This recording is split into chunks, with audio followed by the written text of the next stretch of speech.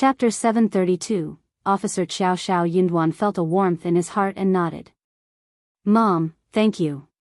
Miss Fong smiled and replied, "Don't mention it. It's nothing." Eldest uncle felt a sense of isolation, and his heart felt empty. He began to lose interest. He felt unjust. As a father, he didn't intend to harm his son. He only wanted Yunduan to improve so that the whole family could prosper. Yunduan was a recommended man, and he needed to be modest and cautious to avoid giving people a reason to gossip. Those words wouldn't be well received. The Zhang family's behavior was excessive, but the land officer was not entirely wrong. The children were still young, and Ms. Zhang's preference for her mother's family was her only mistake. If she were at the door, she must be feeling guilty about it. She could make a promise to never do it again, so why be so harsh? He genuinely wanted the whole family to live in harmony. Why was there nobody who understood him? Eldest uncle's heart felt heavy with sadness. However, little did he know that Yunduan had never aspired to be a passive and docile man. He would never back down in the face of injustice. The Zhang family harbored malicious intentions, and he earnestly wished for the second section of the family to sever ties with them soon. As the date for the banquet was finalized, the entire Shao family became immersed in preparations. They were making arrangements for hosting 50 tables at the banquet. They planned to invite the affluent businessmen who had come to extend their congratulations, the professors and students from the college, as well as relatives, friends, including Manager Qin and fellow villagers. Initially, they had prepared 50 tables, but realizing it might not be sufficient, they decided to add 10 more. With the banquet just 4 days away, Yunduan took charge of writing the invitations, while Manager Dong and Qi were assigned the task of delivering them. Yunduan personally informed the county magistrate about the upcoming banquet but made the decision not to send him an invitation. He explained that the event was expected to have a large number of attendees, and the presence of the county magistrate might create a formal and restrained atmosphere, preventing guests from celebrating freely. However, Yunduan assured the county magistrate that if he returned to the county with Officer Qiao later, they would be treated separately and accorded the appropriate hospitality. Officer Qiao was pleased to hear Yunduan's considerate decision and commended him for his thoughtfulness. Initially, Officer Qiao had been reluctant to visit the countryside as it was not a place he particularly enjoyed. He had been concerned that his absence might disappoint Yunduan, but now he was contemplating what he should do in response to the situation. Yunduan took the initiative to propose the idea of not inviting the county magistrate to the banquet, which showed his thoughtfulness as a son-in-law. However, the underlying truth was that Yunduan had never intended for the county magistrate to visit his home. With the date for the banquet confirmed and invitations distributed, the preparations were set in motion. Villagers came forward to lend their assistance, and the banquet chefs were present to oversee the cooking. Since the dishes couldn't be preserved for an extended period, fresh ingredients had to be purchased on the same day to ensure the highest quality for the meal. The banquet required a total of 8 bowls to accommodate all the guests. To ensure freshness, 2 large and plump pigs were purchased and slaughtered during the night. Alongside the pigs, 60 chickens and 60 ducks were also prepared. Fresh mushrooms and vegetables from the garden were added to the menu, along with additional ingredients sourced from the villagers. With the preparations completed, they anxiously awaited the arrival of the scheduled date. However, the Zhao family unexpectedly appeared once again. Madame Zhao and her elder daughter-in-law, Ms. Quan, claimed to be visiting to extend their congratulations. While Madame Zhao wore a smile, her condescending manner and choice of words made everyone uncomfortable. Chapter 733, Unknown MS. Su was still recovering in bed. Miss Fong decided not to allow young Xiaoni to come to the door, since she was related to this incident. Taking charge of the situation, Miss Fong herself greeted Madame Zhao and firmly declined her entry. She couldn't help but feel a sense of frustration with the Zhao family's audacity. Did they truly believe that a few women could sway her decision? Absolutely not. Their attempts to win her over with elaborate gift boxes went unnoticed by Miss Fong. She didn't even spare a glance at them, let alone consider accepting their offerings. The Zhao family seemed to hold the mistaken belief that Miss Fong and her family were ignorant and unaware of the world around them.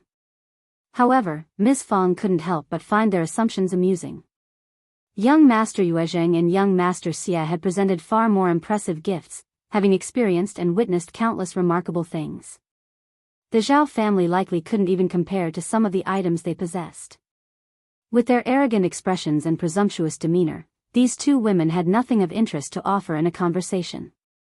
Miss Fong had no desire to engage with them on any level. Attempting to maintain a sense of composure, young Madame Quan intervened and urged Miss Fong to reconsider. She emphasized the importance of not becoming enemies and suggested a discussion to resolve their differences. Madame Fong, let's have a seat and talk about this. We are here to convey blessings, after all. Just let us know what you need. Qiao Xian interjected firmly, there's nothing to discuss at this moment. We are not on the same level. Please leave. Mrs. Shao, we genuinely mean well. Would you be willing to negotiate if this situation happened to your own family? Young Madame Quan found herself at a loss for words. She realized that the response she wanted to give was not something she could say in this situation. The answer was, of course, no. The atmosphere grew tense as both sides stood their ground, unwilling to back down. Madame Zhao furrowed her brow and spoke candidly, Mrs. Shao, let's be frank. My son lacks direction in life and often associates with unsavory characters who influence his behavior. That's why incidents like this happen. But no real harm was done, right? Otherwise, we wouldn't have come here to discuss it. My elder son and I have already reprimanded him, and he will never dare to do anything like this again. We have come here to apologize, Miss Fong. We are all from the same county, so let's put this behind us.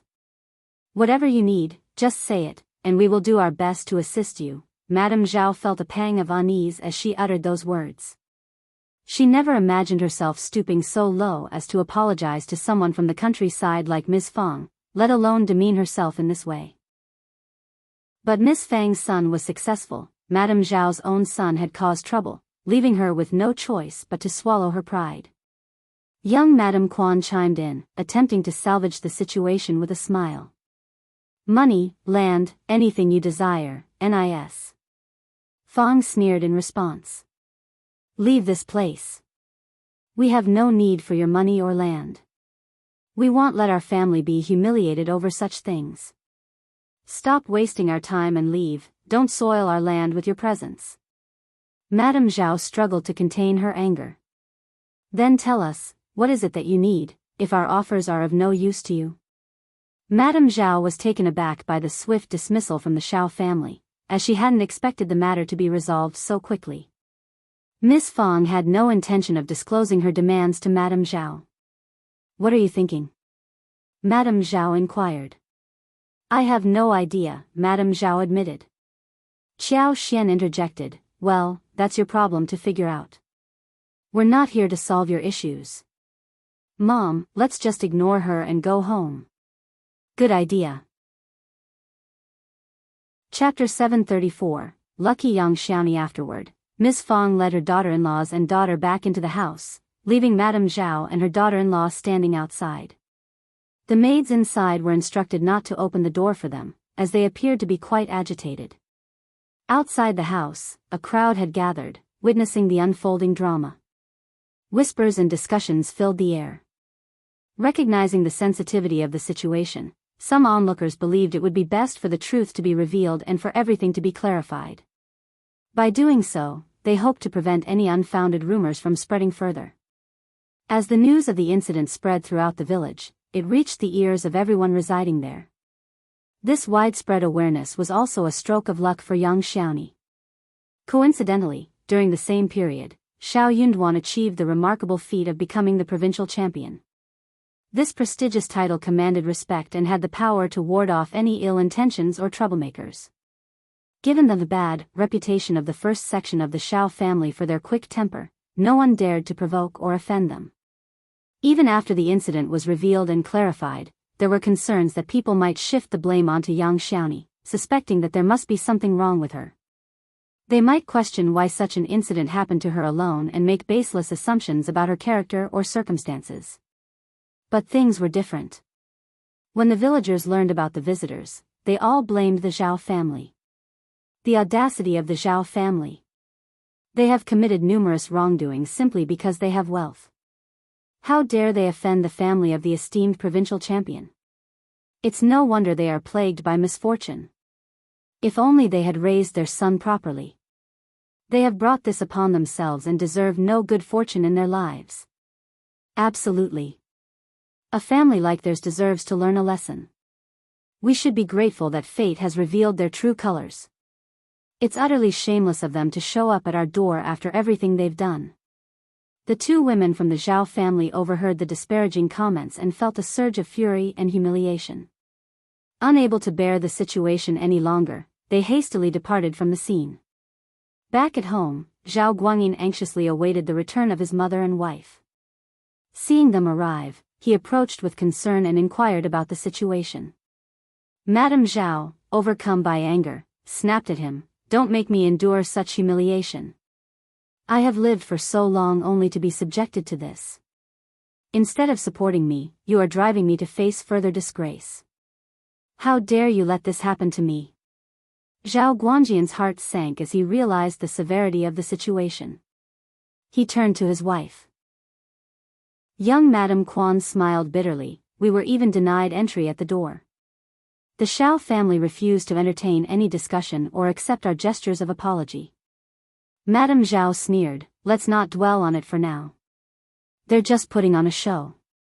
Shao Yunduan is merely a recommended man, not an official. There's no guarantee he'll secure a government position. We must be cautious and ensure Guang doesn't become entangled in their schemes." Zhao Guangyin felt a profound sense of weariness and heartache. He was never as favored as his brother, and his mother's bias towards his brother was evident. However, he never anticipated that his mother would go to such lengths to protect his brother, even in this situation. Instead of encouraging self-reflection, she instructed him to remain indoors to avoid falling victim to any schemes orchestrated by the Shao family. But did the Shao family really need to set him up? After all, Shao Yunduan's father-in-law was none other than County Magistrate Qiao. "Mom, have you forgotten about County Magistrate Qiao?" Stop bringing up County Magistrate Qiao to me." Madame Zhao felt a surge of annoyance upon hearing his name. That corrupt official has extorted so much money from us. If he dares to make any moves, well, bring him down with us. "Mom, he can easily deny any involvement with the money. Let's not invite more trouble." Madame Zhao was taken aback by her son's words and snapped, "Just leave. Stop standing there obstructing my view." Zhao Guangyin sighed and bid his mother farewell, retreating from her presence. Chapter 735. Worst case. Zhao Guangyin dismissed his servants and returned to his private quarters, where only his wife remained. "Gather our most valuable belongings and secretly transfer them to your family's home. Keep them hidden and make sure no one knows about it," he instructed. He also contemplated withdrawing money from their shared savings for personal storage. Young Madame Quan was taken aback. "Is it really that serious?" "I'm not sure," Zhao Guangyin replied with a sigh. "If the Shao family were simply causing trouble, it would be easier to handle. We could offer them money and use sweet words to make them go away. But right now, they are treating us poorly and refusing to negotiate, so," young Madame Quan felt a sense of unease. She suggested, "What if we ask your mother and sister to visit the Qiao family? Your sister and elder Miss Qiao are good friends, and your mother has a good relationship with Madame Qiao. If they intervene and offer to reconcile, perhaps the Shao family would back down." Zhao Guangyin found himself feeling a glimmer of hope. While uncertain of the outcome, it was worth a try. So he agreed. But Madame Zhao was unable to have the invitation delivered to the Qiao family at all. They couldn't even meet with Madame Qiao and Qiuyue. Zhao Guangyin had to prepare for the worst-case scenario. Soon, a grand banquet was held at the main residence of the Shao family, spanning 2 days. People from Zhang village attended the feast, but the Zhang family was conspicuously absent. They knew it was best to stay away and not be present in such circumstances. Yang Liang and his wife didn't even dare to show up. However, some people from Yang village attended the banquet. The couple had become the laughing stock of the village, and they had no face to meet anyone. After the banquet, the Shao family returned to a state of calm. Shao Yunduan began preparing for the upcoming spring examination next year. Meanwhile, Ms. Fang, Yang Xiaoni, Qiao Xian, and Tao Tao had some time to go through the presents they received. Qiao Xian prepared 2 booklets to list down all the items and accessories, making it easier for them to organize and find what they needed. Nis. Fang thought it was an excellent idea. Since Qiao Xian was the only literate woman in the household, Miss Fang appointed her as the person in charge of organizing the gifts. They had received a total of 2,300 liang in monetary gifts, along with various other presents such as clothing, jewelry, tea leaves, tea sets, spices, calligraphy and paintings, inkstones, paperweights, stationery, toys, jade vases, fans, screens, and more. Miss Fang was overjoyed, but she wanted Qiao Xian to select some items to share among the family so that everyone could feel uplifted. The remaining items would be stored in the storage room. Qiao Xian distributed 6 pieces of clothing to the girls, along with 3 or 4 pieces of jewelry and several decorative items for each of their rooms. Shao Sanlang, Shao Xiaoqi, and Shao Zhenyan received writing tools as their gifts. What do you think, Mom? We can definitely store these items and save them for special occasions. Whenever you want to give away presents, you can simply select some from the storage room and record it in the booklet. Ever since the completion of the new house, everyone had received a set of brand new furniture, including tea tools. They had everything they needed and lacked nothing. Miss Fang expressed her joy and praised Qiao Xian for doing an excellent job in sorting things out. Chapter 736, Shao Liulang's absence. Speaking of the writing tools, Shao Yunduan shared his plans with the villagers about establishing a school. With the expanding properties at home, it would be more convenient if everyone could read and write. This way, Shao Sanlang and the others could learn essential writing and reading skills.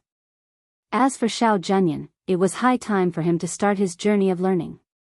If he could excel and become a cultivated talent, that would be truly remarkable. However, being able to read and write did depend mostly on innate gift. It was a reality that only a few people were accepted into schools and succeeded in passing examinations. Hard work alone did not always guarantee success in obtaining a government position. Even without gift, one could aspire to reach the rank of cultivated talent at best. However, having a certain title could provide better opportunities to manage and inherit properties. It was considered more beneficial to pursue lifelong learning and strive to become a recommended candidate when reaching old age. If half of one's prime years had already passed, what purpose did life serve? In truth, if a person failed multiple times in their attempts to become a cultivated talent, it might be more sensible to let go and pursue other avenues instead of persisting. Not everyone excelled in every aspect. What truly mattered was to lead a fulfilling, joyful, and meaningful life, fostering harmony within the family and cultivating a better future for the next generation. Upon hearing the suggestion to attend school, Shao Sanlang was overwhelmed with reluctance. Shao Xiaoqi, having already learned some reading from Shao Yunduan, didn't harbor as many reservations. Shao Sanlang didn't feel compelled to delve deep into studies. As long as he could comprehend contracts and agreements, he believed that would suffice. Eventually, Shao Sanlang came to terms with the idea, realizing he could navigate the process. He relinquished his initial objections. Ms. Su was elated by the prospect. She envisioned a bright future for Shao Zhenyan, confident that with proper guidance and education, he could distinguish himself among his peers. Witnessing the success and radiance of her brother-in-law's family, Miss Su couldn't help but feel a sense of awe. The entire household was filled with a remarkable aura. If Shao Zhenyan could achieve greatness and become a talented individual, it would bring further glory to her as his mother. Though she already enjoyed a certain level of prestige, with her own relatives flattering her, the success of her own son would elevate her honor and prestige even more. Miss Su held high hopes for Shao Zhenyan and the young son she cradled in her arms. She yearned for at least one of them to attain success in the future. As presents were distributed, including to the other branches of the family, Ms. Fong gifted them garments, 2 rolls of tea, and some food. And in secret, Ms. Yen was given a pair of gold bracelets as a token of affection. Ms. Fong kindly instructed Xiao Xian to select whatever items she desired and take as many as she pleased. These items were intended for Xiao Yunduan. Despite being part of the shared savings, Ms. Fong displayed great generosity in offering them. However, Xiao Xian wasn't particularly drawn to these possessions, as she didn't feel a lack of anything in her life. Being treated like a daughter by First Madam, she had received numerous presents from her that were valuable and extravagant, encompassing a wide range of categories, including everyday household necessities. Xiao Xian had been graciously bestowed with an assortment of needlework supplies, including a complete set of bronze needles and threads made from silk, gold, silver, and other materials in a myriad of colors. However, Xiao Xian only chose a handful of garments suitable for her to wear in the village, along with a few ornaments. She also selected some writing tools such as ink and paper for Xiao Yunduan. Content with her choices, she expressed gratitude and mentioned that she could acquire more when the need arose. Upon witnessing Xiao Xian's modest selection, Ms. Fong presented Xiao Xian with an additional bonus of 500 liang as a gesture of appreciation. Xiao Xian graciously accepted the bonus. While the first section of the family was immersed in the lively celebrations, Liulang had been conspicuously absent throughout the entire event. Rumors circulated that he had a close friend at the college who encountered some trouble, and he had gone to offer assistance. The first section of the family neither confirmed nor rejected this excuse. In fact, they seemed indifferent to Liulang's absence, showing little concern or interest in the matter. Chapter 737, Not bowing to Xiao Yunduan. Eldest uncle, concerned about Liulang's absence, paid a visit to the third section of the family to inquire about his whereabouts. He approached third uncle and Ms. Ma, expressing his desire for Liulang to return so that Yunduan could offer him assistance. Eldest uncle believed that Yunduan's connections and guidance could potentially help Liulang find success. He held a genuine hope that the two boys could achieve greatness together. Third uncle and Ms. Ma, upon hearing eldest uncle's words, felt a surge of motivation. The stark reality they faced left no room for self-deception. They understood the importance of taking action and confronting the challenges ahead. Reluctantly, third uncle and Ms. Ma acknowledged that Liulang could benefit from Xiao Yunduan's assistance in his journey forward. They had privately conveyed this notion to Liulang, but he adamantly refused to accept it. He was unwilling to confront the truth. Liulang held on to the belief that Xiao Yunduan would never genuinely help him. He was convinced that any aid offered would come with strings attached, reducing him to the role of a lowly servant, while Xiao Yunduan secretly mocked his efforts. In his mind, he had resigned himself to the fact that he would never receive genuine support, not even in his wildest dreams. So he resolutely refused to bow down to Xiao Yunduan. Third uncle let out a heartfelt sigh. Liulang is incredibly intelligent and well-read. However, he has encountered misfortune and failed the examination twice. It has left him feeling deeply distressed. The success of Yunduan only exacerbates Liulang's sense of guilt and sadness. Elder brother, you can empathize with his situation. If Liulang were to return now, he would face humiliation. Unless Yunduan personally goes to retrieve him and aids in building his reputation, eldest uncle sighed in understanding. He had a conversation with Xiao Yunduan about this matter. Liulang has faced numerous failures in the examinations, and as his cousin, you should understand him and accommodate his temperament. Help him to the best of your ability so that when he achieves success in the future, both of you can support each other. Wouldn't that be a marvelous thing? He may appear annoyed, but deep down, he desires to be closer to you. Aid in building his reputation and personally bring him back home. What are your thoughts on this? Xiao Yunduan smiled. Dad, if it were cousin who had succeeded in the examination today, do you think he and his parents would take care of me, understand me, or come to our door to flaunt their success? Do you still remember that when I was falsely accused by the college, he laughed so gleefully, and his parents even advised you to stop my studies because they believed I would never achieve success academically. They even suggested I work in the fields instead. But now that I have become the provincial champion, I have never humiliated or mocked him. So why does he feel so humiliated?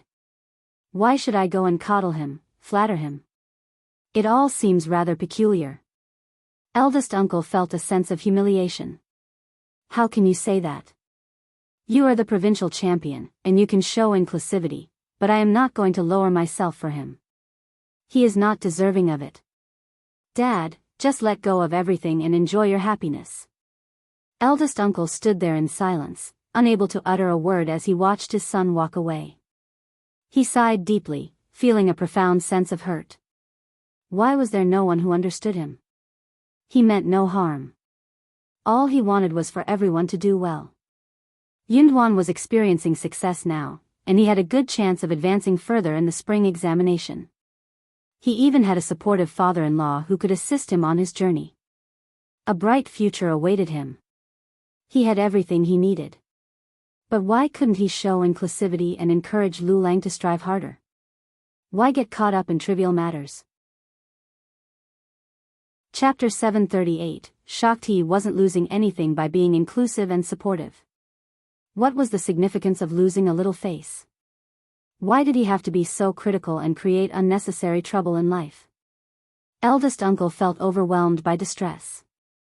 Once the affairs at home were settled, Shao Yunduan and Xiao Xian paid another visit to the Qiao family. County Magistrate Qiao received them warmly, particularly Shao Yunduan, whom he tried to cultivate a closer relationship with. Madame Qiao and her daughter were clearly displeased, but they had no choice but to put on smiles and pretend to like Xiao Xian's presence. Observing their forced smiles, along with the expressions of discomfort from Qiao Ko and her mother, Xiao Xian couldn't help but feel an immense sense of satisfaction. How wonderful it was that her husband had succeeded. Wasn't it about time for them to accept it? What if her husband continued to excel and eventually became an officer in the governmental office? How would these people react then? Xiao Xian no longer felt the need to remain low profile in front of them. She was determined to confidently challenge and confront them head-on. Although it was not yet the right time to reveal everything, Xiao Xian decided to make a bold move and leave a lasting impression on Madame Qiao and her daughter. Xiao Xian dressed elegantly on that day, wearing a rose-red embroidered chrysanthemum damask double-breasted skirt and an apricot yellow pleated skirt with silver thread embroidery. She adorned her hair with golden and emerald jade hairpins inlaid with pink tourmalines, which complemented her stunning beauty. With a light application of makeup powder and a gentle sweep of her crescent eyebrows, she radiated a natural and effortless charm. Her attire was not ostentatious, but rather tasteful and refined. Yet, as Madame Qiao and the others laid eyes on Xiao Xian, a sense of shock and discomfort filled their hearts. They had never seen her radiate such brightness before, and it made them uneasy. Xiao Xian's presence commanded attention, particularly her captivating eyes that shimmered with a mysterious allure. She seemed ethereal and otherworldly, drawing the gaze of many. Madame Qiao and the others were taken aback, utterly astonished. This was not the timid and reserved girl they were accustomed to. Xiao Xian had transformed into someone they could no longer ignore or underestimate. Officer Qiao was both surprised and pleased by his daughter's transformation. He had worried that Xiao Xian's presence might make Shao Yunduan feel disdainful. However, it appeared that his concerns were unfounded. In truth, Shao Yunduan had never harbored any disdain towards Xiao Xian. When he saw how beautifully she was dressed, it took his breath away, and his heart raced with excitement. As Madame Qiao received Xiao Xian, her demeanor was no longer that of a timid individual. She conversed with a genuine smile, exuding newfound confidence. Xiao Xian remained confident and composed, her demeanor carrying a sense of quiet strength. As she lifted her wrist, the sight of a pair of exquisite white jade bracelets caught everyone's attention. The bracelets were new, radiant, and undoubtedly expensive. Qiuyue, who had never seen such beautiful jade bracelets before, couldn't help but sneer involuntarily. "Sister, now that you're flourishing and transformed, it seems you found support from a prominent figure," Qiuyue remarked sarcastically. Xiao Xian maintained her smile. "I am not seeking. It is just that my husband is successful and I am attached." The remark only served to further irritate the women. They believed that a woman's aspiration should be to marry a successful man and enjoy a better and more affluent life together. Madame Qiao composed herself and responded with a forced smile. One, understand your perspective, but it is important for married women to show proper respect and deference to their husbands. Your casual remarks may not convey the appropriate level of respect for your husband. Qiao Xian smiled back. My husband doesn't mind. He likes me being like this. Chapter 739, Not Way to Do Madame Qiao. So I got tricked. Villain. Seeing that her own daughter was on the verge of exploding again, Madame Qiao found an excuse to separate Qiuyue and concubine Du from the situation. Qiuyue resisted leaving, but Auntie Ling intervened and guided her away. Now, only Madame Qiao, along with two trusted maids, Yuezheng and Rui, remained in the room with Qiao Xian and Liulang. Madame Qiao's demeanor suddenly turned menacing, attempting to intimidate Qiao Xian. The original host, who had grown accustomed to being bullied, would have been frightened in this situation. But Qiao Xian stood her ground, unafraid of Madame Qiao's bluff. She was totally out of control now. No one else is here, so I won't waste time on useless chatter. Shao Yunduan was just get lucky to become provincial champion. My husband's success is not mere luck. He is talented, and earning the title of provincial champion is a testament to his abilities. Qiao Xian's pride in her husband was evident, and she was determined to set the record straight. She refused to let Madame Qiao humiliate her husband any further. Interrupted by Qiao Xian's assertiveness, Madame Qiao's previously raised imposing attitude faltered. Madame Qiao gave Qiao Xian a displeased look but chose not to engage in a direct argument. Instead, she dismissively responded, provincial champion is just a title, far from being a real officer. Many recommended men have failed to progress beyond this point. The interview examination is not easy, and even if he manages to pass, without influential connections, financial resources, or patronage, he will only be appointed to a modest position. He will remain a minor officer, leading a quiet and unremarkable life. Old Master and your brothers hold positions in the governmental office, and we have influential connections in the capital. If Shao Yunduan wishes to navigate the bureaucratic landscape smoothly, he will require Old Master's assistance. Now you comprehend the situation, don't you? Qiao Xian nodded. Yes, I understand. Good, I'm glad you've grasped it, Madame Qiao said, satisfaction evident in her voice. Now you comprehend your role and what you must do. As a daughter of the Qiao family, if you don't have our support, even a concubine could replace you once Shao Yunduan achieves his official position. He won't hold you in high regard. Madame Qiao was speaking candidly, urging Qiao Xian not to become overly reliant on Shao Yunduan while neglecting her own family. Instead, she emphasized the importance of relying on her own family for support more than ever before. Qiao Xian maintained a smile but remained silent. Madame Qiao continued, just go home and contemplate it. We will visit the Yuezheng family on double 9th day. Remember, your father values our relationship with the Yuezheng family, and you mustn't jeopardize that. Qiao Xian smiled and replied, I am clueless about what to do. You have to guide me, mother. Madame Qiao scoffed. Indeed, she was the one with plans, while Qiao Xian was deemed useless and incapable of anything. She should not rely on her for assistance. Yuezheng suddenly smiled and suggested, Madame Qiao, Elder Miss mentioned her desire for a white jade bracelet. I think Second Miss has a beautiful pair. What if we give one to Elder Miss as a symbol of their sisterly devotion? Rui chimed in, smiling, I'll agree. Elder Miss has fair and elegant skin, perfect for jade ornaments. Second Miss jade hairpin would also complement Elder Miss beautifully. Madame Qiao smiled but remained silent, sipping her tea. Qiao Xian understood their intentions immediately. Madame Qiao had given a grand speech, and the two maids were fanning the flames, hoping Qiao Xian would express her gratitude. Chapter 740, Madame Qiao's stiffened smile. If Qiao Xian were to heed the words of the two maids and hand over the hairpin and bracelet to Qiuyue, it would imply her willingness to abide by Madame Qiao's advice, regardless of her personal agreement with it. However, Qiao Xian had never been in alignment with Madame Qiao's viewpoints. While she understood the intention behind those words, she couldn't bring herself to concur. Qiao Xian retorted, "Sister possesses an abundance of fine possessions and does not require mine. These were originally bestowed upon me by First Madam, and I cannot bestow them upon anyone else. Mother's excessive indulgence towards you emboldens you to utter such words." Yuezheng and Rui exchanged a bewildered glance, their confusion evident. Madame Qiao's once warm smile faltered, replaced by a rigid expression. Her gaze locked onto Qiao Xian, penetrating her eyes with intensity. "Leave immediately."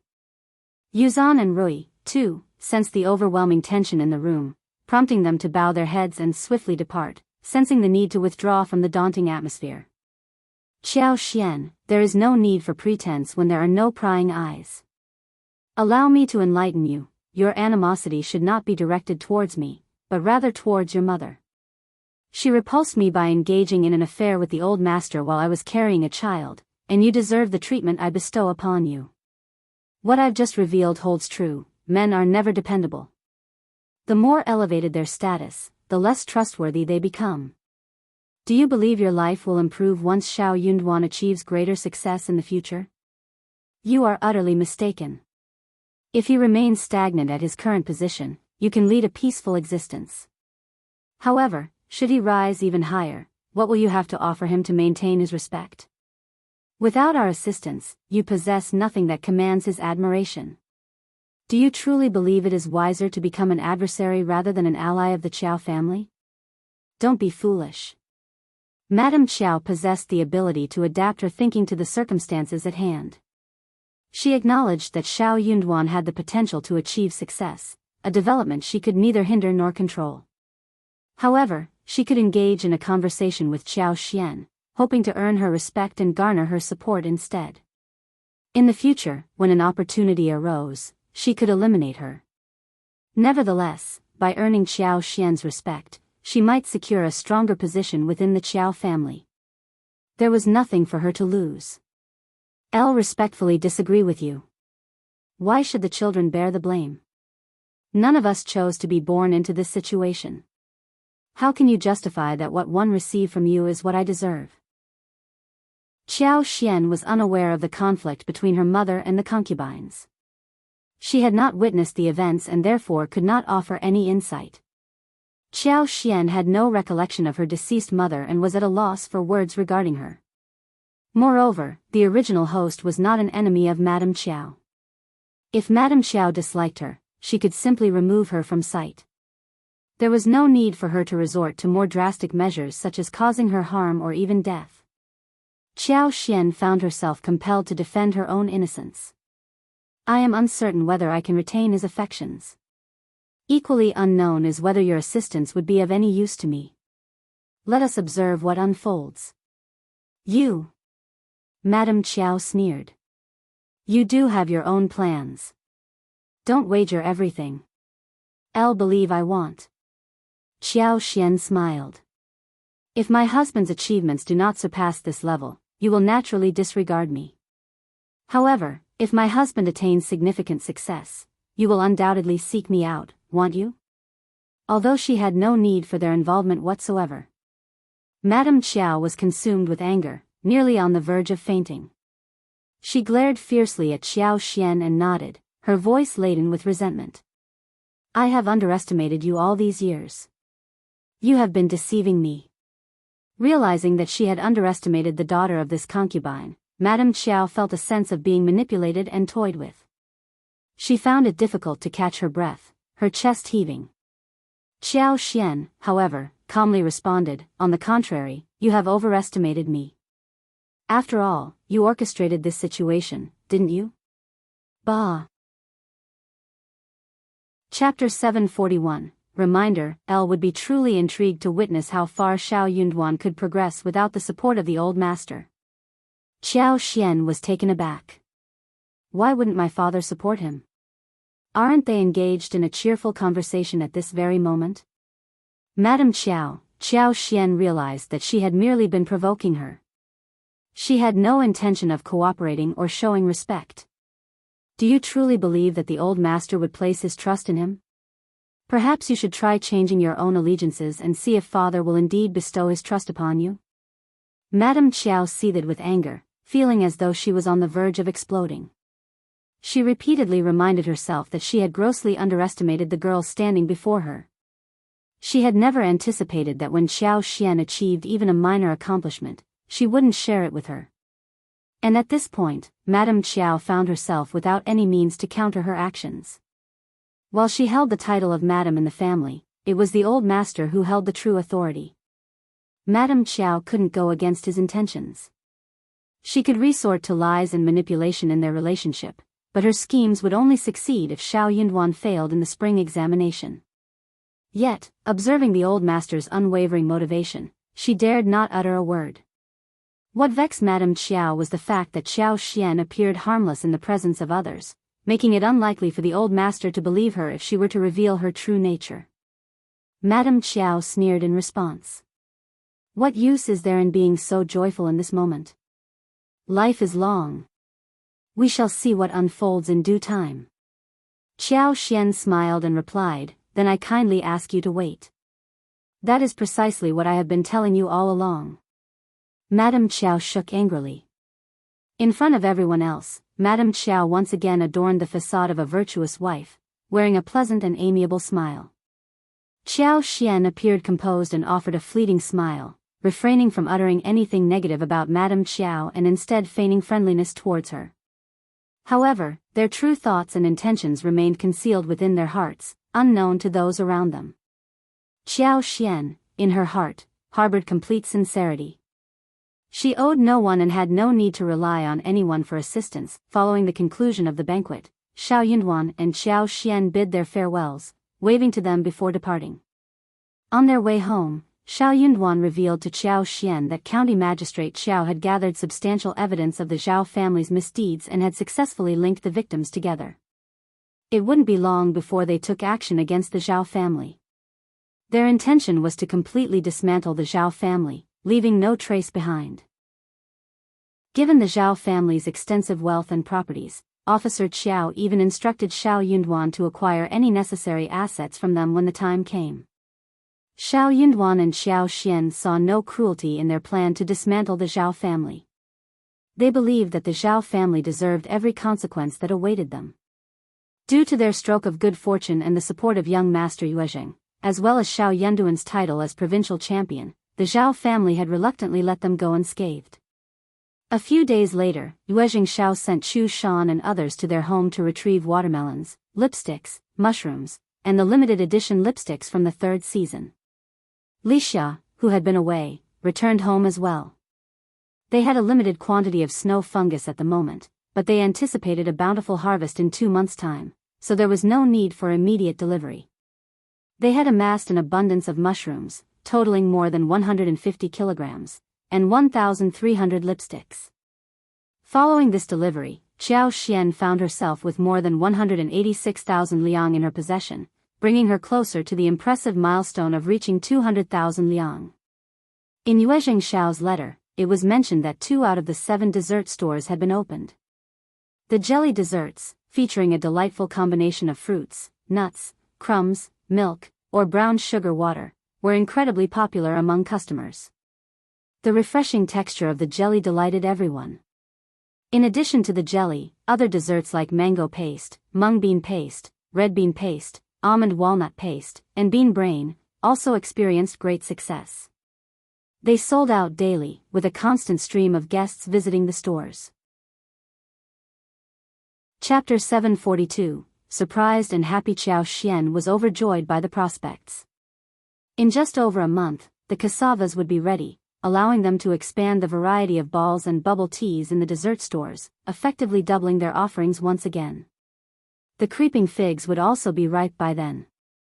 They had a plentiful supply from the wild and an additional 200 mu at Zhang village. Thanks to her extraordinary abilities, the plants were thriving and spreading in all directions. After the harvest, they would have more than enough to sustain all 7 dessert stores for an entire year. However, Xiao Xian acknowledged that the popularity of jelly would primarily be during the hot summer months. Qiao Xian requested Shao Yunduan to write a letter back to Yuezheng Shao, informing him about the success of the dessert stores.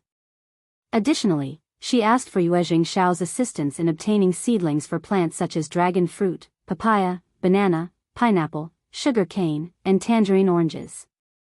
Her plan was to cultivate them on the outskirts of the province. Under their attentive care, the locally grown fruits flourished. Qiao Xian was pleasantly surprised and elated by the progress. Upon their return from the province, Qiao Xian and Shao Yunduan discovered that the dragon fruits, papayas, bananas, pineapples, sugarcanes, oranges, and tangerines were already bearing fruits. Their growth was impressive, and they appeared nearly perfect in size and appearance. Qiao Xian used her superpower to enhance their growth, ensuring that the fruits maintained their size and ripened beautifully. These fruits would undoubtedly be utilized in the dessert stores, as both their juice and flesh would prove to be practical and delicious additions to the menu. Once the planting in the province was completed, Qiao Xian made the decision to sell the fresh fruits beyond just the dessert stores. However, she opted not to seek a business partner for this venture. While she could have chosen to wholesale the fruits to the Yuezheng family, she felt the need to establish her own independent holdings and not rely solely on their connections. As autumn arrived, the fruits began to grow rapidly. With everything settled and having spent a considerable amount of time in the province, they decided to embark on a mountain visit. Qi and Tao Tao were particularly excited about the prospect, and even Shao Sanlang and Yang Xiaoni, who had longed for the taste of fresh wild animals, eagerly anticipated the trip. Early in the morning, Qiao Xian, Shao Yunduan, and many others embarked on their trip into the mountains. The refreshing sight of the flourishing plants after a long time brought them joy. Along the way, they spotted fresh and delectable mushrooms, picking the juiciest ones to take along. While some wild-growing grapes, dates, and pears were too ripe to harvest, other wild fruits had reached the perfect level of ripeness for consumption. Their main focus during the trip was hunting. Qi, as he continued to grow, benefited from the family's improved lifestyle and had a hearty appetite. He had become taller and stronger compared to the previous year, displaying the silhouette of an adult and demonstrating great strength in pulling the bowstring. 2 years later, Qi would have grown to the point where he could no longer be considered a young boy. The autumn days offered an abundance of succulent prey for hunting. Qi's interests had shifted, and he no longer found satisfaction in catching roosters and rabbits, despite Shao Sanlang's persistent requests. Understanding Qiao Xian's fondness for roosters and pigeons, Qi made sure to catch some for her as well, knowing it would bring her joy. Chapter 743. In the mountain, the majority of their time was spent hunting larger prey. Qi found them particularly intriguing and believed that large ones are interesting. Qiao Xian couldn't help but be amused by Qi's growing appetite for a challenge. Curious about Qi's capabilities, Qiao Xian utilized her superpower to survey the surroundings. To her delight, she spotted well-built wild goats traversing the mountains. These goats were accustomed to navigating through forests and woodlands, resulting in their flesh having a firm and resilient texture. If they managed to successfully hunt one of these wild goats, they could even enjoy a delicious grilled meal later in the evening. Following Qiao Xian's lead, the group ventured further into the depths of the mountains. Amidst the lush shrubs and towering grass, Qi's sharp eyesight caught sight of something before anyone else did. She whispered, urging everyone to remain quiet. "There's a flock of wild goats on the south side of the valley. We need to be silent. They are incredibly cautious and will bolt at the slightest sign of danger." Aware of the agility and swiftness of wild goats, the group understood that if the goats were startled, they would swiftly flee, making it nearly impossible to catch up with them. "So we'll stay put and wait for Qi to make his move, is that the plan? Well, I suppose we're all in favor of the wind blowing in our direction when it comes to securing some delicious meat." Quiet. It was evident that everyone's mouths were watering at the thought of the succulent meat, and they were all eager to work together to ensure a successful hunt. Wild goats posed a formidable challenge to catch, but Qi remained undeterred. With a mischievous grin and his white teeth on display, he declared, "Wait here, I'll go and check it out." "All right, we'll eagerly await your good news," the others replied in unison, nodding in agreement. They concealed themselves, blending into the surroundings, while Qi displayed his agility, leaping alongside the rugged terrain and dense foliage. Observing Qi's movements, Qiao Xian whispered to Shao Yunduan, "It's been 2 months since we last saw him, and he has grown so much. He looks completely different now." Shao Yunduan agreed with a smile. Indeed, teenagers grow at an astonishing pace. Qi showcased his speed and agility as he closed in on the flock. With his bow drawn and a long arrow in place, he took aim. The flock, sensing an imminent threat, became alert. The leading goat raised its head and let out a shrill cry, causing the entire group to panic and scramble uphill. However, in that critical moment, Qi released the arrow. It soared through the air like a bolt of lightning, swiftly closing the distance between itself and its target. Soon, a wild goat fell to the ground, struck by Qi's arrow. The group erupted in cheers and applause. In swift succession, another arrow was released, bringing down yet another goat. Shao Sanlang and Tao Tao, filled with excitement, rushed forward to join in the celebration. Qi swiftly prepared more arrows, taking aim at the remaining goats. 2 more shots were fired, finding their mark and causing 2 additional goats to meet their end. "Brilliant shot, Qi. Your aim was impeccable. We've got 2 goats. Well done, Qi, well done. Amazing. I couldn't even keep track of how many arrows you shot. Qi, your archery skills are truly remarkable." Shao Xiaoqi blushed slightly at the compliments, shifting the focus by asking Qiao Xian a question. "Fifth sister-in-law, what should we do with these 2 large goats?" This piqued everyone's interest. "Fifth sister-in-law, how about we have grilled mutton? I've been craving it for so long. Count me in. Although one wouldn't mind having braised goat's feet too." With their mouths watering at the thought of the delicious meal, they began discussing different ways to prepare and enjoy the wild goats. Yuezheng Shao had previously gifted Shao Yunduan and Qiao Xian a generous supply of cumin powder brought from the northwest by Yuezheng. This special spice would add a unique flavor to the grilled mutton, making it an instant family favorite. Chapter 744, No Trouble. Qiao Xian nodded eagerly, fully in agreement. She too was salivating at the thought of the grilled mutton and had no objections to their plan. With their decision made, they wasted no time and quickly packed up the goats before heading back home. Despite the size of the wild goats, weighing approximately 75 kilograms, their team was strong and capable, making it easy for them to carry the animals.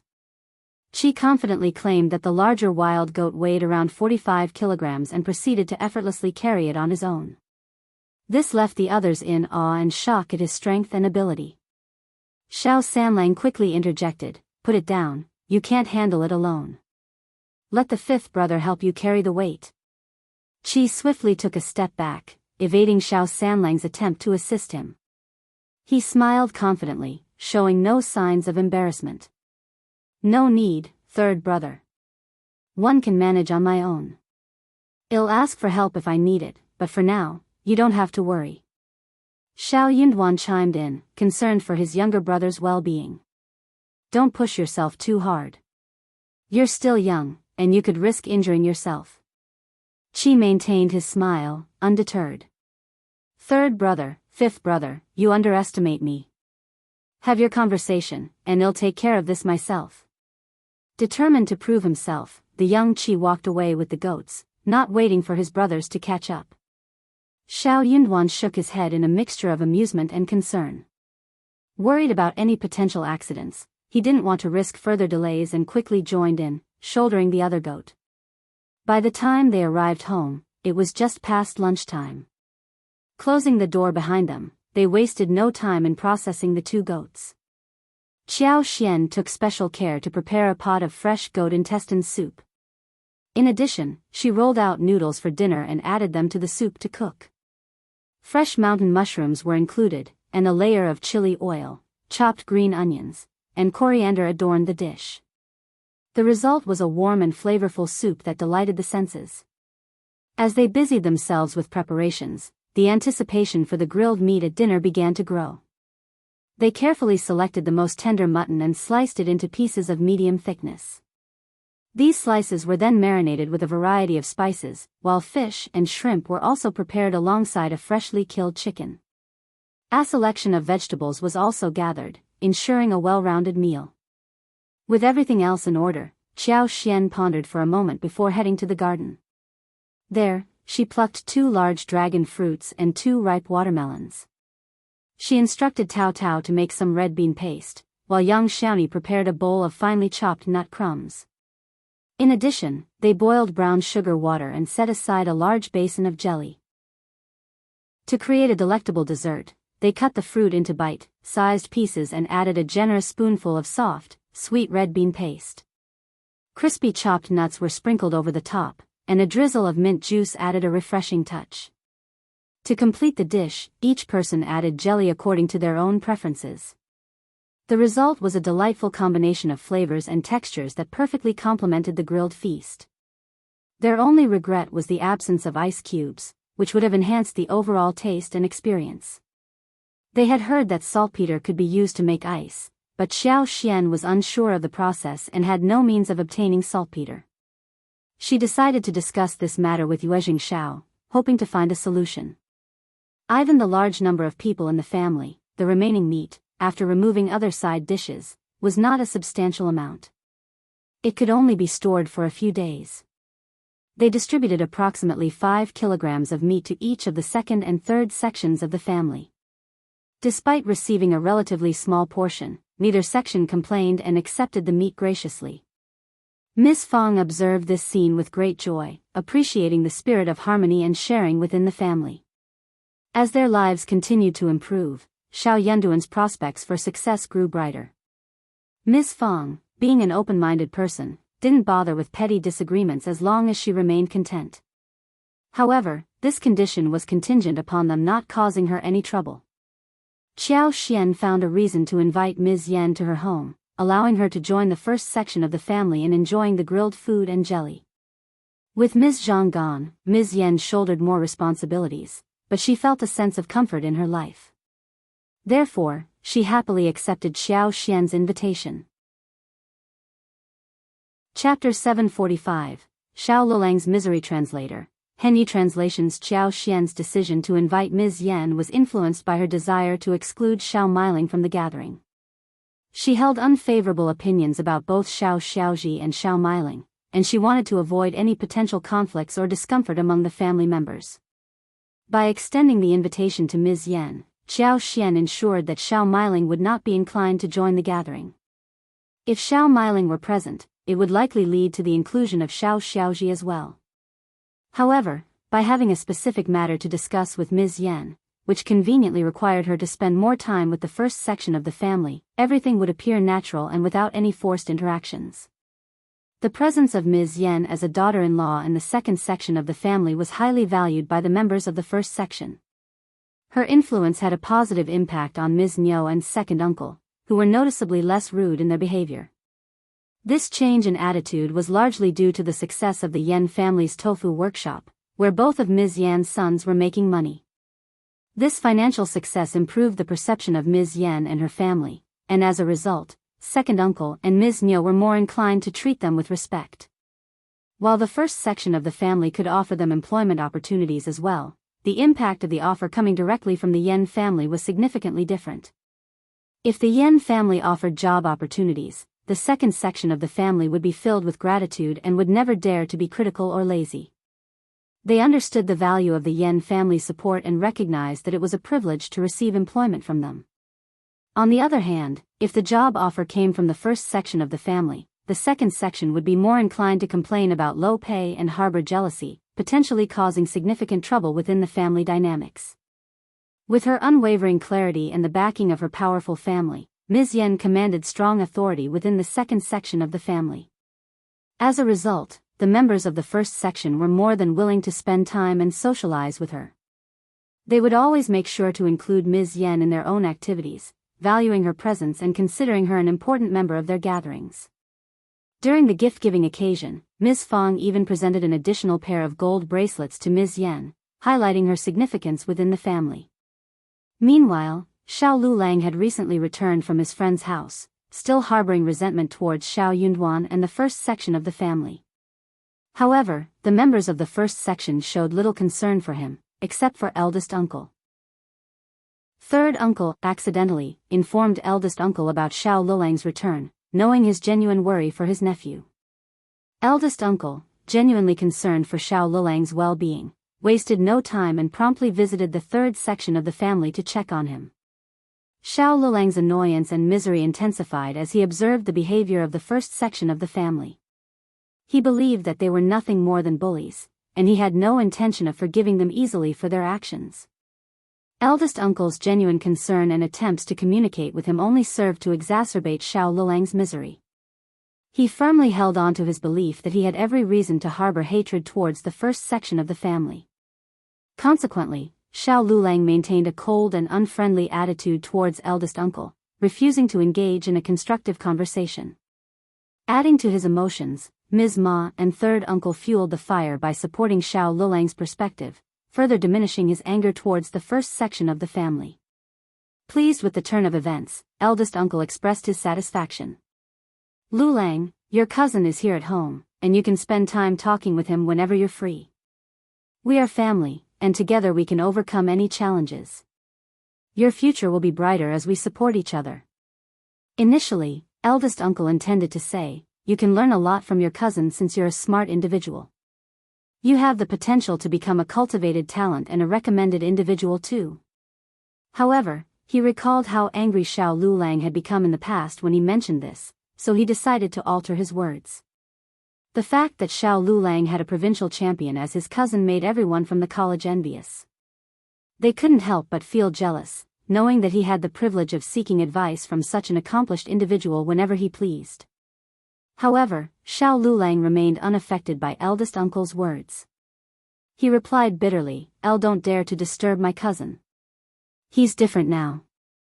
Unless he personally asks to meet me, I won't show up. Eldest uncle found Shao Lulang's response somewhat reasonable and attempted to appease the situation with a smile. Lulang, we're family. Yunduan is a provincial champion and your cousin. It's only natural for him to meet you. You don't need to set so many conditions. Shao Lulang sneered in response. Not wanting to dwell on the matter with Shao Lulang, eldest uncle genuinely cared about his nephew's feelings. He nodded and said, all right then, I'll ask your cousin to invite you for tea. Chapter 746, Confidence Henyi Translations. Shao Lulang's condition had finally improved. Upon the elder uncle's return, he shared the news with Shao Yunduan, urging his son to pay a visit to the third branch of the family whenever he had the opportunity. The intention was to bring Shao Lulang back home for a pleasant conversation. Lulang is feeling down, and as his cousin, it's important not to exacerbate the situation. Your role should be one of support and consolation. Yunduan, I'm delighted that you've achieved success, but it would bring immense honor to our family if both of you could pursue education and excel in the examinations. Shao Yunduan nonchalantly nodded, not even inclined to argue with his father. Why should he be the one to reach out and engage Shao Lulang in conversation?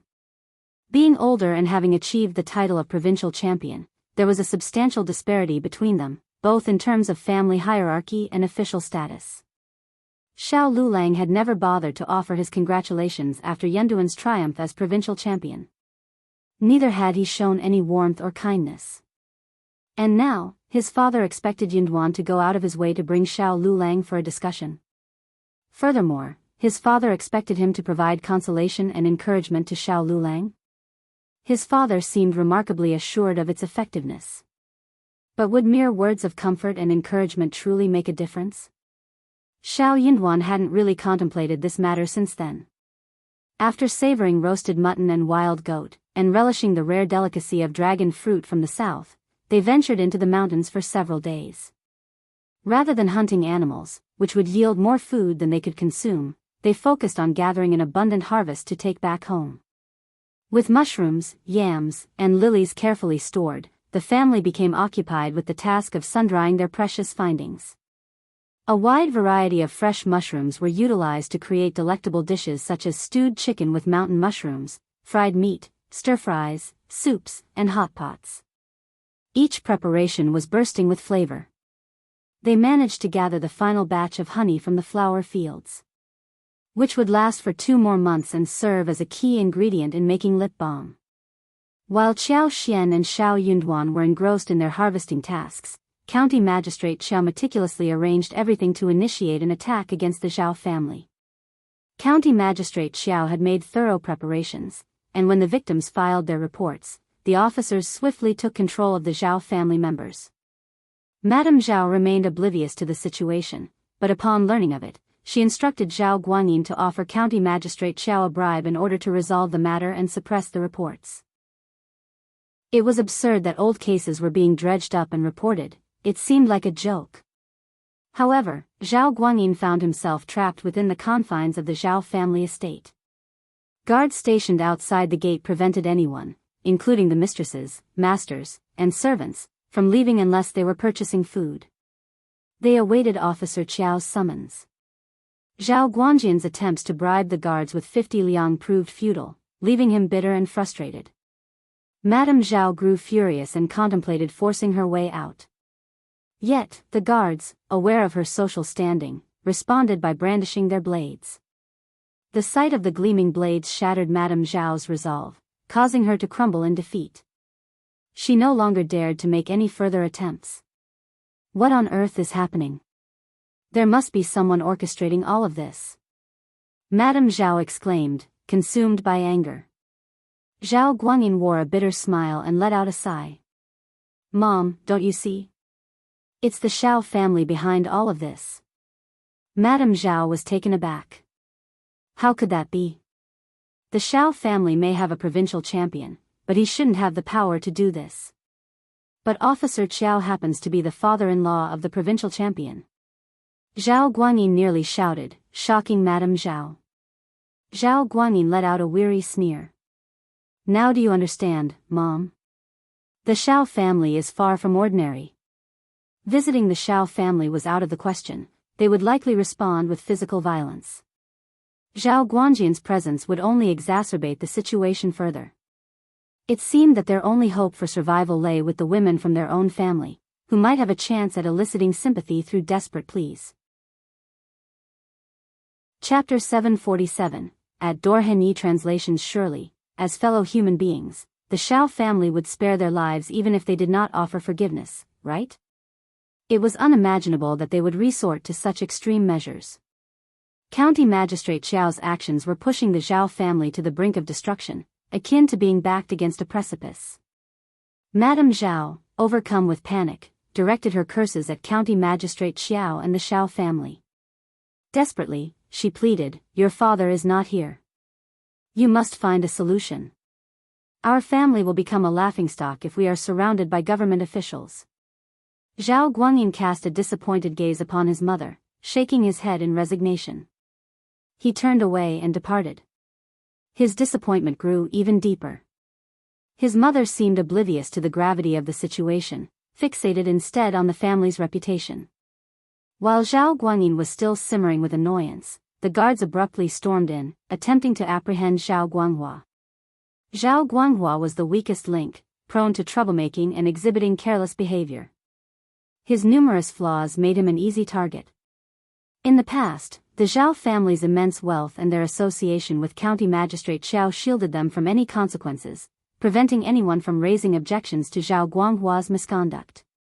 When Officer Qiao made the decision to have him arrested, there were numerous justifications at his disposal, and it was up to him to choose which one to employ against Zhao Guanghua. Madame Zhao cried out in desperation, attempting to intervene and halt the proceedings, but her pleas fell on deaf ears. The guards were under strict orders, and they paid no heed to Madame Zhao's words. Zhao Guanghua had been brazenly boasting and issuing threats, exclaiming, "Just wait and see. I'll have you all killed." However, these words only further incensed the guards, solidifying their determination to bring misery upon him. They swiftly bound his hands behind his back and escorted him away, showing no sympathy for his pleas. It was only then that fear engulfed Zhao Guanghua, and he cried out loudly, desperately calling for his mother and brother to come to his aid. Madame Zhao's cries were filled with anguish as tears streamed down her face. The mansion descended into chaos, Guanyin, please save your brother. Hurry, save him. Madame Zhao pleaded, gasping for breath as she desperately clung to her son's sleeves. He has been spoiled all his life and has never endured such suffering. Zhao Guanyin felt a profound weariness. He instructed his wife and maidservants to assist his mother back to her room, recognizing that she needed to regain her composure. He was determined to find a solution to save the Zhao family, as its fate seemed destined for ruin. Upon receiving the letter from home, the old Master Zhao finally returned. Furious, old Master Zhao hurriedly returned home, only to be intercepted and escorted away by the guards stationed at the door. Old Master Zhao seethed with anger. Those very people who had once treated him with kindness, hoping to gain favors and tips from him, were now treating him with such disdain. Moreover, Officer Qiao had benefited greatly from his association with old Master Zhao, yet he was now intent on bringing him down. County Magistrate Qiao, driven by his desire for wealth and to do Shao Yunduan a favor, had made the decision to sever their ties completely, showing no mercy. Before long, old Master Zhao was forcibly taken away by the guards, finally reuniting with his younger son.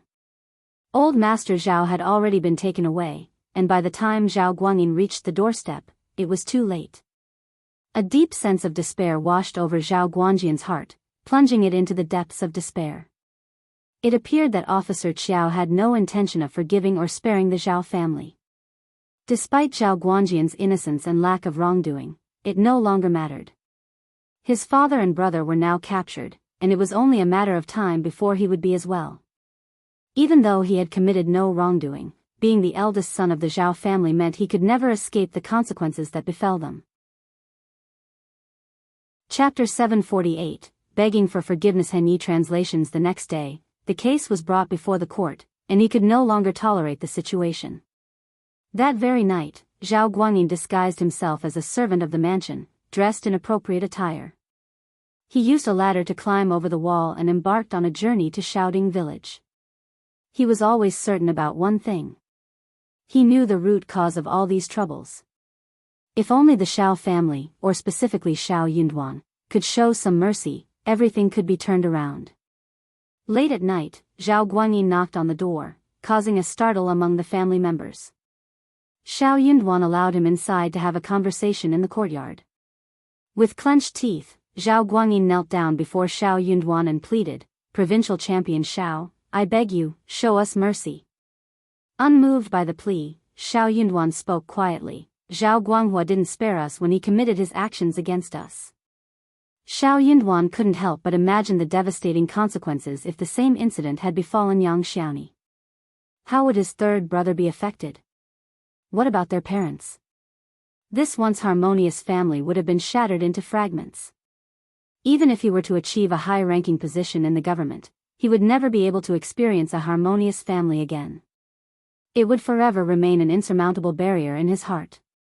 Filled with remorse, Zhao Guanyin uttered with guilt, "I'm sorry, I failed to teach him well." Shao Yunduan remained silent.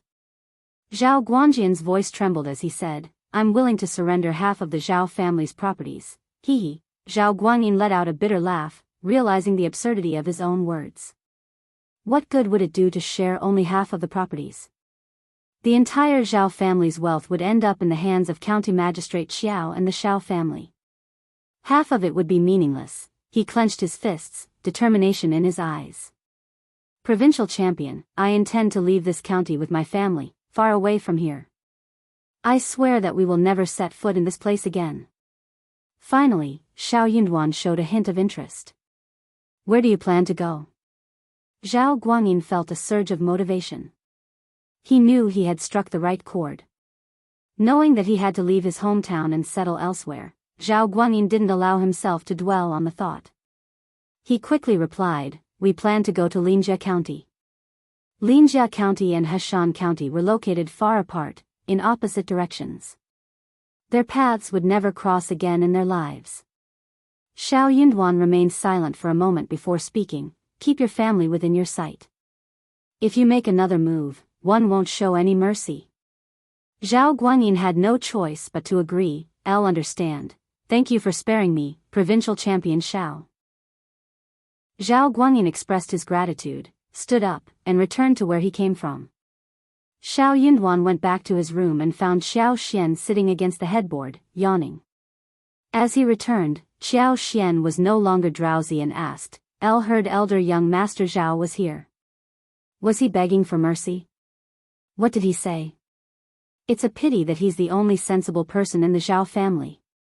Xiao Yunduan sneered. If he truly were sensible, he wouldn't have allowed his brother to commit all these acts. A family should stand united and share both honor and misery. He doesn't even grasp this concept. Xiao Xian also smiled. Yes, dear, you will have to take care of our family more from now on. Yes, thankfully our mother has a clear mind. Xiao Xian agreed.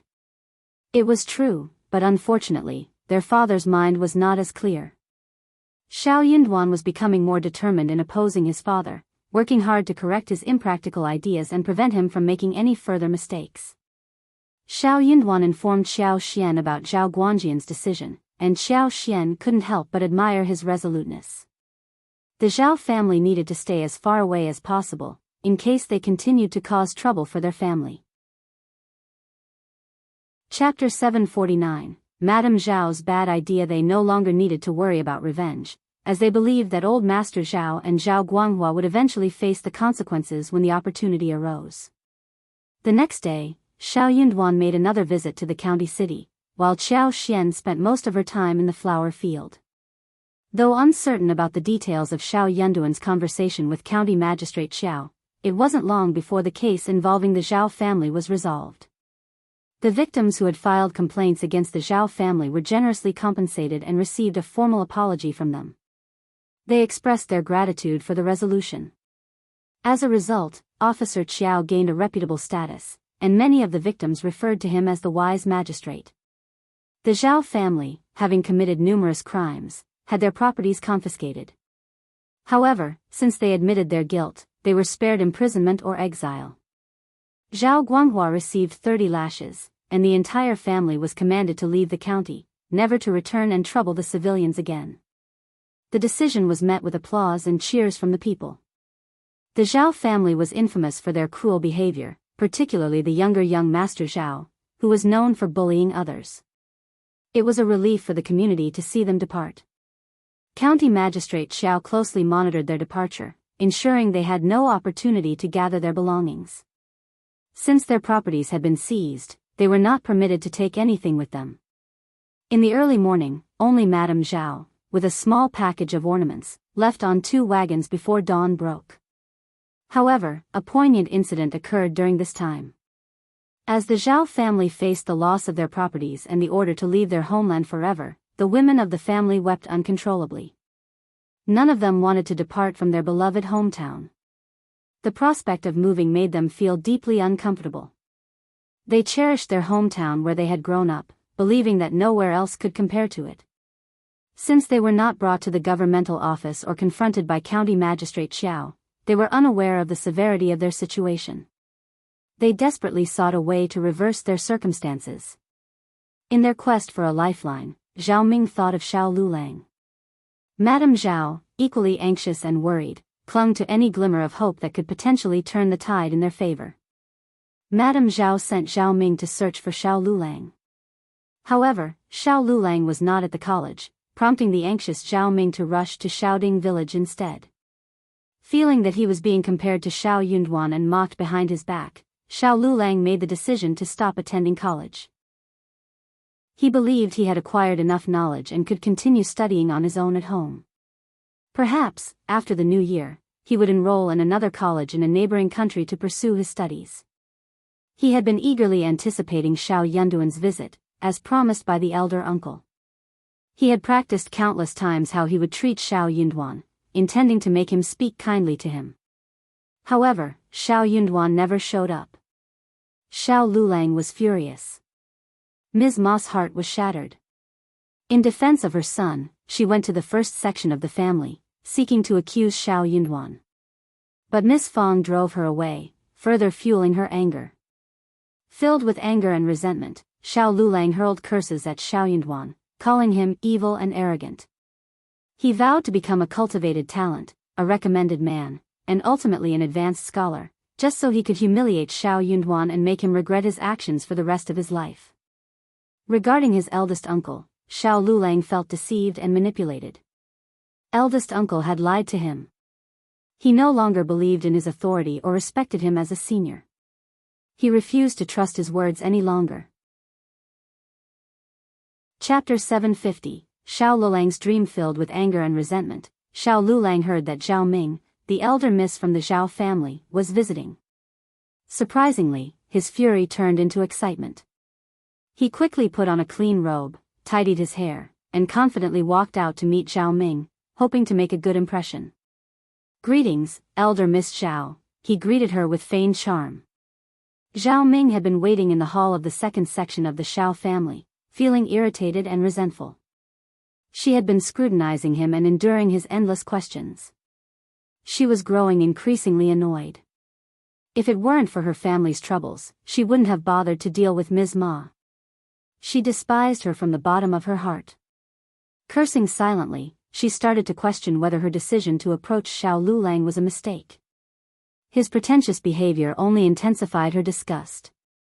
"Young Master Shao, can we have a private conversation?" Zhao Ming asked, trying to suppress her disgust and maintain a soft demeanor. "Of course." Xiao Liulang was taken aback by her request but delighted at the same time. He nodded eagerly and smiled, saying, "Please tell me anything. Mom, please give us some privacy." Ms. Ma wasn't too pleased with the situation. She smiled and replied, "But we're a family, aren't we? Why can't I be part of the conversation?" Since they were the only ones present, Ms. Ma assumed that this girl must have developed feelings for her son. "Mom, please just give us some space. Elder Miss Zhao might feel uncomfortable with you here," Xiao Liulang pleaded, giving his mother a meaningful look. What was she doing here anyway? Acting as a third wheel? With her presence, Zhao Ming wouldn't be able to freely express her thoughts, and their conversation would be constrained. Ms. Ma finally grasped the situation and understood Xiao Liulang's intentions. "All right then," she said, getting up from her seat. "I'll guess I'm just out of touch. I'll leave you two to chat. Take your time." With a smile, Ms. Ma seemed to be aware of everything and left the room, giving her son a knowing look. Zhao Ming felt humiliated and furious. She blushed with anger at the thought of being mistaken for someone interested in a rural woman like Ms. Ma. She was the elder niece of the prestigious Zhao family, and being associated with the Shao family in this manner was deeply frustrating. She had to restrain herself from cursing Ms. Ma and Xiao Liulang out of sheer anger. Unaware of Zhao Ming's true emotions, both Ms. Ma and Xiao Liulang misinterpreted her blushing as shyness. They exchanged glances and smiled proudly. Indeed, Ms. Ma felt a sense of pride. Her son appeared to be so capable that a wealthy young lady had come to his door personally. Lady Zhao certainly had a knack for choosing the right man. Xiao Liulang felt a surge of pride as he looked at Zhao Ming with affection. He was about to express his feelings with sweet and romantic words when Zhao Ming interrupted him abruptly. She urged Xiao Liulang to help her talk to provincial champion Shao, requesting his assistance in granting them mercy and allowing them to be left alone. However, Xiao Liulang was completely unaware of the situation. He hadn't been to the county city in a while and had secluded himself at home, oblivious to what was happening around him. He was clueless about the troubles the Zhao family was facing. Similarly, Ms. Ma was in the dark as well. She only knew that young Xiaoni had nearly fallen victim to a womanizer, but she had never connected this incident to Lady Zhao or her current plea. Chapter 751, Justice. Upon hearing Zhao Ming's request for him to seek mercy from Xiao Yunduan, Xiao Liulang was taken aback. He couldn't comprehend why he should approach Xiao Yunduan and what exactly was going on. Zhao Ming found herself at a loss for words. She couldn't simply reveal her brother's actions, which had caused so much harm and humiliation to others, and had no direct connection to the Shao family's initial involvement. Xiao Yunduan and Xiao Xian had their reasons for handling the situation this way. If they personally confronted the Zhao family, it would only bring young Xiaoni's incident to the forefront again, which would be inappropriate and unjustifiable. Zhao Ming stammered, trying to explain, "It's just, my father and my second brother, they unintentionally did something that offended provincial champion Shao Liulang, who had never been fond of Xiao Yunduan and was looking for an excuse to confront him, saw this as an opportunity.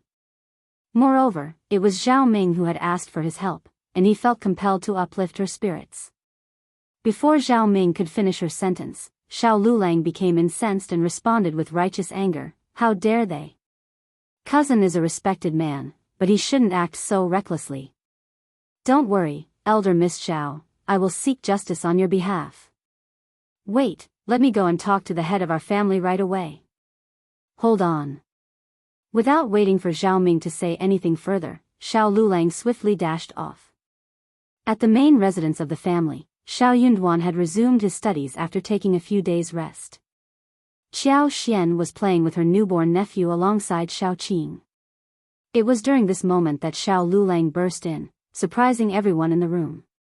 They exchanged glances, sensing that something was amiss. "What's happening now?" inquired Ms. Fang. Xiao Liulang sneered, his voice dripping with sarcasm. "Honestly, elder aunt, although our cousin is recommended for a position, he still has a long way to go before he reaches a high-ranking government office. What's the point of being so arrogant? I suggest you maintain a low profile and stay grounded." Everyone present. "Honestly, Liulang, what on earth are you talking about? Be clear and straightforward." Xiao Liulang, convinced that they were pretending, began to disclose the involvement of the Zhao family. At that moment, the atmosphere in the room changed. Young Xiaoni lowered her head, her expression filled with embarrassment.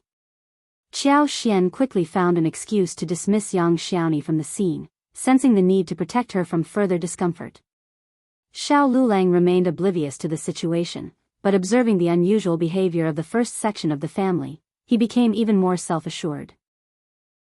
He spoke with a self-righteous tone, imparting moral lessons and admonishing them for their alleged bullying. Simply because Xiao Yunduan had achieved the recommended man, Xiao Sanlang could no longer contain his anger.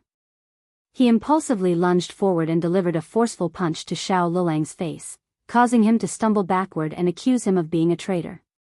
Miss Fang was taken aback by the sudden outburst.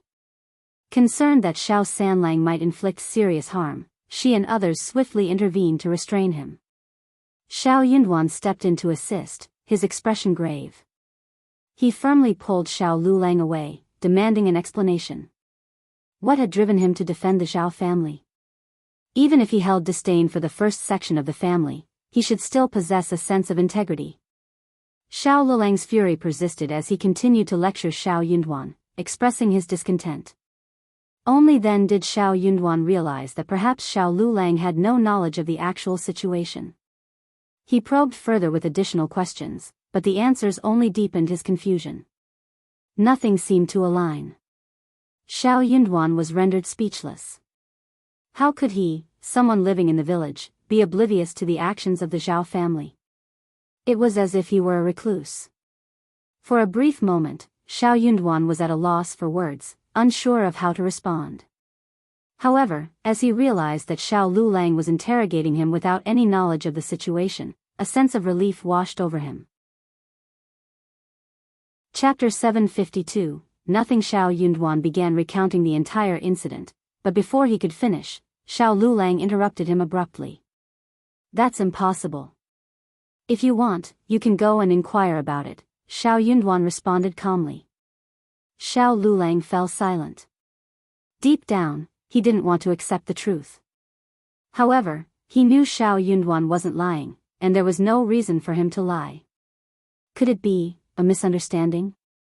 Xiao Liulang questioned hesitantly. Xiao Yunduan sneered. "Cousin, have you forgotten why Zhao Guanghua was transferred back here from the provincial college?" Xiao Liulang struggled to find his words and finally burst out, "He must have been framed." Xiao Yunduan couldn't help but feel that Xiao Liulang was adept at convincing himself with fabricated stories. "Then go ahead and ask the land officer and the elderly men at Yang village if what happened is true. Do you think they all conspired to frame Zhao Guanghua?" Xiao Yunduan challenged. Xiao Liulang was left speechless. It was evident that he had entertained this idea because he didn't fully trust his cousin. Xiao Yunduan had no intention of continuing the conversation. He firmly reiterated that his stance wouldn't change. He even warned Liulang to stay out of this matter, or else he would face the consequences of Xiao Sanlang's punches. The thought of Xiao Sanlang's punches sent a shiver down Liulang's spine, and he dared not argue further. However, he made one last attempt to persuade Yunduan to forgive the Zhao family for their actions, suggesting that they should reconcile with them as they were all part of the same family.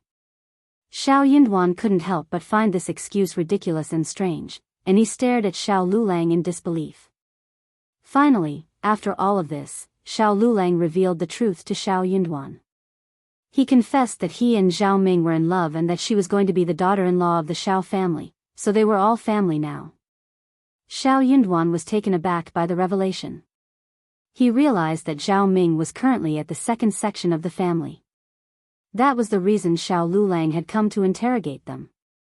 The audacity of the Zhao family was astonishing. The Zhao family has no intention of marrying their daughter to you. You should forget about this. If they truly wanted their daughter to marry you, they wouldn't have sent Lady Zhao alone to your doorstep. That's not how marriages are arranged. Marriages were traditionally arranged by parents and matchmakers. Yet here was the girl, without any parental presence or matchmakers. However, Liulang remained fixated on his own perspective, refusing to listen to anything else. In a fit of anger, Liulang erupted. He stomped his feet and sneered, "No, you don't want me to live a happy life or have a good wife. I want compromise on this, and no one will ruin my marriage." Liulang stormed out in a fit of anger. Yunduan proceeded to explain everything to his mother and third brother, not wanting them to be distressed by the actions of their family.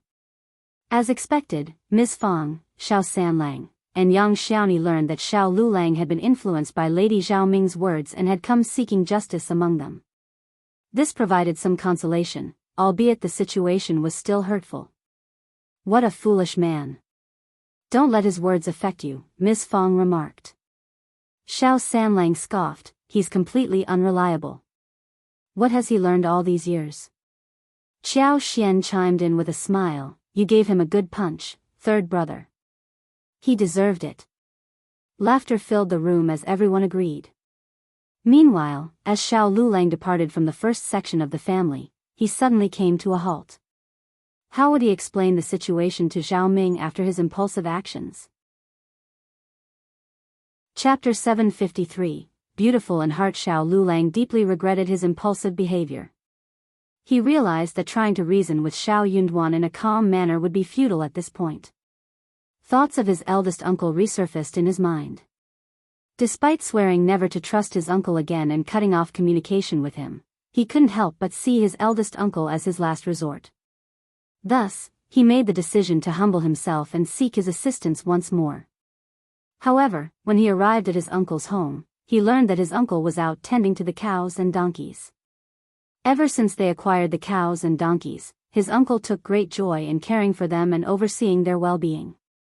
Liulang felt a sense of joy as he observed the cows and donkeys in the distance. His uncle would often take them to the mountains to graze on grass. Sometimes he would even ride the donkey and spend considerable time away from home. He rarely returned early. Since he couldn't locate his uncle, Liulang decided to compose himself and head back home.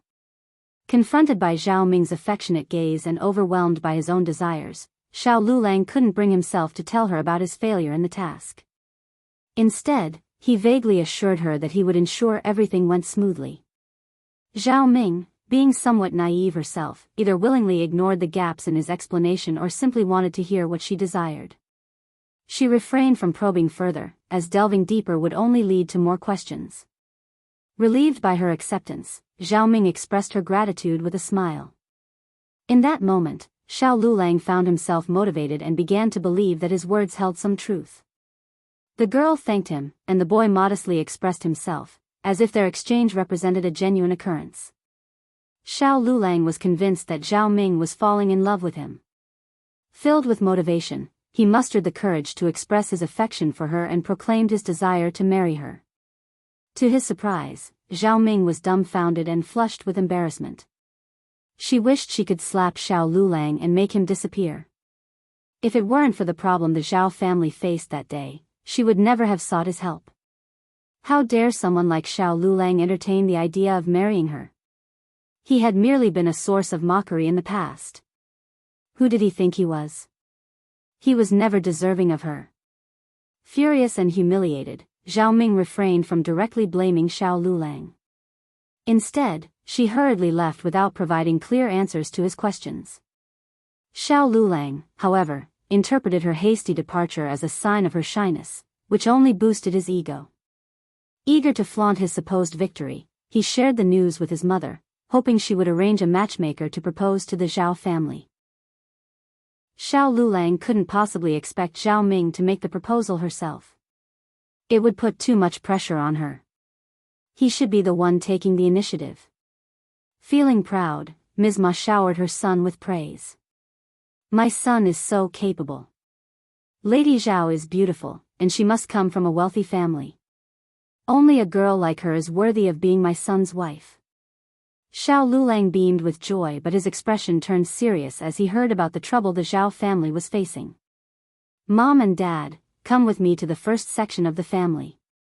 We need to talk to our eldest uncle and ask him not to treat the Zhao family so harshly. He realized that unless he could resolve the Zhao family's problem, he wouldn't be able to proceed with the proposal. After all, Zhao Ming had mentioned that her father and brother were in prison. Ms. Ma was taken aback. What? Liulang proceeded to explain the entire situation to his mother. Ms. Ma's face changed dramatically. What?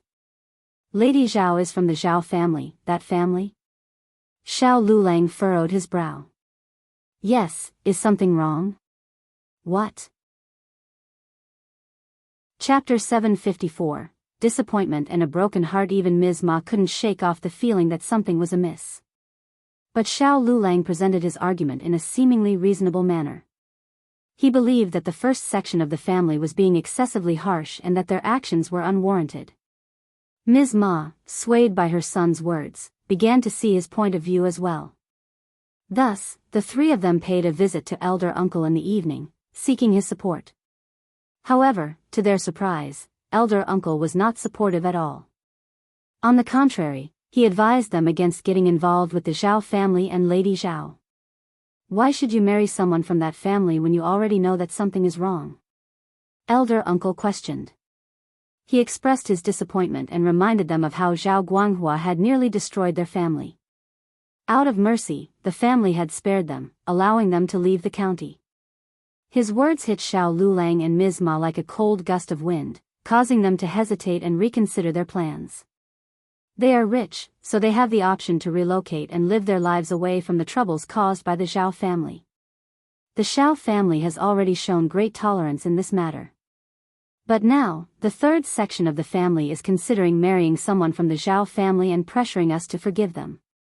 Elder uncle simply cannot comprehend how we would be expected to interact with the Zhao family if Liulang were to marry elder Miss Zhao. What would his own daughter-in-law think of elder Miss Zhao and her brother's visits to our home in the future? And what would his own son think of this situation? For the first time, elder uncle feels deeply disappointed and heartbroken. He wonders why Liulang must marry elder Miss Zhao, especially considering the current circumstances. The third section of the family did not anticipate that elder uncle would not support their decision, and they are all taken aback by his response. And they became very angry. Elder uncle, please consider forgiveness. You seem to be losing sight of the bigger picture. Elder brother, it wasn't easy for Liulang to find a potential partner. Why do you insist on ruining it? Can't we just see it as a misunderstanding? Why must we make it appear so terrible? People might start calling you narrow-minded, and that certainly doesn't reflect well on our family, does it? You, eldest uncle felt his anger rise, but he remained silent, as he had never been one to confront his brother and sister-in-law. Miss Fang, on the other hand, was more direct. She simply drove them all away, unable to tolerate their stubbornness any longer. The members of the third section of the family were seething with anger. They're just jealous. They can't stand the thought of us having a wealthy daughter-in-law. We will find a matchmaker and go to the Zhao family for the proposal regardless. Let the first section of the family do whatever they want. Xiao Liulang worriedly expressed, but old Master Zhao and brother Shao are still in prison. Is it the right time for the proposal? Ms. Ma was taken aback. What? No, the first section of the family must do us this favor. We can ask Ms. Qiao to speak to her father about it. Xiao Liulang sneered, casting a cold glare at Ms. Ma. He was well aware of that. But if Xiao Yunduan didn't want the proposal to go forward, would his wife dare to defy him? Third uncle chimed in, the Zhao family has already come and apologized. What more does the first section of the family want? It was just a misunderstanding, and nothing happened to Ms. Yang. Xiao Liulang nodded in agreement, exactly. It's all a misunderstanding. Lady Zhao claims it was the fault of the servants. I never imagined brother Shao would be involved in such things. Absolutely. Third uncle exclaimed with a smile. Let's discuss this with eldest uncle. They're too hot-headed right now to listen to reason. Well, come back tomorrow. Ms. Ma pursed her lips and grumbled, why not now? Ever since Yunduan became a recommended man, the first section of the family has become so arrogant. Yes, that's true. Third uncle's tone turned sour. Secretly, he admitted that he would probably become arrogant too if his own son achieved the recommended status. Little did they know that after Zhao Ming left Shouting Village, Xiao Yunduan had already set off for the county city. Chapter 755, Departure. Xiao Yunduan recounted Zhao Ming's visit, urging Zhao Guanyin to reconsider his plans and discard the absurd idea. He emphasized the dire conditions of the prison, highlighting the risk to his father and brother's lives, given their age and accustomed luxurious lifestyle. Zhao Guanyin was shocked and scared, expressing his ignorance of the situation. He sought Madame Zhao's explanation, and upon hearing it, he was overwhelmed with anger. After the Zhao family decided to repay their debt using their own assets and leave the county, County Magistrate Qiao showed leniency. He made it clear that on the day of their departure, old Master Zhao and his son would be released from prison. Amidst his preparations to transfer their properties and depart in 2 days, his mother proposed such a foolish idea. Couldn't she have inquired about the relationship between the third and first section of the family to determine if sacrificing their own son and daughter-in-law was necessary for the sake of the third branch? Madame Zhao remained unconvinced. She clarified that she was seeking her daughter's assistance, not making a marital proposal. She insisted that her daughter must marry into a prestigious family of equal wealth and influence, not a rustic man who hadn't even achieved the status of cultivated talent. However, Zhao Guanyin had no faith in her words. He had no reason to doubt Xiao Yunduan's honesty. There was no motive for Xiao Yunduan to deceive him. On the other hand, his mother was never dependable and could act impulsively. A heated argument ensued between mother and son, leading them to part ways. Determined to complete the tasks at hand, Zhao Guanyin worked through the night, planning to depart the next morning. He couldn't leave his mother and sister unattended. What if they made another mistake? The Zhao family left discreetly the following day. To Zhao Guanjian's astonishment, as they left the city, County Magistrate Qiao's men seized the money and 2 boxes of treasure that he had instructed his wife to hide. In an instant, those possessions, along with the money, valued between 60,000 to 70,000 liang, vanished. What remained were a few jewelry pieces belonging to the daughter-in-law and mother, the least valuable among their collection. The most precious pieces were not seized by the authorities, but their worth was only a few hundred liang. Madame Zhao and her daughter-in-law wept inconsolably. Zhao Guanjian's heart sank. If they had over 10,000 liang, he would have been confident in starting a new venture, not a grand fortune, but a stable and comfortable life. However, a few hundred liang couldn't provide much assistance. With their settlement, the remaining money was only sufficient for a small-scale business to sustain their livelihood. Zhao Guanyin had never expected that everything unfolded due to his mother and sister's actions. If it weren't for Zhao Ming's visit to Xiao Liulang, Xiao Yunduan wouldn't have alerted County Magistrate Qiao about the possibility of Zhao Guanyin hiding his properties. As a result, County Magistrate Qiao wouldn't have entertained the idea or stationed guards at the city gate for inspection. Xiao Yunduan didn't intend for this chain of events to unfold, and he was willing to let Zhao Guangyin keep some of his properties hidden. County Magistrate Qiao, consumed by his desire for the confiscated properties from the Zhao family, wouldn't have ordered a search of their wagon. However, the Zhao family's behavior had been repugnant, and it was time for them to face the consequences. After leaving the county, the Zhao family lived a bitter life. Old Master Zhao and Madame Zhao struggled with the unfamiliar food, clothing, accommodations, and travel, which quickly took a toll on their health and accelerated their aging. Chapter 756. Zhao Guanghua was feeling even worse. When he left the county, he was still suffering from the punishment. The wound had not healed, leaving a horrifying appearance on his back. Whenever it rained, he would experience a faint pain in his legs.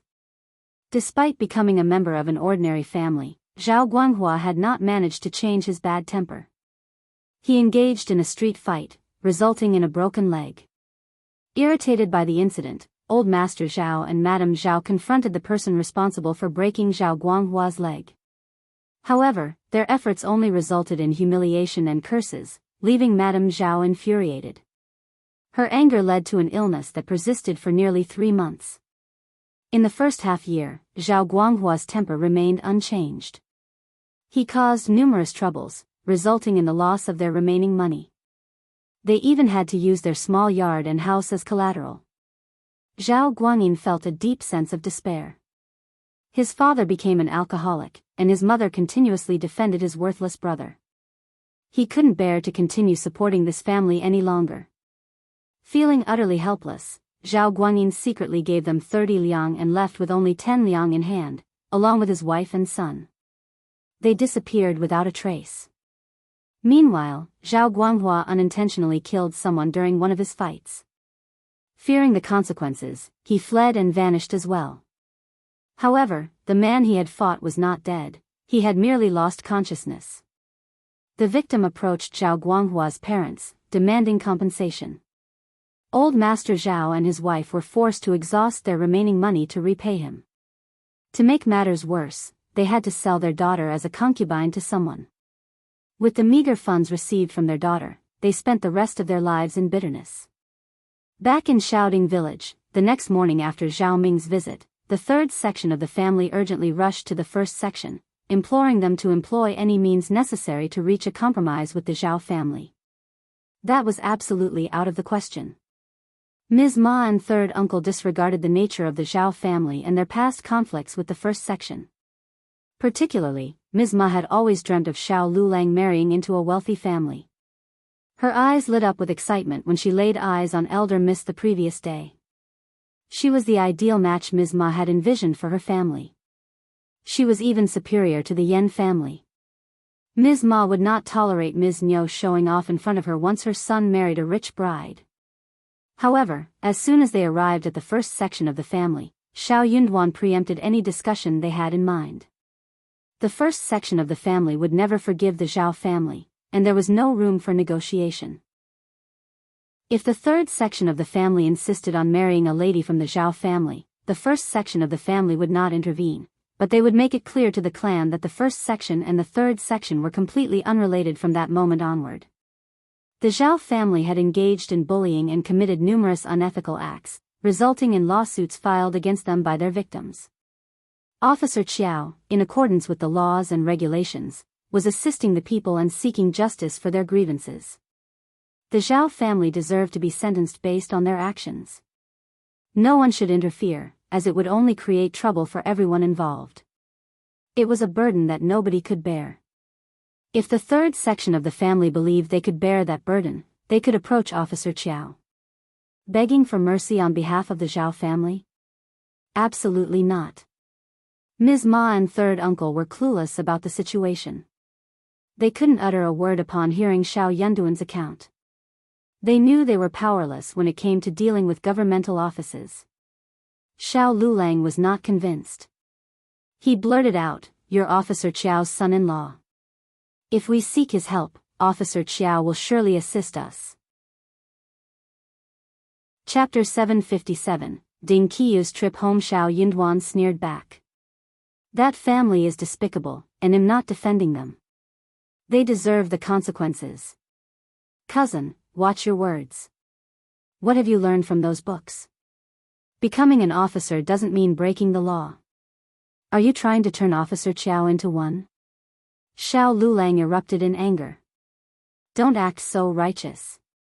Governmental offices are always like this.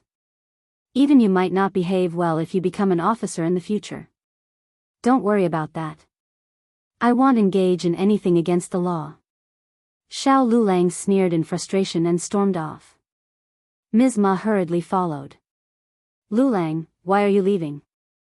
Liulang gritted his teeth. Yunduan is heartless. No matter what we say, he won't help us. He's a hypocrite. I doubt he'll remain so innocent and fair when he becomes an officer in the future. He's just looking for an excuse to push us away. Ms. Ma suggested, then what should we do? What if we propose the marriage ourselves? Once it's settled, we'll be considered family, and County Magistrate Qiao will have to assist us. Ms. Ma's suggestion sparked an idea in Liulang's mind. He exclaimed, since the first section of the family won't help us, we can go and find County Magistrate Qiao ourselves. He could simply claim that Yunduan had sent him, and the problem would be resolved. Liulang felt a rush of happiness. I have a plan. Let's go home first. They decided to have breakfast and contemplate their approach before heading to the county city. However, before they could even leave their house, Qiuyue rushed in, looking disheveled. Concubine Ting appeared to be in a different state this time. She had no carriage, nor did she have any maids attending to her. Her clothes appeared worn out as well. Arriving home during breakfast time, Concubine Ting caught the attention of many onlookers. Isn't that Qiuyue? Which Qiuyue? The concubine from the Ting family. Oh yeah, what is she doing here so early in the morning? But haven't you noticed that? She is not wearing what she was wearing last time. No wonder people say that the Zhao family is falling. The story is true. So what is she doing here this time? The Zhao family sent her? Qiuyue sensed eyes scrutinizing her, filled with judgment and hostility, which made her feel deeply embarrassed. She hurriedly made her way home, avoiding any interaction or response to those around her. The Zhao family members were all filled with anxiety. What would become of them once the Zhao family collapsed? Qiuyue was terrified as well. Being a concubine put her in a position similar to that of a servant. But then, the young master presented her with a release letter, allowing her to leave the Zhao family. Many other servants received the same directive. She was taken aback. She hadn't expected to receive such a letter. Despite her initial reluctance, she had grown accustomed to her role as a concubine. She was at a loss as to how she should carry on with her life after leaving the Zhao family.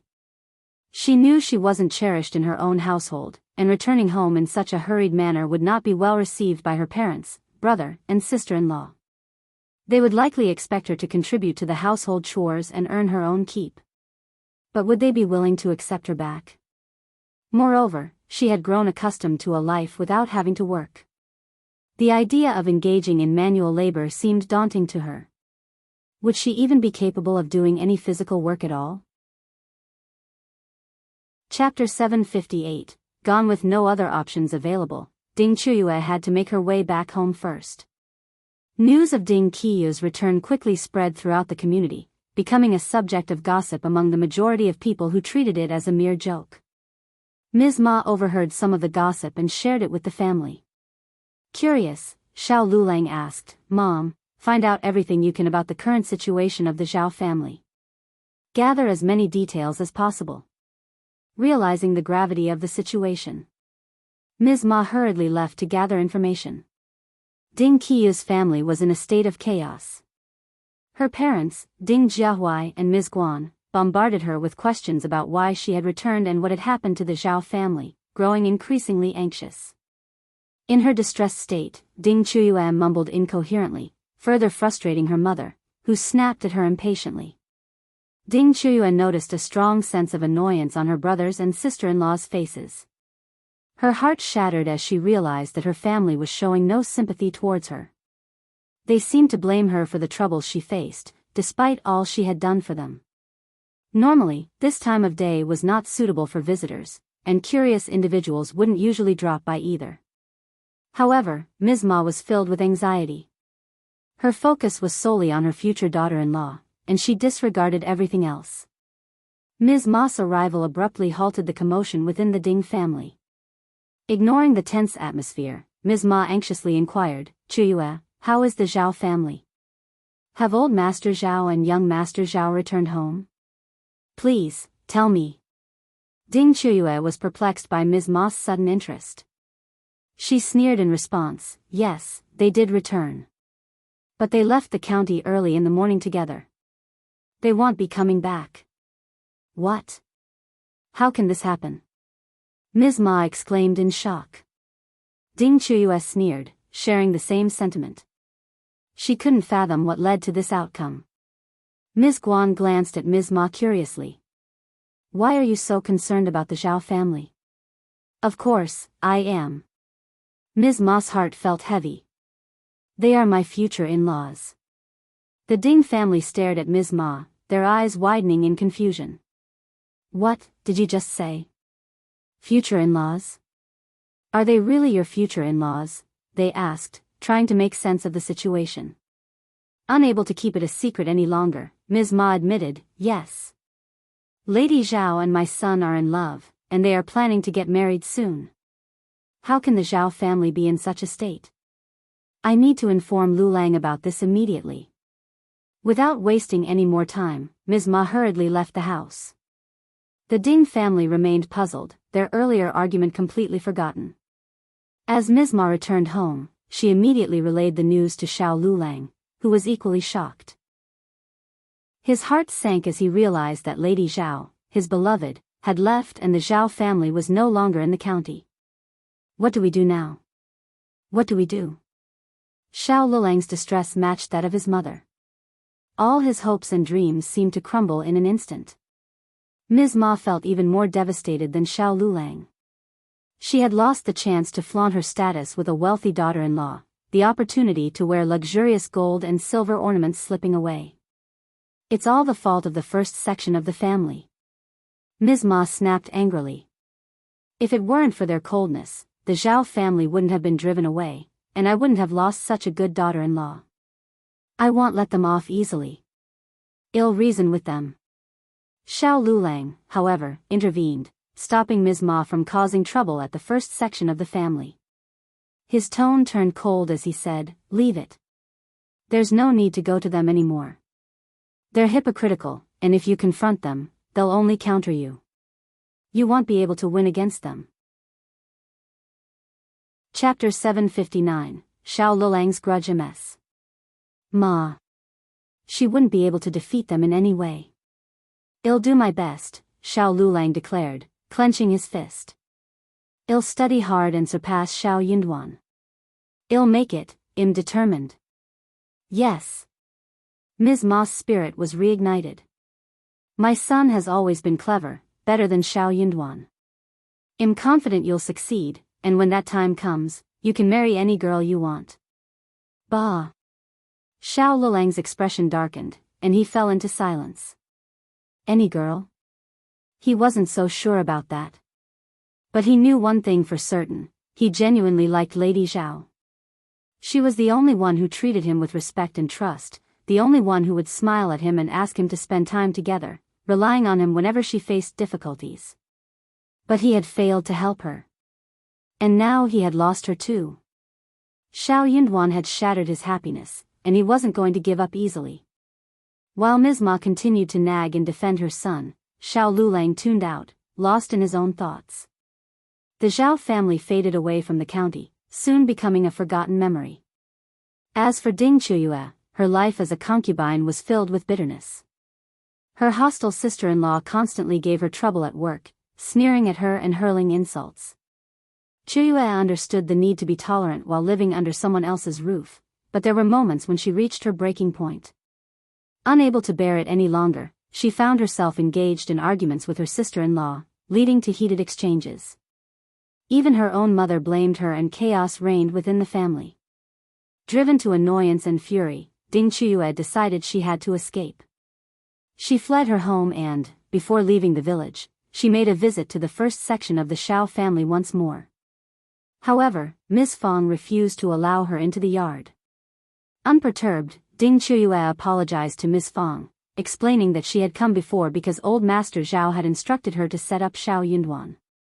After leaving the village, Qiuyue lived as a wanderer for a while until she eventually married a widower in his 40s. They had a son together, and their life gradually improved. From that moment onward, she never returned to her mother's home. Ms. Guan made an attempt to visit her once, hoping to gain some benefits from the new situation. However, Qiuyue promptly chased them away with broomsticks, and they never dared to approach her again. The entire village found amusement in the misfortune of Ms. Guan and her family, drawing comparisons to the troublesome Zhang family from Zhang village. Miss Fong was deeply disturbed by Qiuyue's revelations. She immediately confronted Xiao Xian and Shao Yunduan about the matter. The three of them exchanged worried glances, realizing the gravity of the situation. Xiao Xian spoke up, "Mother, this serves as a reminder for us. As the husband is the provincial champion and soon to become an advanced scholar, he will likely pursue a career as an officer in the future. There will be many attempts to undermine us. It's not just him, elder brother and third brother should also be cautious. Qi and Tao should choose their martial partners wisely too. We can't allow random choices." Miss Fong nodded in agreement. "You're right. We must keep this in mind." Ms. Su and young Xiaoni shared the same sentiment, expressing even greater concern. They were determined to ensure that their husbands remained loyal and committed, without any other women entering the picture. Chapter 760, What If Also, as they had overcome difficult times together and now enjoyed a comfortable life in a spacious and well-furnished home, with abundant food and clothing, as well as substantial savings, they couldn't help but worry about the potential risks of someone trying to take advantage of their newfound prosperity. They were aware that there would be many women who might be enticed by the prospect of becoming concubines to the boys, considering their economic independence and social standing. They understood that such temptations could arise, and they needed to be prepared. Moved by the concerns and emotions in the air, Shao Sanlang turned to young Xiaoni with earnestness in his eyes, saying, "My love, I will never betray you. I want no one but you." Young Xiaoni blushed, her eyes filled with affection as she responded, "I know you treat me the best." Brother Sanlang, interrupting their moment, Xiao Xian cleared her throat and spoke up, "Third brother, I have to provide you with a little reminder here. What if someone deliberately gets you drunk at a banquet and places a woman in your arms? What if you encounter a seemingly helpless young girl who faints on the street just as you pass by? What if a girl pursued by hooligans seeks refuge and throws herself into your arms, begging for protection? What if you are framed and unknowingly find yourself in a compromising situation? Please, fifth sister-in-law, no more what-ifs. My head is already pounding." Shao Sanlang exclaimed, feeling overwhelmed by the possibilities being discussed. Xiao Xian couldn't help but smile at his reaction. "I'm just presenting potential scenarios, my dear brother. As we become wealthier and if my husband attains a position in the government, our influence and interactions with prominent households and affluent individuals will increase. These situations are not uncommon in such circles, and some tricks can be even more absurd than what I've mentioned." Xiao Xian turned to Shao Sanlang and asked, "Third brother, how would you handle such challenges if you were to encounter them?" Shao Sanlang was taken aback, his mind racing to find a suitable response. "Well, I would try my best to avoid such situations in the first place.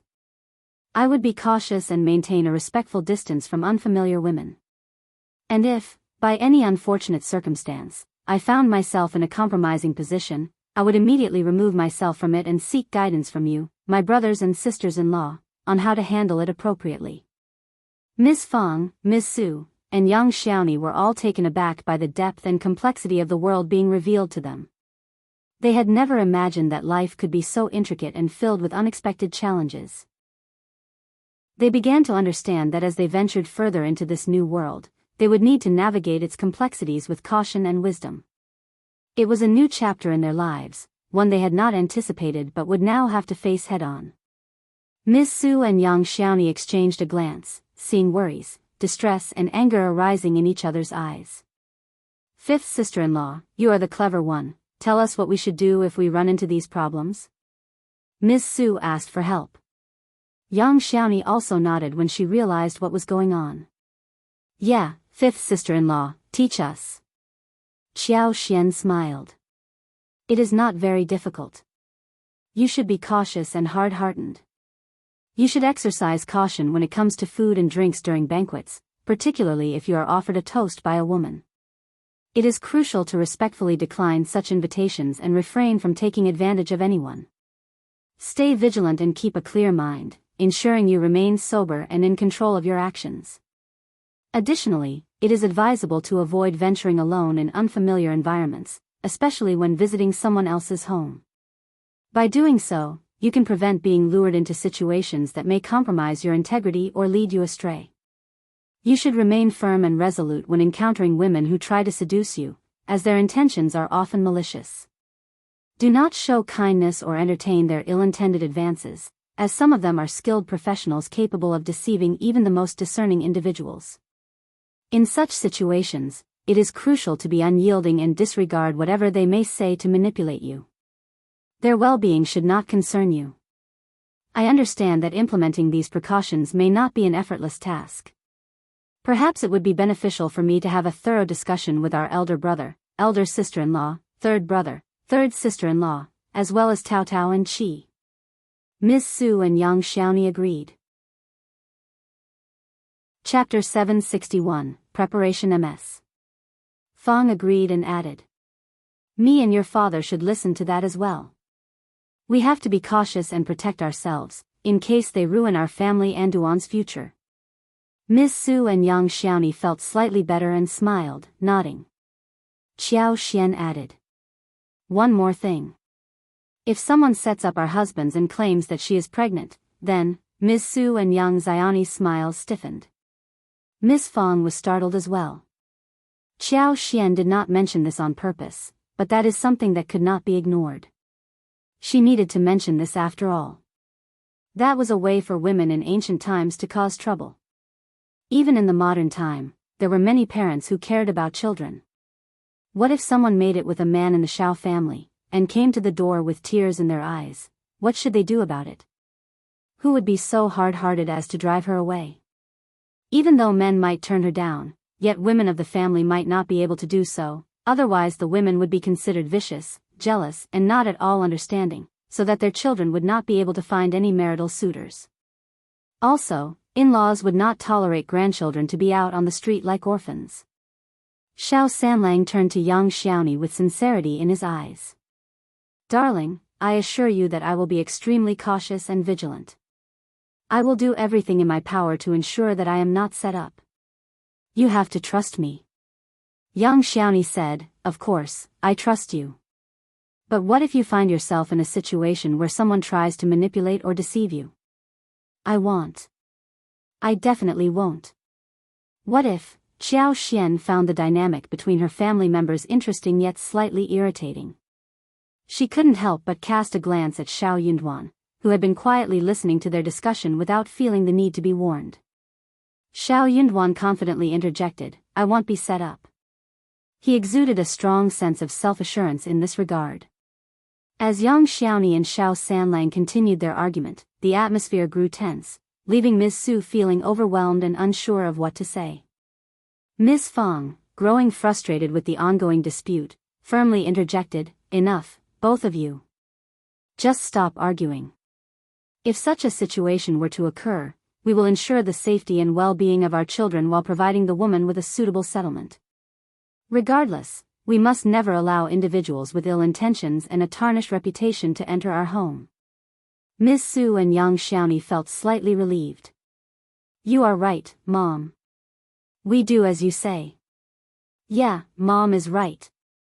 Qiao Xian smiled and agreed with her mother. Mom, you have come up with a good solution. That indeed is the best way to handle such a situation. If it were to occur, the woman should not even be allowed to stay pregnant within our home. We will arrange for a separate small house and have guards to monitor her. Once the child is born, we will take custody of the child, while providing the woman with the agreed-upon financial support. By making it clear to others that we refuse to fall for such tricks, people will think twice before attempting to scheme against us again. Yeah, that is totally right. Ms. Su and young Xiaoni were even more delighted hearing that. Nis. Fong nodded too. Qiao Xian continued, in reality, we are discussing these matters as a precautionary measure. If we are vigilant and cautious enough, it is unlikely that such situations will arise. So, elder sister-in-law and third sister-in-law, there is no need to be overly anxious. Ms. Su and young Xiaoni felt relieved by Qiao Xian's reassurance. They expressed their gratitude to her with appreciative smiles and nods. Being proactive and discussing these potential scenarios before they actually occurred was crucial. They were thankful that their fifth sister-in-law had brought up these concerns and shared her insights. County Magistrate Xiao had gained substantial benefits after the downfall of the Zhao family. Although most of the Zhao family's assets were deposited into the shared savings and the county's bank. Chapter 762, Stingy Officer Qiao held significant influence in the county, and if he conducted some discreet arrangements and distributed benefits to the strategists, administrators, guards, as well as lower-ranking government officials, nobody would dare oppose him. The officer had amassed a substantial fortune, and he couldn't help but feel delighted about it. He owed this success in large part to Shao Yunduan's suggestion to eliminate the Zhao family, a decision he wouldn't have made without his input. As a gesture of gratitude, Officer Qiao instructed Madame Qiao to select fine jade, porcelain vases, exquisite jewelry, and 300 liang of silver to present to Shao Yunduan. This was intended to foster a closer relationship between them. Madame Qiao, however, wasn't particularly pleased about it. She believed that they had acquired their fortune through their own abilities, so why should they share it with the two bastards? Yunduan and Quan are already quite well off. They have established a close relationship with the Yuezheng family and lack nothing. Xian's jade bracelets alone are worth more than 10,000 liang. Officer Qiao's expression turned sour. He had been coveting Qiao Xian's bracelets for a while. He had even made up his mind to claim them for himself once he returned to the capital, making them his own prized possession. However, after successfully toppling the Zhao family, he had secretly acquired more than 10,000 liang in addition to the confiscated properties, and he had completely forgotten about Qiao Xian's bracelets. He didn't want to provoke any animosity with Shao Yunduan or give Qiao Xian a reason to despise him. Officer Qiao had never been particularly kind to Qiao Xian, and he knew that if they continued to shower her with favors, she would suspect ulterior motives or even suspect a setup. Women were often suspicious and had a tendency to harbor grudges. What if she whispered something to Shao Yunduan? That would certainly complicate matters. Officer Qiao continued, unfazed by Madame Qiao's discomfort. She can indeed have her own properties, but it's important to show our generosity. We are fortunate to be wealthy now, so what harm is there in sharing some with them? Let's not be stingy. Yunduan is destined for a bright future, and it's crucial to establish a good relationship with him from the beginning. Otherwise, our gratitude may lose its value if we're even slightly late. Madame Qiao couldn't help but feel even more uneasy upon hearing her husband's remarks about Shao Yunduan. After all, she had chosen Shao Yunduan as her son-in-law. Very well, old master, Madame Qiao reluctantly agreed. But please, old master, let's not exaggerate the virtues of our son-in-law. The spring examination has yet to take place, and we can't predict the outcome. Our county is small, and people from humble origins often have narrow perspectives. In any case, he is not superior to our own son, is he? Old master, please don't hold such high expectations too soon. You may end up disappointed, Madame Qiao cautioned, maintaining her stance. While her words held some truth, Officer Qiao couldn't shake off his discomfort. He furrowed his brows and retorted, "Are you determined to contradict me? Let me make it clear, stop scheming. Shao Yunduan has no other support. Our task is to win him over and ensure his unwavering loyalty. Don't be so narrow-minded." Madame Qiao felt a surge of irritation, but she forced a smile and reluctantly agreed. They proceeded with the preparations for the gifts, but to their surprise, Xiao Yunduan outright refused to accept them. He stood firm in his decision. He made it clear that he wanted no association with the properties or assets seized from the Zhao family. He even declined any involvement with the stores and fields that were acquired through their confiscated possessions. As a recommended mandate, he had the privilege to purchase land without going through the standard procedures. Xiao Yunduan was adamant that the Shao family should have no ties whatsoever with the Zhao family, even in the slightest sense. County Magistrate Qiao was left puzzled by Xiao Yunduan's motives. Consequently, his respect for the man deepened, accompanied by a tinge of guilt in his own heart. This son-in-law of his was certainly not ordinary. Chapter 763, School. Someone caught wind of Xiao Yunduan's intentions and saw an opportunity. They purchased numerous fields from the Zhao family and approached Xiao Yunduan, offering to sell some of them to him. These fields had no connection to the confiscated assets.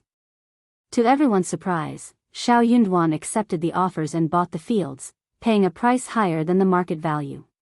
In total, he acquired 400 mu of land.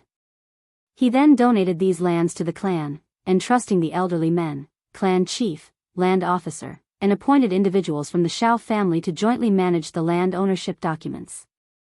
All the income generated from these lands would be allocated towards supporting school expenses and enhancing the ancestral hall.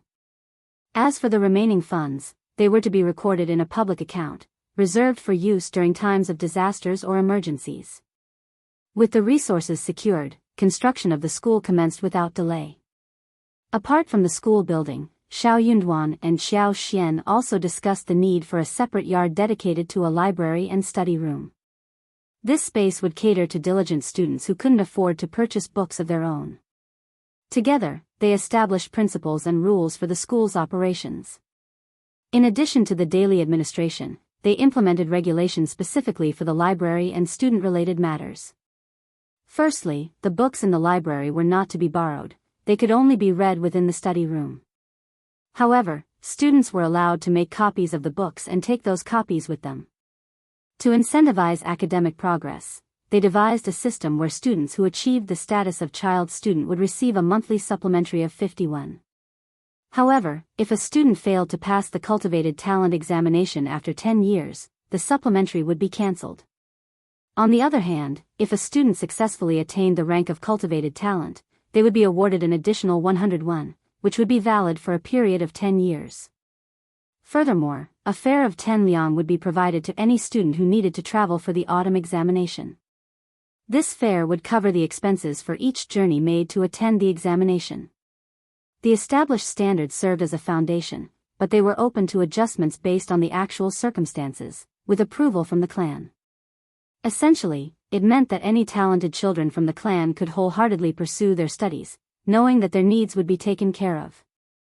Even orphan children could lead a frugal lifestyle and continue their education, supported by the bonuses provided and with 2 mu of plain fields at their disposal. The news spread throughout Shouting Village, filling the community with joy and excitement. Families, particularly those with children of the right age and sufficient intelligence to become students, rejoiced at the prospect of their children being the first to attend the school. Even families with younger children felt a sense of gratitude and anticipation, knowing that their children would have the opportunity to benefit from the school in the future. Furthermore, the provision of funds for disaster relief added an extra layer of security for the village, ensuring their resilience in times of crisis. It was truly a remarkable development that brought immense relief and gratitude to the villagers. Xiao Yunduan went even further by expressing his intention to acquire additional fields for the clan, recognizing that the initial 400 mu was insufficient.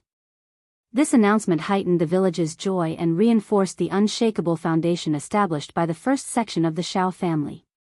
While Xiao Yunduan didn't personally engage in the physical construction, he provided the necessary funds, allowing the villagers to mobilize their collective efforts to complete the projects.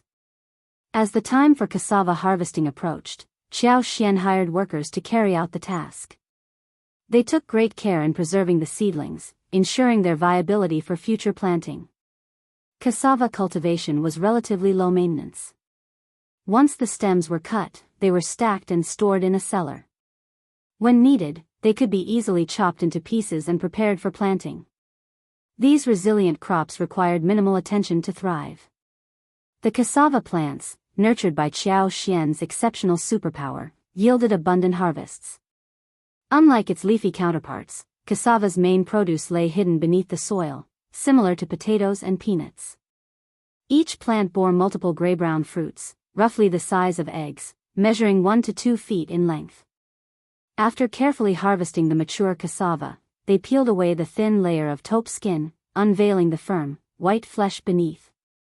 This pulp was sliced into thin pieces and left to dry under the sun. Once thoroughly dried, the slices were ground into a fine powder and passed through a sieve, resulting in the extraction of tapioca flour. Chapter 764, Taro balls. To achieve a smoother texture, the tapioca powder underwent additional rounds of filtration, ensuring its refined quality. Qiao Xian discovered various creative uses for the tapioca flour. When combined with steamed pumpkins and taros, they crafted delectable taro balls of different colors and flavors. Additionally, by blending the powder with brown sugar, they could concoct flavorful bubble tea, a delightful treat for all. In preparation for the upcoming mid-autumn day, they planned to sun-dry the cassavas so they could transport them to the province. The dried cassavas would then be used to make winter desserts, incorporating taros, bubbles, and sugar water. However, a challenge remained. Despite the increased production volume enabled by Qiao Xian's superpower, the total volume was still insufficient. They needed a steady daily supply to ensure that the stock would last until the following year. Nevertheless, they remained optimistic that the situation would improve in the coming year, allowing for greater production and availability. With the arrival of autumn and the colder weather, Qiao Xian decided to hire workers to cultivate more barren land for cassava planting. The villagers were intrigued by the unfamiliar crop and began asking questions. Qiao Xian openly shared her knowledge, explaining the characteristics of the plant and how it should be handled. Whenever someone inquired about cassavas, she would provide detailed information and instructions. One crucial point Qiao Xian emphasized was that fresh cassavas needed to be bleached before consumption to remove toxins. This revelation surprised many, but their interest grew significantly after tasting the delicious cassava-based dishes such as balls, dumplings, steamed pastries, and pancakes. Since wheat couldn't be grown in their region and flour was expensive, cassavas became a viable and economical alternative. The ease of cultivation made it accessible for every household, and within 3 years, cassava plants spread to neighboring villages as well. The powdered form of cassava was nearly identical to flour, making it a versatile and widely used ingredient in various culinary creations. The cassava plants thrived in various types of soil, thanks to Qiao Xian's superpower that facilitated their growth. They adapted well to the local climate and produced larger, more abundant fruits. As the Mid-Autumn Festival approached, it was customary for the villagers to visit the Qiao family and exchange gifts. They also planned to present gifts to the Yuezheng family in Xiejingrong, with the latter receiving gifts on behalf of Yuezheng Shao. Dragon fruits, papayas, pineapples, sugarcanes, tangerines, and bananas were all reaching maturity. The first section of the family had already indulged in the delightful flavors of these fruits and praised their quality. The bananas, pineapples, and dragon fruits were especially well received. Qiao Xian carefully selected the ripe fruits as presents for the Yuezheng family and Xiejingrong. Although the quantity wasn't large, the fruits were exceptionally fresh and flavorful. Under First Madame's instructions, Chu Shan was tasked with delivering the gifts along with those from Xiejingrong. Qiao Xian entrusted Chu Shan to handle the transportation of the gifts back to their intended recipients. Qiao Xian made a mental note to bring a larger quantity of fruits on her next visit. The fruits were thriving and possessed a delicious flavor that she was certain would be enjoyed by Yuezheng Shao and the rest of the family. As for the gifts prepared for the Qiao family, they were not particularly extravagant. They didn't include any of the fruits or special plants grown in their garden, such as watermelons or the precious snow fungus, honey, and lipsticks. Instead, they adhered to the traditional practice of purchasing items from stores. However, this time they bought a slightly larger quantity of gifts compared to previous visits, as the Qiao family were aware that they were in a better financial situation. Chapter 765, Mid-Autumn Festival Officer Qiao's warm reception and his enthusiastic greeting to Shao Yunduan as the best son-in-law was a noticeable change in attitude. Qiao Xian observed that even Madame Qiao, despite her feigned aloofness, was secretly pleased to receive them, along with the servants. Even concubine Du and Qiao Ko, who had never experienced such treatment before, were included in the warm welcome. Qiuyue couldn't help but size up Qiao Xian once again.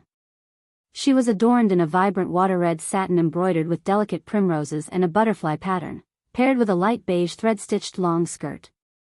The ensemble beautifully accentuated her slim and graceful figure. Her ebony bun was immaculately styled, and the elegant hairpin adorned with pearls, pomegranate, and magnolia flowers added a touch of luxury and sophistication. Qiao Xian's elegance emanated not from excessive ornamentation but from her refined demeanor, exuding a sense of nobility and propriety. Qiuyue couldn't help but feel a pang of envy. She reluctantly acknowledged that a well-dressed appearance enhanced a person's overall beauty. Seeing Qiao Xian, who used to appear introverted, now radiating with confidence, she couldn't deny the transformative power of clothing. Qiuyue couldn't help but fixate on Qiao Xian's bracelets once again. Another new pair? She thought to herself. This time, Qiao Xian adorned her wrists with a pair of intricately carved gold bangles, adorned with several lustrous pearls. The oval-shaped gold bracelets featured elaborate floral motifs, intricately sculpted and polished to perfection. Several snow-white pearls, each the size of a thumb, were meticulously embedded throughout the design. The edges of the bracelets were accented with a delicate tortoiseshell inlay, providing a subtle yet opulent contrast to the modest gold hue. While gold bracelets were not uncommon, a pair with such large and exquisite pearls was truly a rare find. First Madam certainly treats you well, sister. Did she gift you these magnificent bracelets too?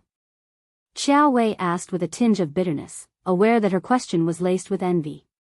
After all, every young girl had a fondness for beautiful, exquisite, and precious jewelry. Qiuyue, who had recently splurged on some new ornaments from the province, had planned to flaunt them in front of Qiao Xian. However, her confidence waned as she glanced at her own bracelets, which had cost her 1,000 liang after days of pestering her parents. Qiao Xian responded with a gentle smile. Yes, elder Aunt Yuezheng has always been kind to me. She even wanted to make me her goddaughter, but I declined because I don't believe I deserve such an honor. Nevertheless, she sees me as a good person and treats me accordingly. What? Madame Qiao exclaimed, a pang of disappointment washing over her. Though upon reflection, she realized that Qiao Xian's refusal was probably for the best. Otherwise, she might have become more unruly. However, deep down, Madame Qiao couldn't help but feel a slight sense of injustice based on Qiao Xian's words. Naturally, she assumed that if the first madam wished to accept Qiao Xian as her goddaughter, her own daughter should also be considered. After all, her own daughter was surely superior to Qiao Xian, wasn't she? Madame Qiao entertained the idea of finding a godmother for her daughter. The Yuezheng family, being a prosperous business family, held significant influence, and establishing a connection with them would undoubtedly bring numerous advantages. The jealousy of Qiao Ko and Qiuyue towards Qiao Xian was evident as they couldn't help but sneer. They believed that Qiao Xian was fabricating her claims, insisting that the first madam would never have liked her. She's just bragging, Qiao Ko muttered under her breath, while Qiuyue nodded in agreement. Qiao Xian, sensing their disbelief, found amusement in their reactions. She smiled, feeling a sudden urge to find a peaceful spot for a nap. She wondered if there was a suitable place available for her. Deep down, Qiao Xian acknowledged the strained relationship she had with her lineal mother and stepsister. Aware that they were obligated to treat her cordially under her father's watchful eye, she saw no point in prolonging their interactions if they truly disliked one another. After all, she considered herself considerate in avoiding unnecessary confrontations with them. As for finding a place to rest, Madame Qiao had arranged a small courtyard for her through Auntie Ling, ensuring that Qiao Xian did get a designated space of her own. Chapter 766, Forgiveness. But upon hearing Qiao Xian's request, Madame Qiao couldn't help but feel annoyed. She believed that Qiao Xian was being far too unruly. Where did they think they could just take a nap? Did they forget how they used to behave in the past? In her previous days, she would have never dared to make such a request. Although Madame Qiao wanted to give a resounding negative answer, she restrained herself from bursting out in anger. It was fortunate that she was out of sight. Deciding to accommodate their request, Madame Qiao instructed the servants to find a suitable place for Qiao Xian, Li Xia, and Li Qiu to rest. The courtyard was carefully prepared, and despite some wilted flowers on the table, an array of pastries, snacks, and drinks were served. However, Li Xia and Li Qiu couldn't help but voice their dissatisfaction upon seeing the pastries and snacks. The pastries lack the smoothness of ours. They are so roughly made. The tea has no scent and looks far inferior to what we have at home. And these flowers, they are not as pretty or fragrant as ours. Qiao Xian couldn't help but be amused by their complaints. After all, she was the one who had created those pastries at home, using the finest ingredients. The tea she served was made from the most precious tea leaves, cultivated and nurtured under her watchful eye with her unique powers. Naturally, nothing could compare to the quality she had achieved. The Qiao family was no longer a threat to her. Together with Shao Yunduan, they had been strategizing on how to sever ties with the Qiao family. They had no intention of maintaining any closeness with such tasteless and shameless individuals. Soon, their plans would come to fruition. As the mistress and maids were engaged in conversation, Concubine Du appeared with the reluctant Xiao Ko in tow. It seemed that Concubine Du had come to beg for forgiveness for their past wrongdoings. The harsh reality of their lives was evident in the worn-out appearances of both Concubine Du and Xiao Ko. Concubine Du, who used to exude arrogance and pride, now seemed devoid of any such expressions. Qiao Xian had no interest in engaging in trivial arguments with them, but she also had no intention of forgiving them easily. What right did they have to beg for her forgiveness now, expecting her to grant it? The previous owner of her body must have endured a great deal of suffering, which was why Qiao Xian herself found it difficult to establish a harmonious relationship with them. Especially Qiao Ko, who had intentionally caused her numerous troubles. You are not in a position to demand forgiveness, and I am not inclined to grant it, Qiao Xian stated firmly. Concubine Du appeared relieved.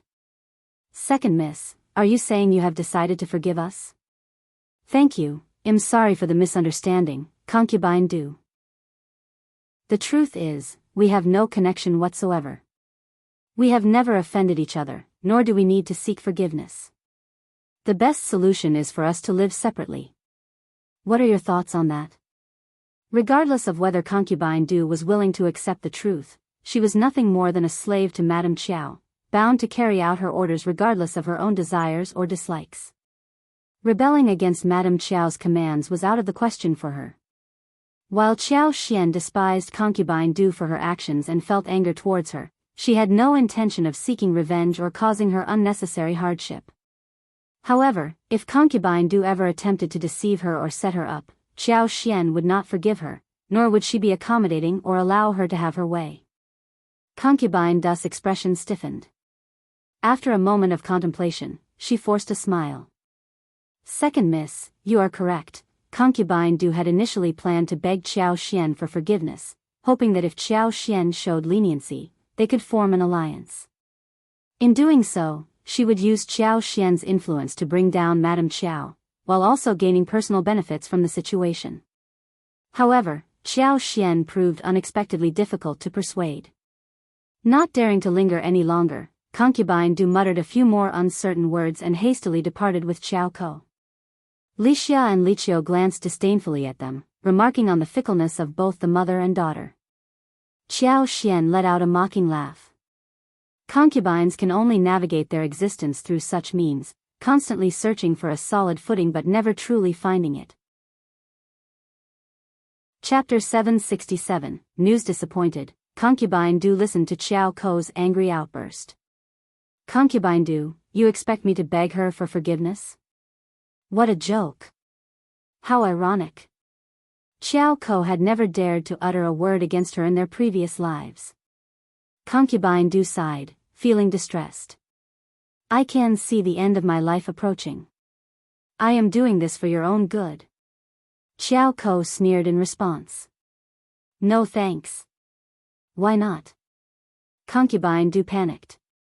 Your marriage remains unsettled, and Madame Qiao is taking her anger out on us. Do you honestly think she will find a suitable husband for you once we return to the capital? What about marrying someone here? You are Qiao Xian's sister, and Shao Yunduan is a recommended man. Any family you marry into would treat you well because of their connections. Suddenly, the idea seemed appealing to concubine Du. Yes. The Yuezheng family would be a good option. What about young Master Yuezheng? Or perhaps, stop it, concubine Du. Qiao Ko's face darkened. I am an unmarried woman, and if you continue meddling in my affairs, I will report to father and Nyather. Stay out of my business. With that, Qiao Ko turned and hurried away. She had no intention of marrying anyone here. The Yuezheng family might be decent, but they didn't compare to the elite families in the capital. Young Master Xia would have been a better choice, but unfortunately, he wasn't present. Moreover, the only way for her to live a comfortable life was by ingratiating herself with Qiao Xian. If she followed this path, she could ensure her happiness. She was going back to the capital to snatch Qiao Wei's marriage alliance, causing both Qiao Wei and her mother to suffer and cry in despair. Concubine Du was taken aback, feeling a mix of anger and disappointment at her daughter's callous words. She was doing everything for Qiao Ko's sake, so why was her own child so heartless toward her? Despite her distress and sadness, concubine Du gathered her resolve once again. She wouldn't abandon her daughter. After all, Qiao Ko was her own flesh and blood. With the funds replenished, Officer Qiao arranged a lavish lunch, aiming to please his daughter and son-in-law. The table was filled with braised abalone, sea cucumber with green onion, and stewed bird's nest, ensuring an extravagant feast for each person. Officer Qiao spared no expense to win the favor of his daughter and son-in-law. Qiao Xian was taken aback. Did her father truly hold such high expectations for her husband? It seemed like a burden and a potential source of bad luck.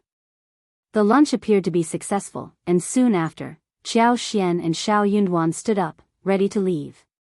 However, Madame Qiao coughed and addressed Qiao Xian. Your mother intends to take your sisters to the province to visit First Madame Yuezheng. Xian, you must assist your mother in building a strong relationship with First Madame Yuezheng, understand? Madame Qiao wore a smile as she continued, First Madame treats Quan so well. With her support, everything will turn out fine. Old master, you needn't worry. Her words carried an implicit message that if anything were to go wrong, it would be Qiao Xian's responsibility. Qiao Xian inwardly sneered. No wonder she had been treated to such a lavish feast. They were trying to win her over for a favor. She realized she should have anticipated this. Her father had never been generous towards her unless he needed something in return. In response, Qiao Xian forced a smile and said, Don't worry, father. One will do my best. However, she made a silent decision. She would only fulfill what she was capable of doing. Anything beyond that, she would not stoop to their level of shamelessness. Chapter 768. Looking down, Shao Yunduan was taken aback by the repulsive proposal put forth by his father-in-law. It was so distasteful that he almost felt physically sick. He had hoped that if his father-in-law treated Qiao Xian kindly, their relationship might not be too strained, or at least remain intact on the surface. It would have been ideal if Qiao Xian had a reputable family supporting her, or at least the appearance of it. He didn't look down on her, and he had no intention of playing any tricks on her. However, he couldn't guarantee that others wouldn't try to undermine her. He didn't want anyone to belittle her or plot against her. When Qiao Xian informed him and her family about the unsavory matters, she should have realized that she needed to be cautious. If he were to become an officer in the future, would there be those who would conspire against her, knowing she lacked a strong family background? Perhaps he was being overly cautious, but it was better to be prepared for any potential challenges. Shao Yunduan had not anticipated the selfishness of the Qiao family. They did not deserve the support of Qiao Xian's family. Father-in-law, it's getting late. We should head home, Shao Yunduan suggested, showing his lack of interest in prolonging their stay. Officer Qiao had intended to share more thoughts with Qiao Xian, but upon noticing Xiao Yunduan's slightly impatient expression, he decided against it and allowed them to leave.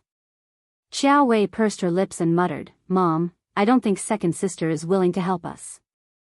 She must hate us, which is why she won't lend a hand." Madame Qiao smiled reassuringly. "Oh, no, that's not true. She is your father's daughter and will always stand by his side. Daughters would never harbor hatred towards their fathers, right?" Officer Qiao shot an irritated glance at Qiuyue. "Your mother is correct. Your sister isn't as narrow-minded as you think. Even if she were, she should never hate her parents." "What are you even suggesting?" Madame Qiao smiled. "Don't blame Wei. She's just being concerned." Officer Qiao snorted but didn't say anything further. Soon, mid-autumn day arrived, and the harvest season was approaching. The first section of the Shao family owned only a few fields, so they hired workers to help with the reaping, alleviating the burden on the family. However, the fields in Zhang village required more attention. There was also a pond that yielded fruits. Qiao Xian harvested some lotus roots and water chestnuts to bring home. The water chestnuts were steamed directly in a steamer. Once cooked, the black and hard shells were peeled off, revealing the snow-white flesh of the water chestnuts. They had a tender and chewy texture, with a fresh and sweet taste unique to aquatic plants. The lotus roots were cut into chunks and stewed with pig's trotters and peanuts. The resulting soup was rich and flavorful, while the lotus roots themselves were fresh and sweet. Additionally, they made hot and sour lotus root sticks.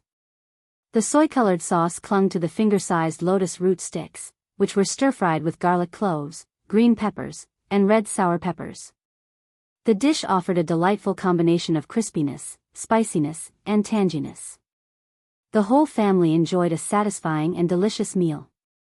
The abundance of lotus roots allowed the family to enjoy various dishes for months to come. They could prepare cold lotus root slices, hot and sour diced lotus root, stir-fried lotus root slices, deep-fried lotus root chips, steamed lotus root meat pie, lotus root meatballs, lotus root rib stewed soup, osmanthus glutinous rice with lotus roots, and more. The versatility of lotus roots provided endless culinary possibilities. In addition to the lotus roots, the betel nut taro that Qiao Xian brought back from the province was also ready for harvest. Each betel nut taro weighed around 3 to 5 to 4 kilograms and exhibited numerous purple spots on its surface, creating a beautiful appearance once the peel was removed. Chapter 769. Not Madame Qiao. The alluring consistency and appearance of the betel nut taro made it a tempting addition to their meals. Inspired by its delicious taste, Qiao Xian decided to cultivate more taro plants to create high-quality taro balls, a delicacy they could enjoy in the future. As September arrived, Qiao Xian began sorting through the items they would bring to the province. They had nearly 100 kilograms of snow fungus and 800 lipsticks, which they intended to take along. Additionally, they planned to bring a variety of harvested goods for First Madam. Among these items were the lotus roots they had, but they also included a selection of taros. They would also bring Gastrodia alata, heterophylla, and figs. Other fruits such as ripe dragon fruits, pineapples, bananas, papayas, tangerines, and sugarcanes would also be included. While the quantity of these fruits was not substantial, their freshness and vibrant flavors added a sense of confidence to Qiao Xian. The fruits from the southern region thrived remarkably, particularly the dragon fruits and papayas, enhancing the array of offerings they would present to First Madam. In addition to the fruits mentioned earlier, Qiao Xian had plans to grow lychees, longans, and mangoes, as long as everything went well after the cold winter. The fruit trees had grown thick, their trunks as wide as her arms, demonstrating their robust and healthy condition. They promised a bountiful harvest in the coming year. With all preparations in order, Qiao Xian and Shao Yunduan, accompanied by Nis. Fang, elder uncle, young Xiaoni, Shao Sanlang, Qi, Tao Tao, Shao Junyan, and Shao Qing, embarked on their journey to the province for a delightful time.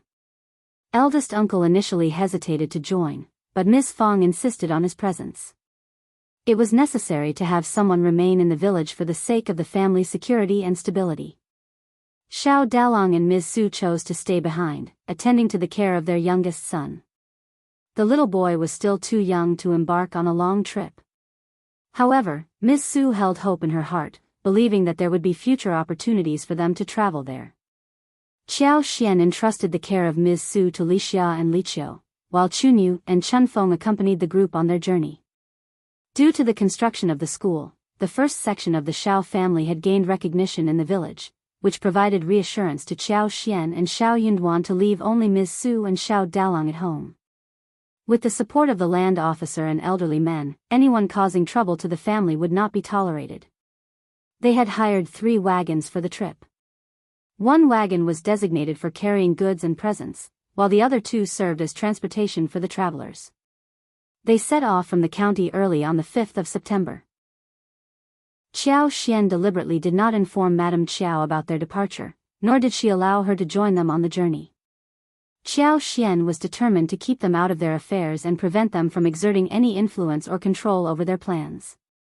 The Qiao family remained unaware that Qiao Xian and Xiao Yunduan had already traveled to the province for their own shopping trip.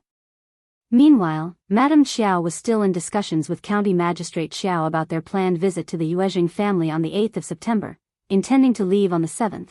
Madame Qiao believed that if they could spend the festival together, it would strengthen their relationship with the Yuezheng family. Officer Qiao supported this idea wholeheartedly. On the 6th day, Madame Qiao sent Auntie Ling to fetch Qiao Xian from Shaoding village to bring her back to the mansion, so they could travel together the following morning.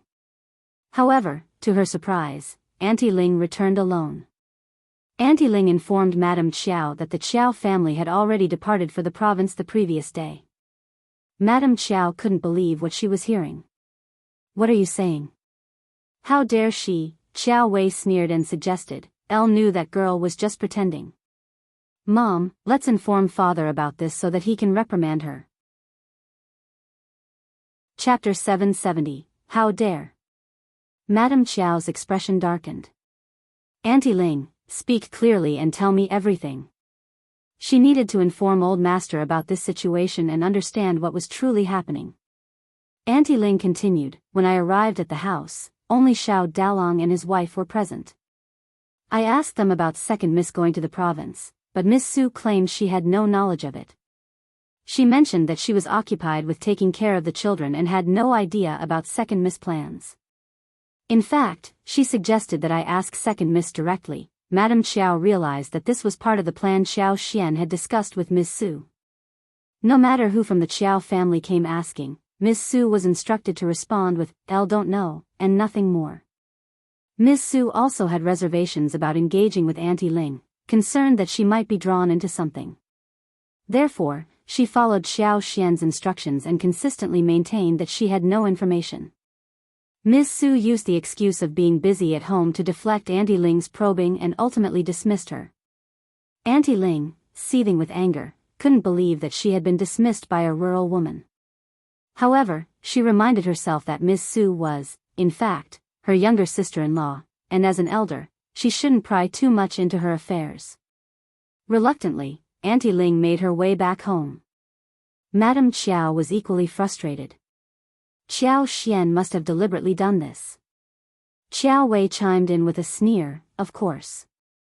Mom, she puts on a facade of kindness in front of father, but deep down, she's not on our side. She still holds a grudge against us. Otherwise, she wouldn't have kept those precious ornaments a secret from us." Qiao Wei couldn't help but feel envious, especially when she thought about the luxurious bracelets adorning Qiao Xian's wrists. She had never seen such extravagant jewelry before, and she couldn't help but wonder how Qiao Xian had obtained them. Madame Qiao sneered in agreement and promptly ordered Auntie Ling to bring County Magistrate Qiao to her room. She needed to discuss this matter with him and find out the truth. County Magistrate Qiao, initially assuming that Madame Qiao had brought up the matter to deliver some greetings from Qiao Xian, was taken aback by her angry outburst. He asked in a cold tone, "Is there a misunderstanding between?" Madame Qiao let out a sigh and replied, "Old Master, Auntie Ling personally went to Shaoding village. There's no room for misunderstanding. It seems that Xian still holds a grudge against us, County Magistrate Qiao's expression darkened further. After a brief pause, he said, "Perhaps, but no, the first section of the family went to the province together, right?" "Yes. That explains it." County Magistrate Qiao suddenly felt a sense of relief. The Shao family went as a large group, so it might have been inconvenient for them to travel together. "It's nothing to worry about. You can stick to the original plan and travel as scheduled tomorrow. You can contact them once you arrive." Madame Qiao and Qiuyue were left stunned by County Magistrate Qiao's response. Qiuyue screamed. "Dad, Qiao Xian doesn't think you and Mom are important. She doesn't like us and you are still defending her." "Shut up. What do you know anything?" County Magistrate Qiao shouted. "Don't suspect your sister. She is kind and she doesn't want to cause anyone trouble. She is apparently trying to save us trouble and you are not only ungrateful, but also lecturing at me? Wei, you have to improve your personality."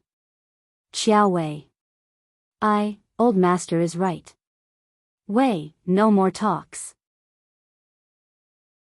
Chapter 771, County Magistrate's Self-Respect. Madame Qiao drove away Qiuyue and she smiled. "You're right, old master. It would be foolish for Qiao Xian to stay with the Yuezheng family. It would only bring disrespect and disdain upon us." County Magistrate Qiao was startled, and he could no longer keep the composure. Qiao Xian and Shao Yunduan passed by the county but did not even greet them, though they did not want to cause them trouble. They did not even inform them where and how to reach each other in the province. If Qiao Xian went into the Yuezheng family with her whole family, she was just being so rude and she would be disliked. The Yuezheng family would mock them and hate them. First Madam would not like her any more. How ridiculous. County Magistrate Qiao, however, still tried to self-console. Xian and her husband are still too young to understand what they should do, they may have forgotten to tell us. I think her husband should have the basic rules about how to socialize with each other. They should not just go to the Yuezheng family like this. Go and meet them when you are in province together. If Qiao Xian and Shao Yunduan were in a good relationship with them, Madame Qiao should have all the reason to visit the Yuezheng family, since she was the lineal mother of the family. Madame Qiao sneered. She had lost interest in the county magistrate's words. He just wanted to save his own face and made himself convinced. Just wait and see, she wondered what made Qiao Xian and Shao Yunduan so precious that her husband defended them all the time. Qiuyue felt even worse as her frustration grew. She couldn't help but vent her frustrations to her mother. "Mom, is Dad out of his mind? Qiao Xian, that wretched woman, is playing games with us, and yet Dad still defends her? What on earth has she done to him?" Madame Qiao sneered in response and turned to Qiuyue. "Wei, I have found a suitable suitor for you. You need to work hard and secure a promising future for your husband so that you can completely overshadow Qiao Xian." Qiuyue remained puzzled by her father's actions, but Madame Qiao seemed to have a better understanding of the situation. It became clear to Madame Qiao that her husband's favorable treatment towards Qiao Xian stemmed from his belief in Shao Yunduan's potential for a prosperous future. However, such predictions were never certain. The next morning, Madame Qiao, accompanied by Qiuyue, Qiao Ko, and concubine Du, embarked on their journey to the province. Madame Qiao always made sure to bring Qiao Ko whenever matters concerning Qiao Xian were involved. When neither Qiuyue nor Madame Qiao held a proper position, it was Qiao Ko who would be forced to step forward and take charge. As for concubine Du, Madame Qiao had no intention of leaving her alone with County Magistrate Qiao. Concubine Du understood Madame Qiao's motives, and her resentment towards the situation only deepened. Qiao Ko was filled with excitement when she received the invitation to travel to the province. Upon their arrival in the evening, they settled into a nearby hostel. Madame Qiao purposely selected a hostel that was in close proximity to the Yuezheng family. Meanwhile, Qiao Xian and her family had already moved into the mansion located in the alley. The mansion had always been well maintained by the Yuezheng family, and upon learning of their arrival, thorough cleaning had been done to ensure a fresh and welcoming atmosphere. The entire family was in awe of the magnificent mansion. Wow, this is our house? Oh my god, this is the province we've been talking about. Chapter 772, Treatment. Fifth brother and fifth sister-in-law are so incapable. I would never have gotten such a huge house in the province. Qiuyue exclaimed. Xiao Xian smiled and replied, it's all thanks to the support and opportunities given by the Yuezheng family. We are truly fortunate. This is such a great place. We will stay here for a few days and learn about the world. Madame Qiao added with excitement. The family chit-chat and explored their surroundings, growing more fascinated by the minute. Shao Junyan and Shao Qing, initially reserved, gradually loosened up and began to have fun in the garden, watching the fish in the pond from the railing. Shao Sanlang and Yang Xiaoni were equally amazed and delighted by the mansion. In the evening, Shao Yunduan arranged for a table of dishes to be delivered from a nearby restaurant. The whole family enjoyed a delicious meal together, engaging in lively conversation about their plans for sightseeing and entertainment. The atmosphere was joyful and animated. Upon their arrival, Qiao Xian wasted no time and immediately sent a letter to First Madam to inform her of their presence in the province. The following morning, Qiao Xian took the girls of the family and visited First Madam. First Madam was overjoyed to see them all. She warmly welcomed them and made sure they felt comfortable. During the visit, First Madam arranged for the girls to meet Madame Yuezheng. They exchanged pleasantries and had a pleasant conversation before returning to their respective residences. In the past, First Madam had refrained from introducing Qiao Xian to Madame Yuezheng, considering the scandal involving Ms. Mi Jr. and her daughter. Madame Yuezheng had declined Xiao Xian's visit at that time, but circumstances had changed. With Shao Yunduan's status as a provincial champion, Madame Yuezheng had to receive his mother and wife with respect. Therefore, Madame Yuezheng not only treated them with politeness but also prepared valuable gifts for the children. Even Ms. Mi Jr. dared not mock Ms. Fong in this new situation. Unaware of Ms. Mi Jr. and Madame Yuezheng's previous attitudes towards Qiao Xian, Ms. Fong believed that their friendly behavior was genuine. She praised the Yuezheng family for their impeccable manners, in stark contrast to the Zhao family. Deep in thought, Qiao Xian pondered the ancient belief that education and social status were highly valued. Having knowledge and a respectable name allowed one to escape being treated as low class in society. Many people, driven by the benefits of achieving a higher rank, dedicated themselves to studying and obtaining such positions. Upon returning to First Madam's residence, First Madam greeted them with a warm smile. Ms. Fong, nieces, and nephews, please make yourselves at home. Don't feel restrained. I want you to know that I truly cherish Xian. I have always regarded her as my own daughter. Let's strive to foster a harmonious relationship and be at ease with one another. Everyone felt at ease and smiled, relieved by the welcoming atmosphere. First Madam's straightforward personality resonated well with Ms. Fong, who was known for her open-mindedness. They engaged in pleasant and cheerful conversations, creating a more relaxed atmosphere compared to their time at Madame Yuezheng's residence. Qiao Xian and her family stayed for lunch before bidding farewell to First Madam. However, First Madam extended an invitation for them to spend the upcoming double ninth day together. She mentioned arranging wagons for them to enjoy a half-day trip in the mountains. Delighted, Ms. Fong smiled and accepted the invitation. Upon returning to their own house, First Madam sent a few individuals to deliver food and essential items. She reassured them that they could always seek assistance from her, emphasizing that it was preferable to obtain supplies from them rather than purchasing them in the market. Grateful for the kind gesture, Ms. Fong expressed her appreciation and accepted the offer. In the afternoon, Yuezheng Shao eagerly joined in the task of unpacking and organizing, excitedly handling the snow fungus, lipsticks, and dried cassavas.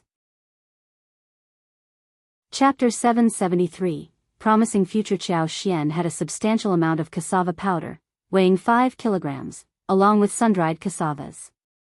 Yuezheng Shao was impressed by the quantity and planned to send his men to fetch the remaining cassavas. In addition to the cassavas, Qiao Xian also presented taro balls and bubbles to the family. Although they had enjoyed these treats extensively at home, it was Yuezheng Shao's first time trying them. Qiao Xian even suggested sending some to First Madam and Madam Yuezheng.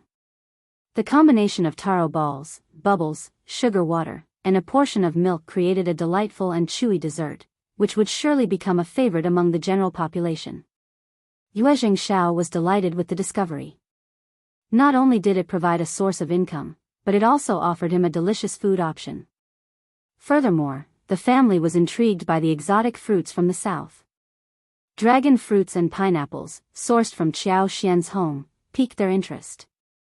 Madame Yuezheng particularly enjoyed bananas and dragon fruits, while the rest of the family appreciated all the fruits on offer. Yuezheng Shao was amazed by Qiao Xian and her family's ability to successfully grow fruits. Without any hesitation, he promptly assigned a few people to search for dragon fruit, papaya, sugarcane, banana, and pineapple seedlings, as per Qiao Xian's request. Dragon fruits and papayas were particularly favorable as they could be planted and grown at any time. If these fruits flourished, it would expand the variety of desserts available. They might even be able to reduce their dependence on selling southern fruits by half. The future looked promising. On the day Madame Qiao and her family arrived in the province, Qiao Xian, Shao Yunduan, Miss Fang, and young Xiaoni spent the entire day shopping. While Miss Fang was not one to splurge, Shao Sanlang and young Xiaoni couldn't resist indulging themselves when they came across a wide array of delicious foods. Miss Fang felt a pang of concern seeing the expenses, but she reasoned that since they wouldn't visit the province often and the couple was using their own money, she didn't intervene to stop them from splurging. Both Miss Fang and eldest uncle were in awe of the bustling city, and spending an extra day there left them thoroughly satisfied with the experience. The excitement continued once they returned to their accommodation. For the next 2 days, Shao Yunduan and Qiao Xian planned to explore the province with their family and celebrate the double 9th day with the Yuezheng family. Afterward, Shao Yunduan had some literary gatherings lined up where he would visit esteemed masters alongside Xie Jingrong. Shao Yunduan hadn't had the opportunity to engage in practical discussions with his fellow peers since becoming the provincial champion. Meanwhile, Qiao Xian decided to inspect the land she had recently purchased. With the autumn harvest completed, there was an abundance of available laborers. Qiao Xian made the decision to hire them to begin sorting out the 1,000 mu of land. Although they would have to wait until spring to cultivate bananas, sugarcane, and pineapples, they could start planting papayas, dragon fruits, tangerines, and pomelos right away. In addition to these new crops, Qiao Xian also transferred some lemon and fig trees from the village garden. While the winter temperatures in the region wouldn't drop below 5 degrees Celsius, except for the mountain peaks, there was still a possibility of frost, although snowfall was typically minimal. Before there happened one huge frost storm, and the fruits and crops were all damaged when that happened. But this case wasn't frequent. So Qiao Xian decided to see if those fruits could still grow well after winter here, with her superpower as the protecting means. Chapter 774, Fighting Forward. As long as the plants managed to survive the winter this year, the following year wouldn't pose a problem either. Rather than relying solely on supernatural powers, she sought assistance from Yuezheng Shao to gather a significant amount of straw. This way, when the temperature dropped, she could cover the tree roots with straw to keep them warm. Additionally, she planned to create smoke in the vicinity to protect the fruit trees from frost damage. Qiao Xian had meticulously prepared for this situation. A day prior to the double 9th day, when Qiao Xian and Shao Yunduan were exploring the city with their families, the first madam received a letter from Madame Qiao. In the letter, Madame Qiao acknowledged herself as Qiao Xian's mother and expressed gratitude to the first madam for taking care of him. The first madam couldn't help but chuckle. Madame Qiao is quite an interesting character. Auntie Hua found this revelation equally surprising. She smiled and remarked, "I'll wonder if she's aware that Mrs. Shao and her entire family are already present in the province." The first madam entered a contemplative state. Qiao Xian had never mentioned anything about Madame Qiao's visit, and the first madam had displayed no interest in meeting her. The Yuezheng family held considerable influence and had no need to associate with a county magistrate. Madame Yuezheng, as the esteemed guest of a high-ranking official's wife, surpassed Madame Qiao in every aspect. The first madam had the choice to either receive her visit or decline it. "Auntie, would you mind visiting Xian and inquiring about her thoughts on the matter? Essentially, this meant that if Qiao Xian desired any form of retribution, the First Madam would support her. Auntie Hua replied and personally went to speak with Qiao Xian. Qiao Xian smiled and said, "Elle forgot to inform Auntie about this. My lineal mother did suggest that I visit Auntie together with her, but I chose not to and ignored her request. I never expected them to arrive so quickly. Thank you for your concern, Auntie. It holds no significance for us. If Auntie wishes to meet them, she may do so. If she prefers not to, that's perfectly fine as well. I know what I need to do." Qiao Xian had already thought about what to say to Madame Qiao when she inquired why they weren't traveling together. Her intention was to demonstrate to Officer Qiao that they were not mere puppets controlled by his strings, obligated to obey his every command. If Officer Qiao couldn't tolerate it, Qiao Xian secretly wished for a confrontation. If Officer Qiao could endure it, then she would have to put in even more effort to strengthen their relationship. Auntie Hua understood Qiao Xian's point. She nodded and asked, "What will you say if she asks whether you're here?" "Auntie, you can tell her whatever she wants to hear. Just make sure not to disclose our whereabouts or reveal our business dealings with young Master Yuezheng," Qiao Xian instructed Auntie Hua. Auntie Hua comprehended the situation and nodded before taking her leave. In the guest house, Madame Qiao had mixed feelings upon hearing the response. The First Madam provided a diplomatic answer, stating that they were occupied with numerous engagements on the double 9th day and proposed visiting Madame Qiao the following day. This effectively prevented them from spending the day with the Yuezheng family. Furthermore, while Madame Qiao mentioned Qiao Xian, the First Madam made no mention of her in the reply, which surprised Madame Qiao. Qiuyue found this unsurprising and sneered, "That girl must be lying. If she truly had a good relationship with the First Madam, why wouldn't the First Madam mention her?" The First Madam would have answered this question by stating that they never inquired about Qiao Xian in the first place. Chapter 775, Visiting Madame Qiao. Having received a response that only expressed gratitude for taking care of Qiao Xian and nothing more, refrained from adding any additional information herself. Madame Qiao pondered aloud, "But if she's lying, where did she acquire the funds for such expensive jewelry?" Qiuyue was at a loss for words.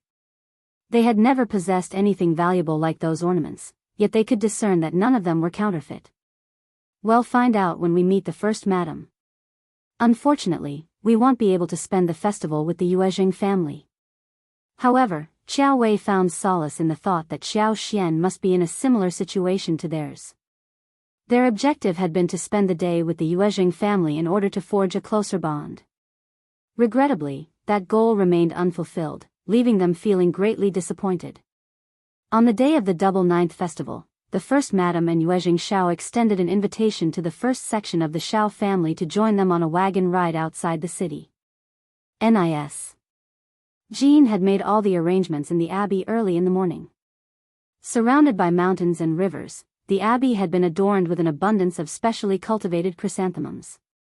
Outside the abbey, wild chrysanthemums in various shades of light purple, yellow, and white blanketed the mountains and plains, creating a stunning and captivating sight in this autumn season.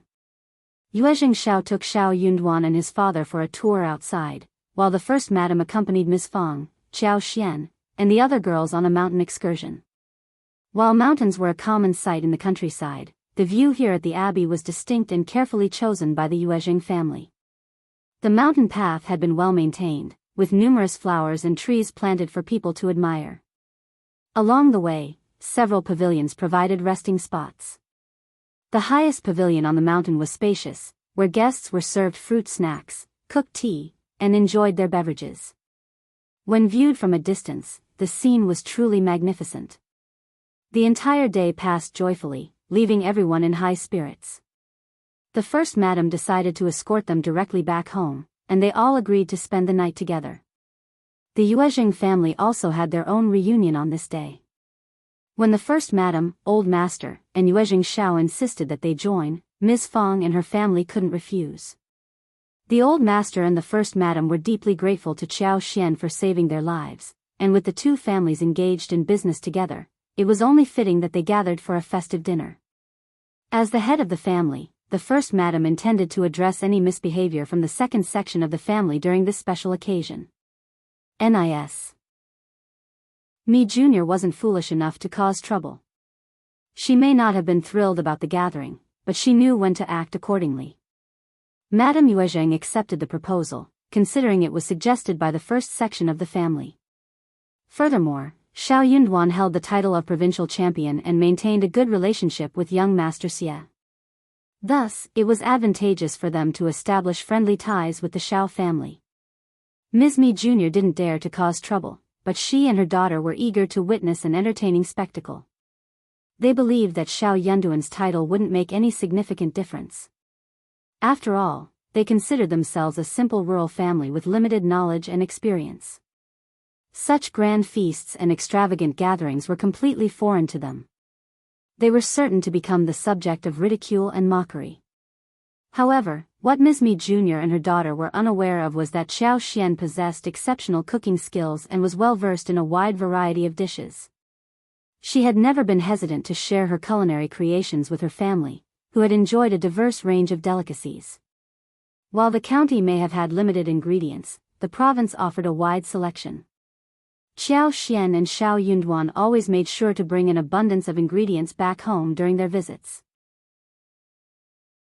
Chapter 776. Practical. As the sumptuous and expensive dishes were served on the table, they were indeed delicious, but not to the extent that the entire Shao family abandoned their manners and devoured the food without restraint.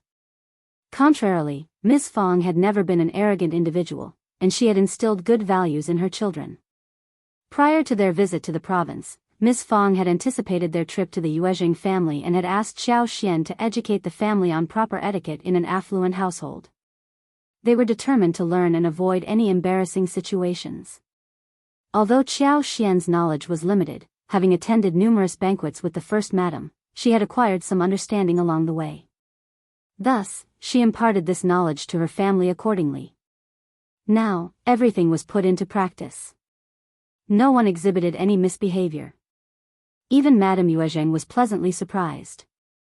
She had mentally prepared herself for any potential faux pas from this rural family. But such concerns were unnecessary.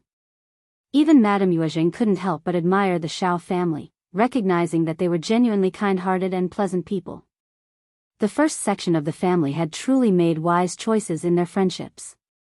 The dinner proceeded exceptionally well, with both guests and hosts thoroughly enjoying themselves. The atmosphere was lively and joyous. In the evening, the first madam insisted that Yuezheng Shao accompany the Shao family back home. Ms. Fong initially intended to decline the offer, but the first madam insisted, saying, "You are our guests, and that's how we treat our guests. Please don't be formal, Sister Fong." Ms. Fong expressed her gratitude and accepted the kind gesture. The following day, the first madam even dispatched some of her staff to deliver 2 jars of wine, a basket of live crabs, and 2 baskets filled with fresh grapes and pomegranates to the Shao family for their enjoyment. Ms. Fong expressed her sincere gratitude, continuously praising Qiao Xian for befriending such wonderful individuals. Through this connection, she successfully established a friendship with the first madam and the kind-hearted Yuezheng family. During this time, Xie Jingrong and Yuezheng Shao paid a visit to the Shao family. With old friends gathered together, the gathering was filled with warmth and happiness. Qiao Xian, Tao Tao, and young Xiaoni decided to purchase additional ingredients from the nearby market and invited Xie Jingrong and Yuezheng Shao to stay for lunch. They skillfully steamed the crabs and prepared various other delectable dishes. Madame Qiao couldn't contain her excitement and eagerly took Qiao Ko and Qiuyue to visit the Yuezheng family. Concubine Du, on the other hand, was asked to remain at the hostel. Although Concubine Du complained silently within her heart, she dared not voice her grievances or challenge Madame Qiao's decision. She knew better than to oppose Madame Qiao. Meanwhile, the first madam treated everyone with kindness and grace, not finding fault with anyone but displaying her impeccable manners. But first madam had no intention of introducing them to Madame Yuezheng. While the first madam treated them as guests, her hospitality was not entirely sincere. However, in the eyes of Madame Qiao and her 2 daughters, they were overwhelmed with excitement, feeling that the first madam was showing them great warmth and affection. Unaware of their empty flattery, the First Madam grew increasingly impatient. She was on the verge of instructing Auntie Hua to find an excuse to politely decline their request when Madame Qiao suddenly inquired about Qiao Xian. Xian mentioned that she arrived in the province before us. She expressed her desire to pay her respects to you. Has she been here? First Madam smiled and nodded. Yes, Xian and Sister Fang have already been here. In fact, I invited them to join us for a tour outside the city, and we even shared a celebratory dinner together yesterday in honor of the Double Ninth Festival. Chapter 777, Visiting, What? You invited them to spend the day together? The three women's expressions instantly changed. Qiuyue reacted the most fiercely, her anger bursting forth without any hesitation. First Madam observed their reactions and sneered inwardly, perplexed by their distress. Why did they care so much about her treating Qiao Xian kindly? Why were they reacting so miserably, especially elder Miss Qiao? She appeared as though she had been struck. First Madam couldn't comprehend it at all. It was true that the entire family disliked Qiao Xian and had never treated her well. But she had openly invited Qiao Xian and her family to visit, with no intention of hiding her actions.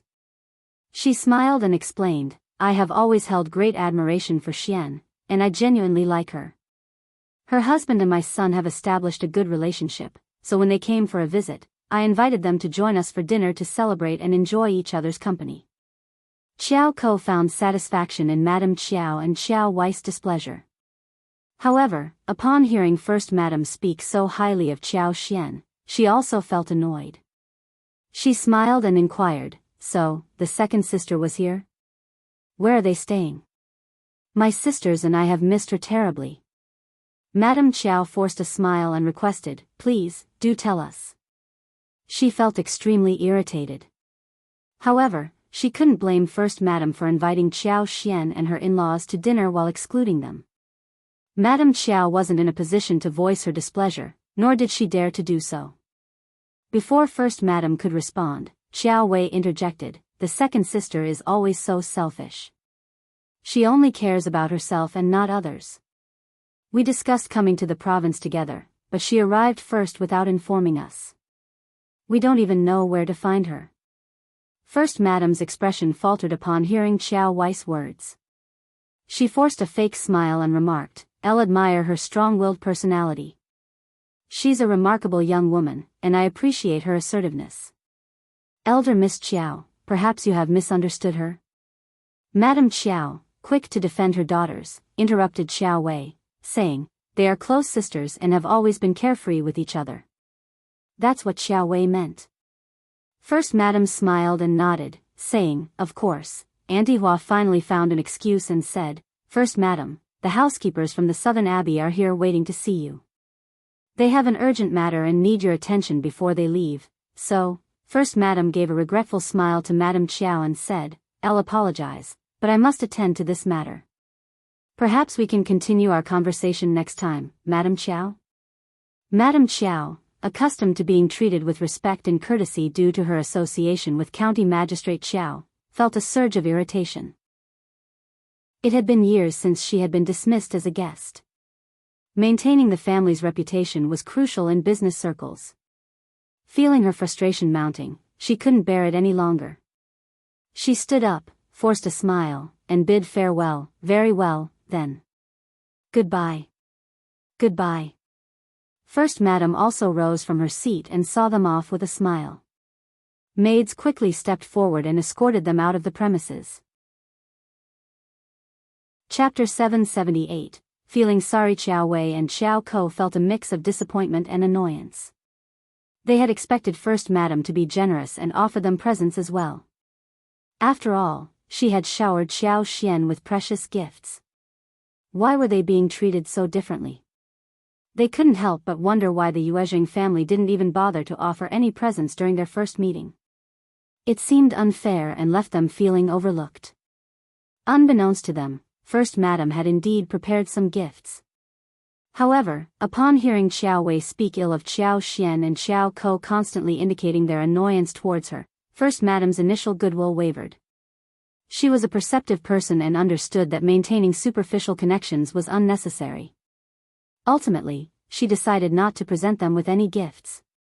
It was a subtle way of expressing her dissatisfaction and protecting Qiao Xian from unfair treatment. Madame Qiao, on the other hand, grew increasingly irritated by her encounter with First Madame.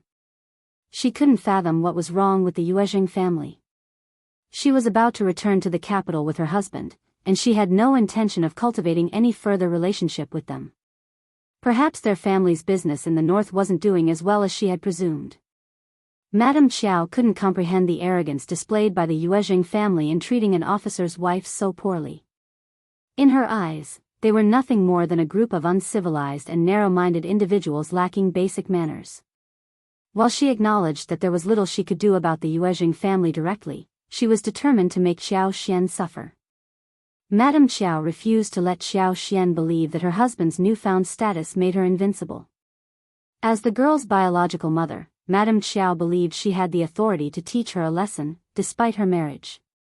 As Madame Qiao and her daughters departed from First Madame's residence, a realization struck her.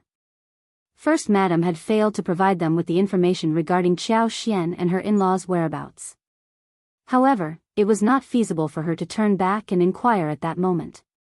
Madame Qiao reluctantly let go of the thought, feeling even more disgruntled. Just as she was leaving the mansion with her biological daughter and the concubine's daughter, they unexpectedly encountered Ms. Mi Jr. Ms. Mi Jr. initially didn't recognize Madame Qiao and her daughters, resulting in a frown on her face.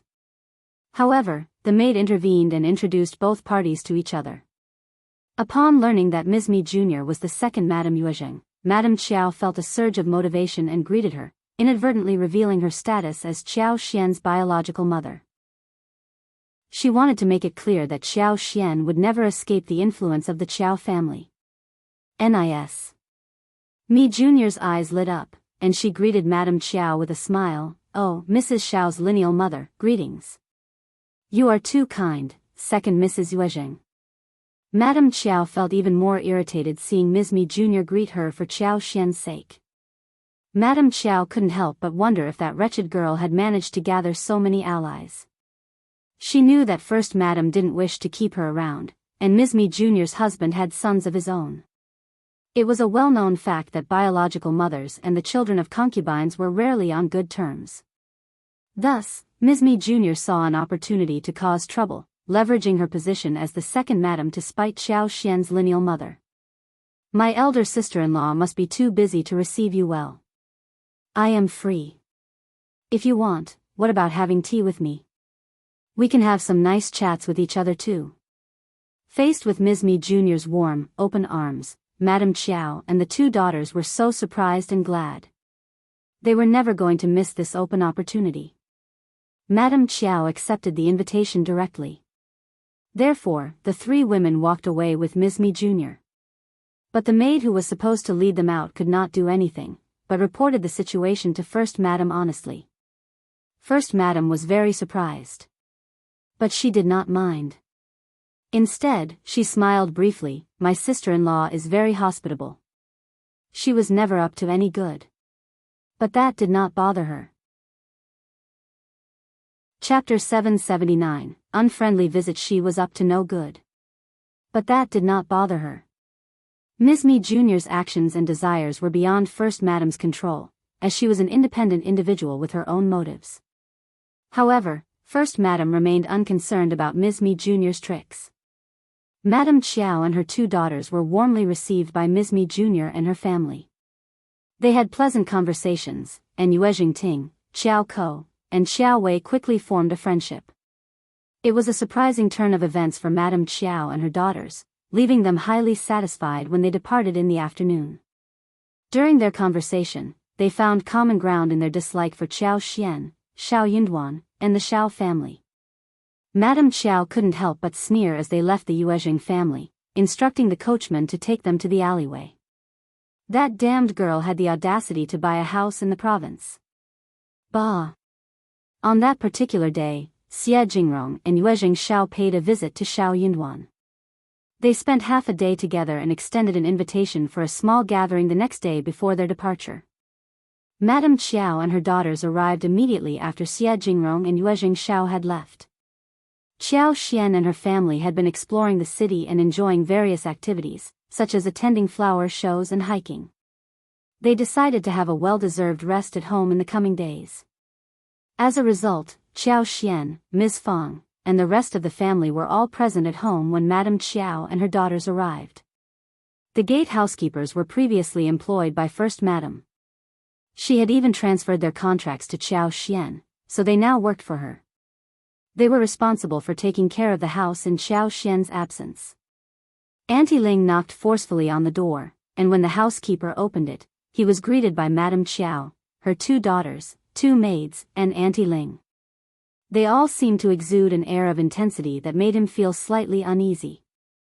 The housekeeper was taken aback by the unexpected visitors. "Excuse me, who are you?" he asked, trying to regain his composure. Auntie Ling put on a strained smile. "Yes, this is the residence of the Shao family from Shaoding village. We have come to visit." The housekeeper nodded, still somewhat bewildered. "Very well. Madame Qiao is the lineal mother of your Mrs. Shao. Please inform her and ask her to come out and greet us," Auntie Ling instructed, her tone leaving no room for argument. The housekeeper hesitated for a moment. He was unaware of the relationship between Madame Qiao and Mrs. Shao. However, without questioning further, he allowed them to enter and promptly informed his wife to relay the news to Mrs. Shao. Madame Qiao observed the expansive yard with a mix of envy and annoyance, her resentment growing. She was determined to take out her frustrations on Qiao Xian. Upon hearing of their arrival, Qiao Xian greeted the news with a smile. "I was just thinking about them. I didn't expect them to arrive so quickly." Ms. Fang hesitated, concern evident on her face. "Qiao Xian, they have come here so swiftly. What do you plan to do? This house has plenty of rooms. If you don't mind, we can accommodate them for the night." Qiao Xian understood her mother-in-law's worries, aware that accommodating Madame Qiao and her daughters could strain their already delicate relationship. "Don't worry, Mom," Qiao Xian reassured her. "There's no need for them to stay overnight. One promise they won't want to." "That's good to hear," Ms. Fang replied, relieved. She, too, had no desire for Madame Qiao and her daughters to spend the night in their home. Feeling reassured by Qiao Xian's words, Ms. Fang smiled warmly. "Elle will go and see what our guests want. Xiaoni, Tao Tao, Chunyu, Chuanfen, let's all go and see them." Chapter 780, The Qiao family's business. She was determined to support her daughter-in-law, ready to confront any bullying from her lineal mother. With a sense of warmth in her heart, Qiao Xian smiled confidently. "All right, let's go and see what they want." The group made their way to the front yard, where they were met with piercing gazes from Madame Qiao and her 2 daughters. "Qiao Xian, how dare you buy a house behind our backs? Explain yourself." Madame Qiao's voice was filled with anger. Qiuyue couldn't contain her frustration any longer and erupted in a furious shout. "Explain yourself, Qiao Xian." Qiao Xian raised an eyebrow, feigning surprise. "Explain? What for?" "Humph, you're speechless, aren't you? If it wasn't for second Mrs. Yuezheng, we wouldn't have found out about this." Qiuyue's voice was filled with contempt. Ms. Fang cleared her throat, displaying confusion. "Madam-in-law, your daughter is speaking quite rudely. Why should we have to inform you about our house purchases?" "Qiuyue." Madame Qiao was stuck in words. Indeed, the Shao family had every right to purchase the house without informing the Qiao family, as they didn't rely on them for financial support. The Qiao family's furious rush forward seemed unreasonable. Qiuyue, determined to provoke a confrontation, sneered, "We're all here together, so why pretend? Qiao Xian, did you pay for that house? Where did you get the money from?" Qiao Xian did buy the house and possessed the contract. However, Ms. Fang had never asked her about it or sought to claim ownership for herself. Being an honest person, she appeared somewhat hesitant. Qiao Xian spoke up, "Elder sister, you've never been to the Shao family, so how can you know their financial situation? The Shao family purchased the house. Young Master Yuezheng and my husband have been friends for a long time, so it's only natural for him to assist when my husband wanted to buy a house like this. Qiuyue seethed with anger and exclaimed, "Second Mrs. Yuezheng claimed that first madam gave you this house." Qiao Xian responded calmly, "Oh, she lied." Qiuyue sneered, "That's impossible." "Why do you think so?" "If you want, you can bring second Mrs. Yuezheng and first madam here, and we can all discuss this together." Qiuyue glared at her fiercely. She knew she would never be able to bring second Mrs. Yuezheng or first Niadame here. Qiao Xian was deliberately making things difficult for her. It was all intentional. All right, Wei, Madame Qiao understood the situation clearly. They knew something fishy was going on, but they lacked proof to support their claims. Qiao Xian and Ms. Fong exchanged arguments, but they couldn't find any inconsistencies in each other's statements. "Mrs. In-law, why don't you invite us inside for some tea?" Ms. Fong stepped aside and said, "Please come in." Madame Qiao glanced at Qiao Xian with a mix of disappointment and concern. "Didn't you say we were traveling together? Why did you leave on your own?" "Your father and I missed you." Qiao Xian responded calmly, "Mom and Dad, third brother, third sister-in-law, Tao Tao, and Qi were all eager to come here. I was so caught up in the excitement that I forgot to inform you. I apologize, Mother. I will talk to Father about this. He is understanding, and am sure he won't hold it against me." Chapter 781, Cheap Deal. Madame Qiao. Madame Qiao's anger intensified. She had not expected Qiao Xian to be so adept at handling the situation. It only fueled her regret further. She wondered why she had allowed Qiao Xian to marry Shao Yunduan in the first place. Perhaps she should have sent her to become a nun instead. Qiuyue couldn't bear Qiao Xian's deliberate arguments. "You did this on purpose. What a pathetic excuse. Qiao Xian, you are truly wicked." Qiao Xian inwardly sighed, thinking, how can you be so foolish? Unsurprisingly, Miss Fong didn't take kindly to Qiuyue's accusation. She retorted, "Elder Miss Qiao, my daughter-in-law is telling the truth. We were all eager to explore the province, so we came together as a family." Young Xiaoni chimed in, "Yes, we were all excited about this trip. My fifth sister-in-law is incredibly kind and patient, explaining everything to us because we are unfamiliar with the area. It's only natural that she got caught up and forgot to inform you. Can't you understand that?" Tao Tao chimed in, saying, "We're not perfect, we can forget things." "Yeah, stop nitpicking. You're right, everyone can forget things." Qiao Xian smiled warmly and contentedly, her eyes sparkling with joy. It was indeed a delightful day. Qiuyue's face contorted in frustration. What was going on? How had Qiao Xian managed to win everyone over? Had she bought them off? Qiao Ko couldn't help but feel bitter and envious. It seemed like the women from the Shao family were all standing up for Qiao Xian and contradicting Qiuyue. Qiao Xian was incredibly fortunate to have such supportive in-laws. In the end, it turned out that Qiao Xian was the one who had struck gold. Qiao Xian's popularity among the Shao family took Madame Qiao by surprise. She hadn't expected the women from the countryside to stand up for Qiao Xian and contradict her own daughter. Yet, she couldn't deny that Qiao Xian had carelessly fallen into their trap, leaving her with no excuses to defend her. Madame Qiao sighed inwardly, realizing that her daughter's impulsive behavior had put her in a difficult position. Trying to diffuse the tension, Madame Qiao forced a smile. Wei has always wanted to travel with Xian, and she was disappointed when it didn't happen. That's why she spoke rudely. "Please, Mrs. In-law, don't be angry with her." Qiao Xian gracefully responded, "It's all right, Mother. My mother-in-law is understanding and forgiving. She won't hold any grudges against my sister."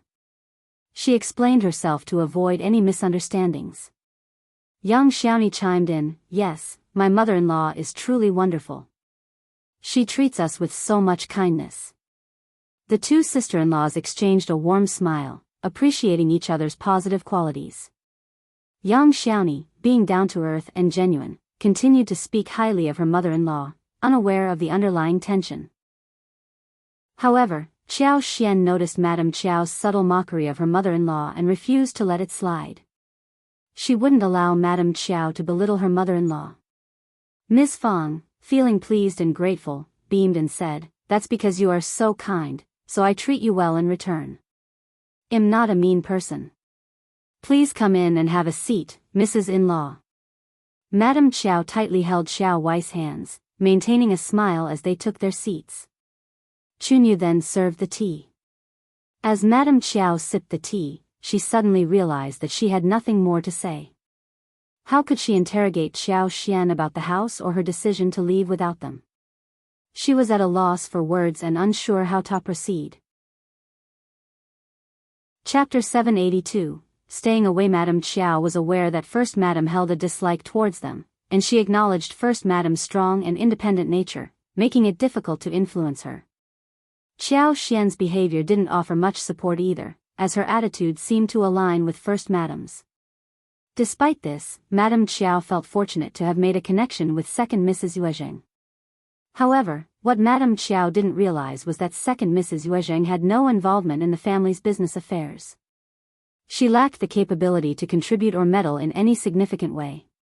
Her only purpose seemed to be sowing discord among the family members, making her a rather futile contact. Nonetheless, Madame Qiao couldn't leave abruptly. After exchanging a few pleasantries, she decided to take her leave, requesting Qiao Xian to see them off. "Elle would like to have a word with you," Madame Qiao stated. "Of course, mother," Qiao Xian responded promptly, showing no hesitation. Miss Fang and young Xiaoni exchanged worried glances as they observed the interaction between Madame Qiao and Qiao Xian. Qiao Xian reassured them with a smile and a slight shake of her head, indicating that she could handle the situation. Madame Qiao grew increasingly annoyed by this display. She felt a sense of frustration towards how the entire family seemed to perceive her. How could an in-law family behave in such a manner? Qiao Xian accompanied them outside. In the front yard, Madame Qiao cast a glance at the others, signaling her desire to speak with Qiao Xian privately. Qiuyue wasn't particularly pleased, but after a momentary exchange of glances with Qiao Xian, she reluctantly complied. "Do you have something to say to me?" Qiao Xian asked with a smile. "You are the wife of the provincial champion, and your popularity is soaring. I don't dare to give you any orders," Madame Qiao remarked sarcastically. Qiao Xian maintained a pretense of ignorance towards the mockery, responding with a bashful smile, "I'm not that popular, but I'm happy. After all, my husband holds the title of provincial champion." Madame Qiao's expression softened slightly. Why had she attempted to mock Qiao Xian in the first place? She gazed at Qiao Xian intently and asked, "Qiao Xian, I can see through you now. Do you hate me and the old master?" Qiao Xian denied it, a serene expression on her face. "That's not true. We can simply keep our distance from each other, just as we have done in the past." Madame Qiao sneered, "Shao Yunduan is still far from becoming an official. Are you already trying to push us away?" Qiao Xian countered, "Haven't we always been distant from each other? What do you mean by pushing you away now?" Madame Qiao felt a mix of shame and anger welling up within her. Indeed, their relationship had been virtually non-existent until Old Master sought to curry favor with Shao Yunduan, considering his promising future. "You truly despise us. What do you think the Old Master will do when he learns of this?"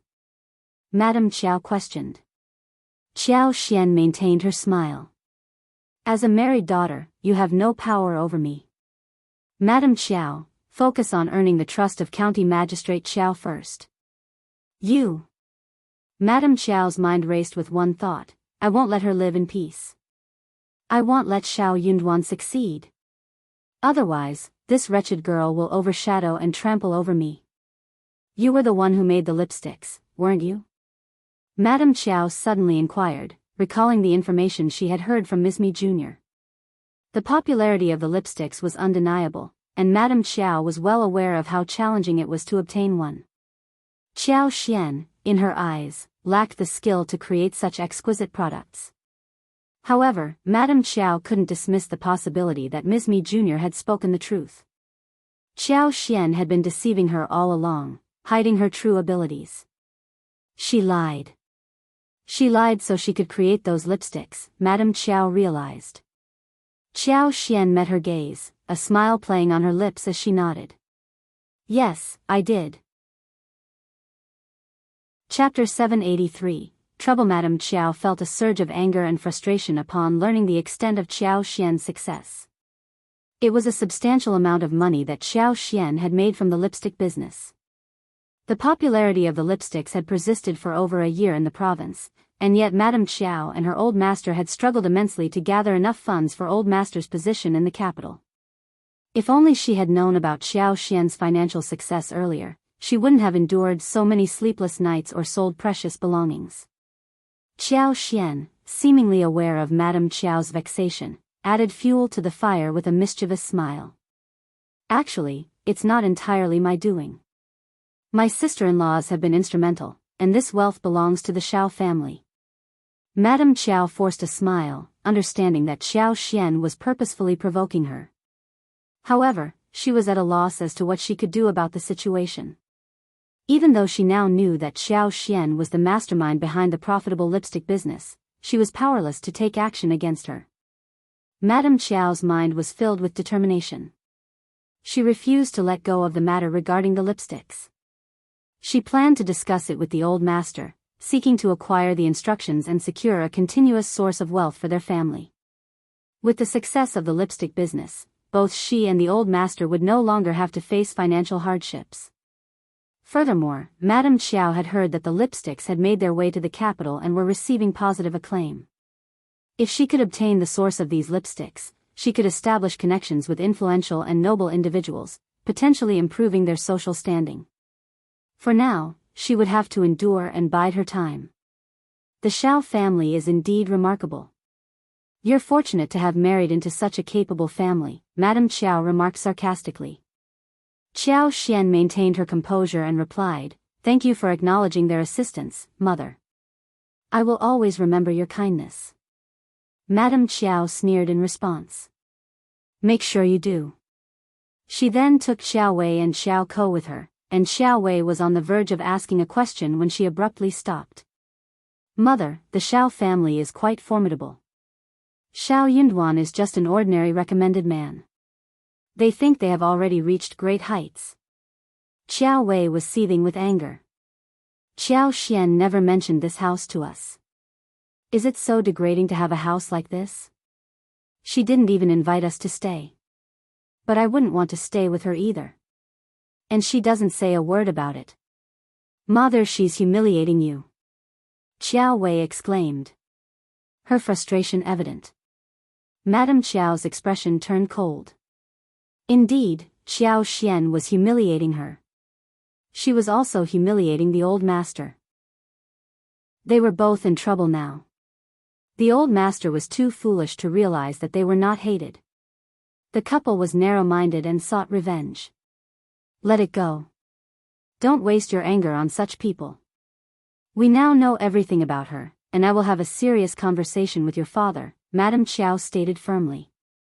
And don't mention the lipsticks in front of her. Qiuyue's eyes gleamed with curiosity. She asked indignantly, "I almost forgot to ask her. Mother, did she really make those lipsticks?" Madame Qiao nodded. Qiuyue gasped, her disbelief evident on her face.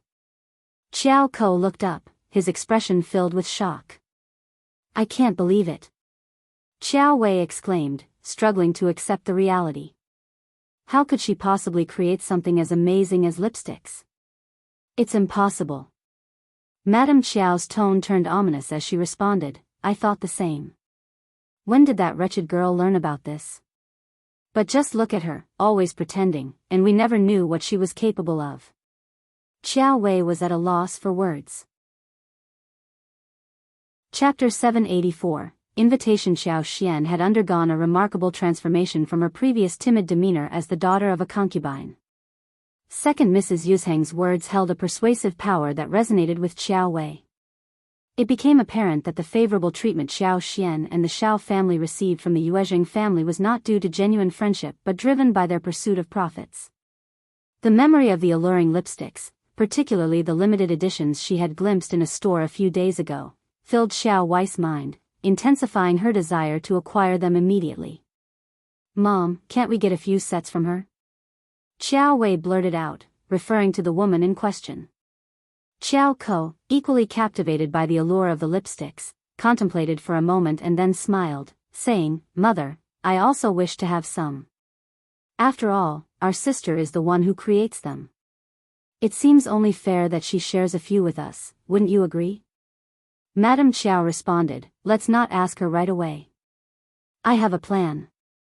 Qiao Wei's dissatisfaction was evident, but Qiao Ko, ever agreeable, smiled and expressed her agreement with their mother's decision. The Qiao family's absence from the doorstep brought a sense of relief to the Shao family. Qiao Xian shifted her focus towards purchasing 1,000 mu of land instead. With the assistance of the Yuezheng family, she smoothly carried out the development plan for the barren lands by enlisting people to conduct explorations. Qiao Xian once again approached Yuezheng Shao, requesting additional seeds of tangerines, pomelos, dragon fruits, and papayas from the southern region.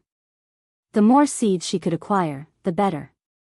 She resolved to plant them as soon as possible, eager to see if her extraordinary abilities could help them survive the winter.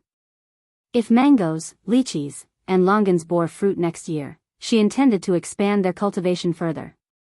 Yuezheng Shao, displaying great generosity, responded by personally hiring reliable individuals from his own family company to procure the seeds.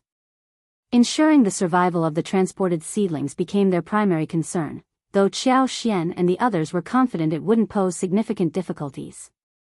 Qiao Xian held no worries about the transportation process. These seedlings were not delicate or fragile, they could withstand the journey without issue. Particularly the dragon fruits and papayas, which were known for their resilience. In addition to acquiring fruits from the southern region, Qiao Xian secured 30 mu of land for lemon trees and another 20 mu for figs.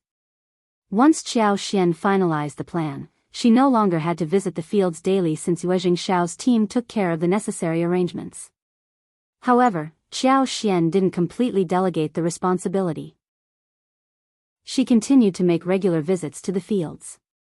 Sometimes, she would bring along Tao Tao and young Xiaoni, allowing them to accompany her and learn more about the process, which would prove beneficial for their own knowledge. On a particular day, an unexpected invitation arrived from Yuezheng Ting, inviting Qiao Xian to a gathering. Qiao Xian was taken aback by the surprise invitation but ultimately accepted it wholeheartedly. Qiao Xian found herself without the company of young Xiaoni, Tao Tao, or Qiuyue. However, she knew she had to protect herself even without their presence.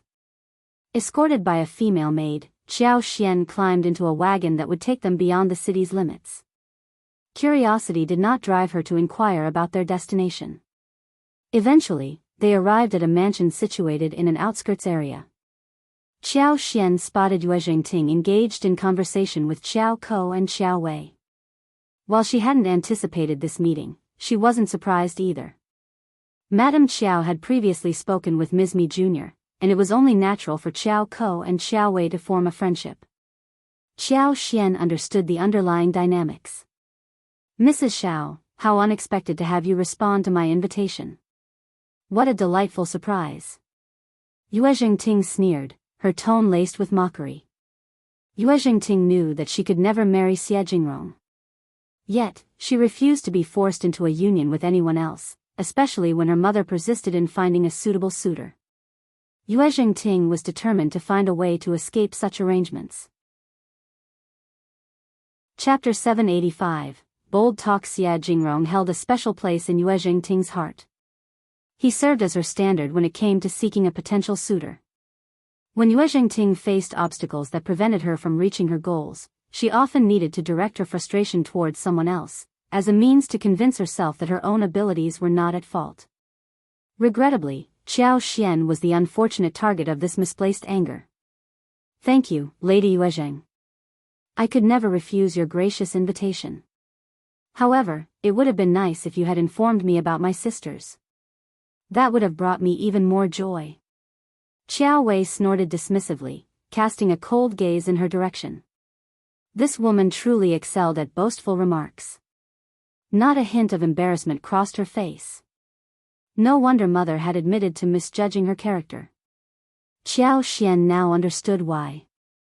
Qiao Ko exchanged a glance with Qiao Xian, chuckling softly. It's never too late to learn about it now, sister. Qiao Xian responded, her tone laced with humor, indeed. I'll simply consider it a grand surprise party in my honor. The three girls. A grand surprise party? Qiao Xian really knew how to make herself special, didn't she? Would like to visit Lingyuan Temple and see the flowers. Hi, don't we go together? Yuezheng Ting suggested, her tone betraying annoyance. Qiao Xian didn't refuse the proposal, instead, she smiled and agreed. They boarded the wagon and set off towards Lingyuan Temple. The temple wasn't too far from the mansion, and they reached it within half an hour. Nestled amidst the mountains, the temple was surrounded by towering ancient trees. As they ascended the steps, the tranquility of the surroundings dispelled the remnants of summer's heat. Normally, climbing the mountain with close friends and family would be a delightful experience, creating a sense of contentment. However, with Yuezheng Ting, Qiao Ko, and Xiaowei by her side, Qiao Xian had to remain cautious and curious. Qiao Xian had no idea of their true intentions for bringing her here, but she was certain that they had ulterior motives. With her superpower by her side, Qiao Xian felt no worry at all. Lady Yuezheng held considerable influence, and it seemed she had made prior arrangements, as the monks warmly received them and provided a serene courtyard for their rest. Qiao Ko and Xiaowei rarely ventured out, as there were limited places for amusement in the county. Thus, they displayed great interest in the temple, which was renowned as one of the province's three great temples. As Yuezheng Ting had visited numerous times, she took great pride in showing them around and sharing information about its history. The landscape in the back mountain was breathtakingly beautiful. On this delightful autumn day, flowers adorned every corner. Yuezheng Ting guided them through the scenic areas, and they engaged in pleasant conversations as they strolled. The mountainous terrain was rugged, twisting, and uneven, far from flat. Yuezheng Ting and Xiaowei exchanged a knowing glance before shifting their gaze to their maids. Unfriendly approached Qiao Xian with deliberate slowness, before suddenly giving her a push and a shove. With a startled scream, Qiao Xian tumbled down the hill, rolling all the way until she landed amidst the shrubbery, her cries echoing in the air. Observing Qiao Xian lying motionless in the grass, the group assumed she had lost consciousness. Yuezheng Ting chuckled and sneered, Elle thought she was quite nimble. Turns out, she's just a fragile little thing. Qiao Ko joined in the laughter, remarking, she brought this upon herself by being so confident and coming alone. That was a foolish decision on her part, added another girl. The trio erupted in laughter, relishing in the situation. Xiaowei, wearing a satisfied expression, flattered Yuezheng Ting with a smile. You are truly clever, Sister Yuezheng. With her reputation ruined, she will never be able to recover. They eagerly anticipated whether Qiao Xian's provincial champion husband would still want her after such a downfall. Chapter 786, Not That Easy. Yuezheng Ting joined in the laughter. Indeed. I despise her, and it's satisfying to see her in this state. Qiao Xian, the woman, had been married, but she continued to seduce Brother Xia and slander Qiao Xian in his presence, deliberately creating misunderstandings. Yuezheng Ting had no intention of allowing her to live a peaceful life. Glancing at the others, Yuezheng Ting reminded them, remember our plan? We cannot afford any mistakes if questioned. Xiaowei and the others nodded in agreement. They had rehearsed their story beforehand. They would claim that they had traveled together, and Qiao Xian had insisted on reaching the flowers on the steep hill but had a mishap and fell. Initially, they hadn't paid much attention, but their panic grew when they couldn't find her.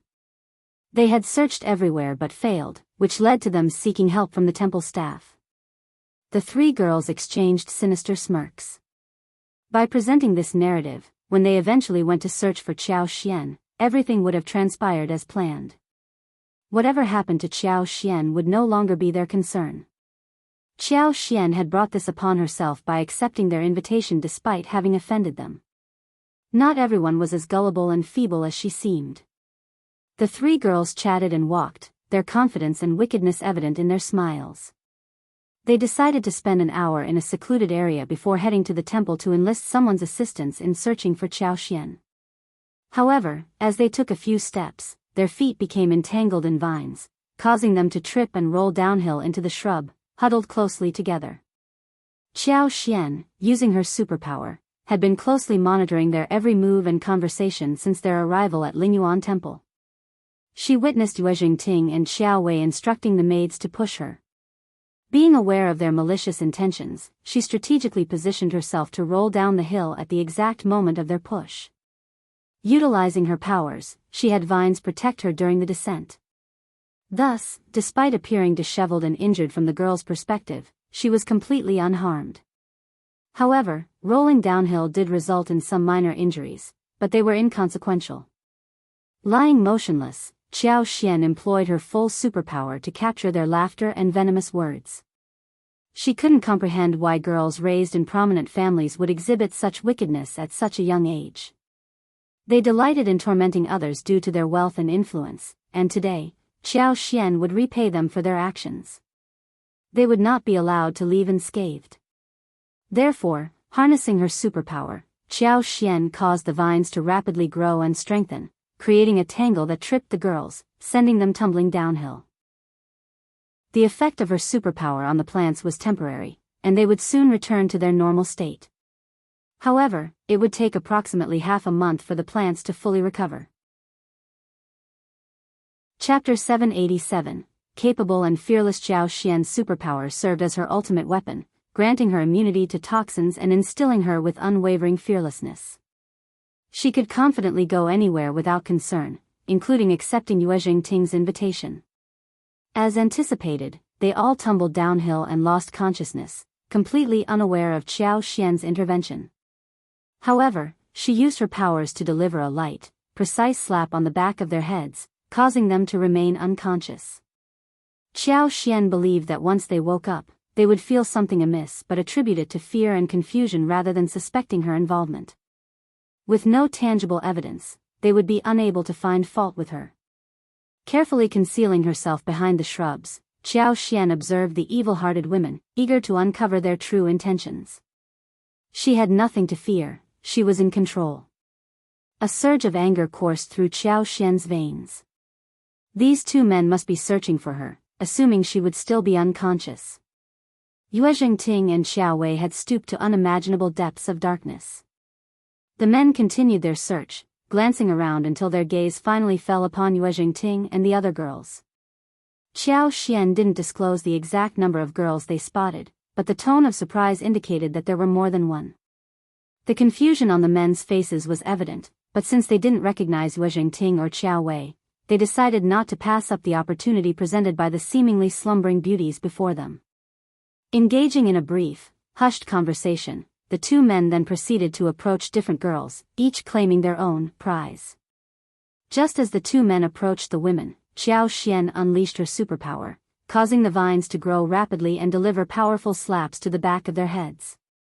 The force sent them tumbling to the ground, with one falling onto Yuezheng Ting and the other onto Xiaowei.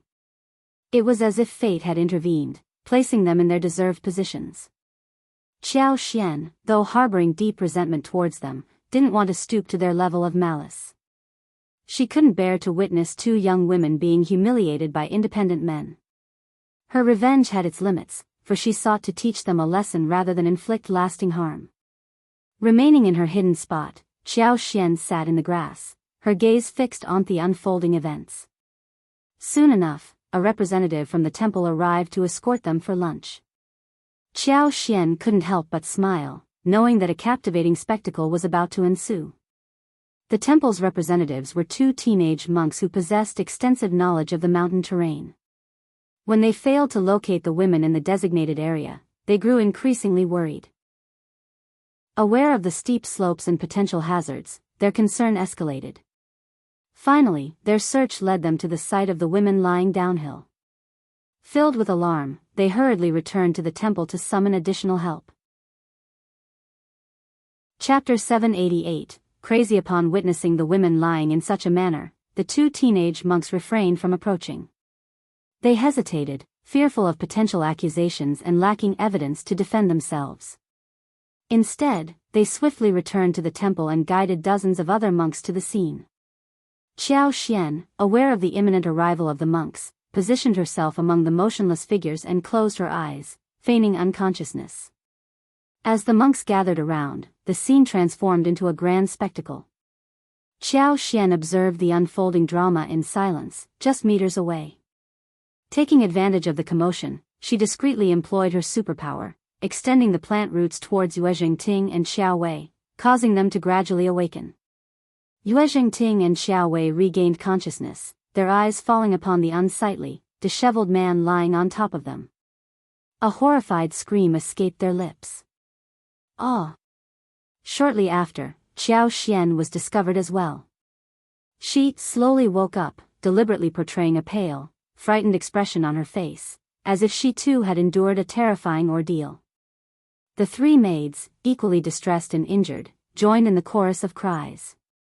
Upon returning to the temple, Yuezheng, Ting and Xiaowei remained engulfed in a whirlwind of humiliation and fury. Tears streamed down their faces as they cursed vehemently, unable to comprehend the unexpected turn of events. They had never imagined that a simple trip could lead to such a horrifying encounter. The mere sight of those two unknown men hovering above them had etched a nightmare into their souls, an ordeal they believed would haunt them forever. To make matters worse, their distressing ordeal had unfolded in front of numerous witnesses. Consumed by anger, the two girls yearned to seek vengeance. They directed their curses towards the men and, ultimately, Qiao Xian, blaming her for orchestrating the entire incident. However, Qiao Xian calmly defended herself, asserting her innocence. One had no part in this. I fell first and lost consciousness. How could I possibly have set you up? The sincerity in Qiao Xian's words resonated with the monks, who found her explanation convincing. Nevertheless, the rage within Yuezheng, Ting and Xiaowei remained unabated, rendering them impervious to any form of reasoning. The two women's curses grew fiercer, their determination to never forgive Qiao Xian intensifying. Of course it was you, Qiao Xian. You are truly wicked. I will never forgive you for this. Nor will L. Qiao Xian's face sank. You may be angry, and one understand that. But one will not allow myself to be unjustly accused. The world is just, and I fear no false accusations. If you dare to blame me, go ahead and try. Her words carried a provocative tone, as if she knew that their plan to frame her had crumbled. The two girls continued to curse loudly, their anger unrestrained. Qiao Xian halted in her tracks and turned away, her expression filled with fury. The monks furrowed their brows, feeling both uncomfortable and disgusted by the scene unfolding before them. It was clear that Mrs. Shao had fallen first, a fact that the two women did not deny. Blaming Qiao Xian seemed unreasonable and unfounded, no wonder the two girls ran into trouble. Growing weary of the situation, some monks interjected, suggesting that they return to the temple and discuss the matter later. The two women ceased their curses momentarily, redirecting their threats towards the monks, warning them never to utter a word about what had transpired that day, under the threat of eternal unforgiveness. However, the two women's threats held little weight, as they had nothing new to use as leverage. The monks unanimously expressed their commitment to keeping the events a secret, not willing to risk further entanglement with the enraged duo. Chapter 789, Stupid. Yuezheng Ting, driven by anger, resorted to threatening the monks to swear to the Buddhas. However, her audacity and arrogance incited fury among the monks. Who did she think she was to demand such a sacred oath from them? The monks saw no reason to comply with her demands. Instead, they firmly stated that they would not swear to the Buddhas, but they would honor their commitment to keep the events confidential. Whether Yuezheng Ting chose to believe them or not was up to her. Moreover, in a community where people talked, it was highly likely that word of the incident would eventually spread. At this point, there was little more the monks could do to assist them. Qiaowei, as a guest, refrained from further cursing, sobbing sorrowfully instead. In contrast, Yuezheng Ting's anger intensified, leading her to lash out and attack the monks verbally. However, it was important to note that the monks had no obligation to assist the Yuezheng family beyond the bounds of common decency. The monks would have already left if it weren't for the Yuezheng family's title and the location where the incident occurred. After the incident, the monks promptly sent messengers to inform both the Yuezheng family and Xiao Xian's family about what had transpired. Xiao Xian had anticipated this and had requested the monks to inform her family and the first madam as well. Feeling sympathetic towards Xiao Xian, the monks agreed willingly and informed both parties without delay. Soon, First Madam, Ms. Mi Jr., and Nis. Fong were all informed of the situation. Ms. Mi Jr. then relayed the news to Madam Qiao, and they all became greatly concerned and anxious. First Madam took the lead and made the decision for them all to travel to the temple together. Yuezheng Ting's actions were quite impulsive and lacked foresight. Before anyone else was aware of what had happened, Yuezheng Ting threw herself into Ms. Mi Jr.'s arms, overcome with tears of fear and distress. Amidst her tearful sobs, she recounted the terrifying experience of waking up to find a repulsive and unsightly man on top of her. This revelation startled Ms. Mi Jr. and First Madam, as well as everyone else present. First Madam's voice rang out sharply as she snapped, "This girl must have been terrified, and she's likely speaking nonsense. Take her to a room to rest." Only then did Ms. Mi Jr. grasp the situation. She interrupted Yuezheng Ting's cries and guided her back to the room that had been arranged by the temple. First Madam led Xiao Xian, the rest of their group, the monks who had come to their aid, and the temple chief to proceed with further discussions. The temple was now entangled in this matter, and it was necessary to clarify everything. First Madam turned to Xiao Xian and asked, "What happened?" Yuezheng Ting interjected, cursing, "She set us up. It was all her doing." First Madam's expression hardened. "Quiet down now. You'll have your chance to speak." Ms. Mi Jr.'s anger flared up. "Elder sister-in-law, you're siding with an outsider." First Madam sneered. "Have you forgotten about the fan?" Ms. Mi Jr. found herself at a loss for words. Xiao Xian responded, "Lady Yuezheng, how amusing. You had a whole entourage with you, while I had no maids by my side. You invited me to join you for a pleasant time in the temple and the surrounding mountains, and now you accuse me of setting you up." Madame Qiao intervened sharply, "Xian, mind your manners. Lady Yuezheng would never plot against you." Ms. Fong, displeased by Madame Qiao's statement, retorted, "Madam, you may not be Qiao's biological mother, but that doesn't mean you should show such obvious favoritism, does it?" Chapter 790. Glaring, L believed Xiao Xian is being completely reasonable. "Let's maintain a respectful tone, shall we? There are numerous monks present who can serve as witnesses, if needed," Ms. Fong interjected. Madame Qiao, unable to counter the arguments of First Madam and Ms. Mi Jr. due to their higher social status, felt a surge of anger and shame. Her face turned sour as she replied, "I am simply teaching my own daughter a lesson. What is the meaning behind all of this?" Ms. Fong snorted in response, "Xiao Xian is my daughter-in-law, and I am defending her. Before you attempt to teach your daughter a lesson, perhaps you should learn the complete truth first. You initiated everything without knowing the full story. Madam Qiao, please calm down. Let's hear the entire account first. I warn everyone that any interruptions will result in removal from this discussion." Madam Qiao struggled to contain her anger. Though furious, Ms. Mi Jr. refrained from provoking any further. Both women glared coldly at Xiao Xian, awaiting her testimony. Xiao Xian lowered her gaze and began recounting the events, starting with Yuezheng Ting's invitation, their meeting in the temple and back mountains, her fall from the mountains, and waking up to witness the recent incident. Xiao Xian provided a detailed account of the events, leaving no stone unturned. First Madam couldn't help but cast a disapproving look at Xiao Xian.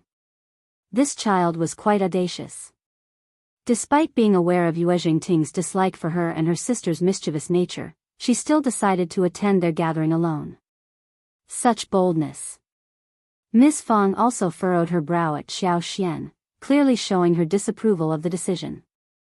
Are you injured? Both ladies asked simultaneously, turning their attention to Qiao Xian. Feeling touched by their concern, Qiao Xian smiled and shook her head slightly. My left arm is a bit sore, but other than that, I'm fine. I've already sent someone to fetch a doctor. They should be here soon.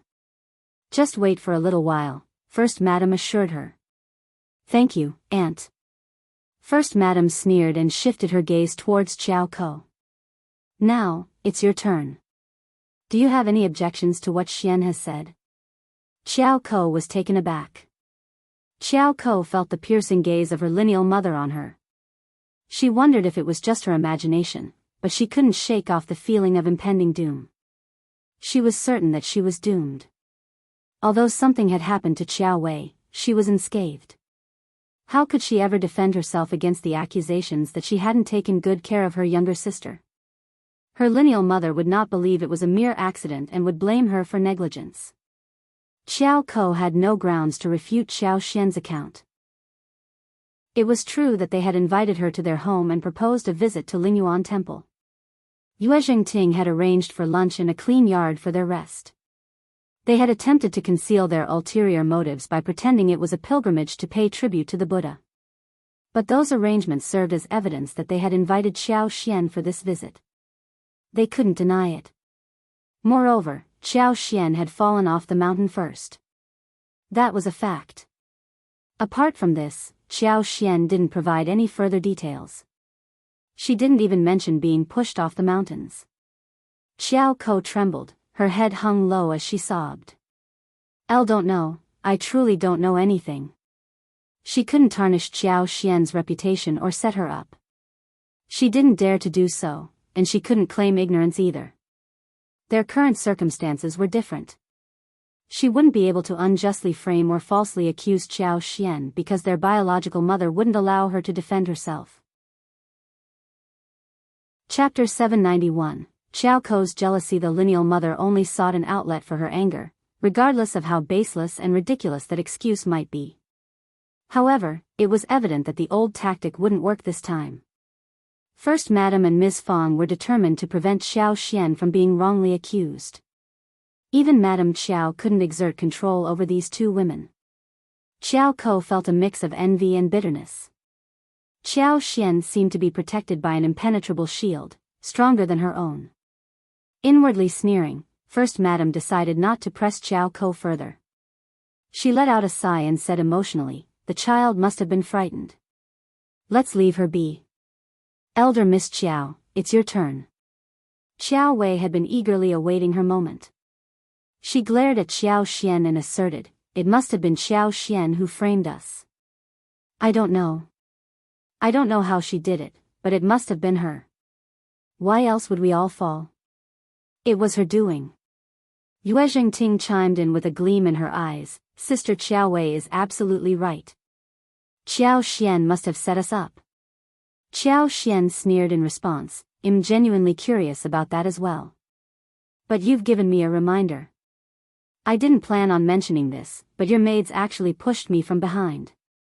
I'm not sure how you fell, but maybe it was because you weren't accustomed to the mountains, and in your confusion, you tripped each other and fell as a group. Doesn't that seem plausible? Sister, your absurdity knows no bounds. Are you suggesting that I should be wrongly convicted regardless of whether I'm guilty or innocent?" Qiao Xian retorted. "You're lying. Qiao Xian, how dare you defy me?" Qiuyue snapped angrily.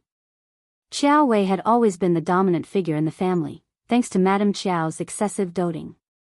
She believed that her words held absolute authority.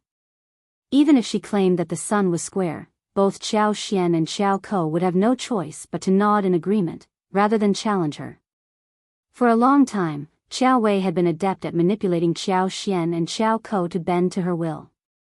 But now, Qiao Xian had slipped from her grasp.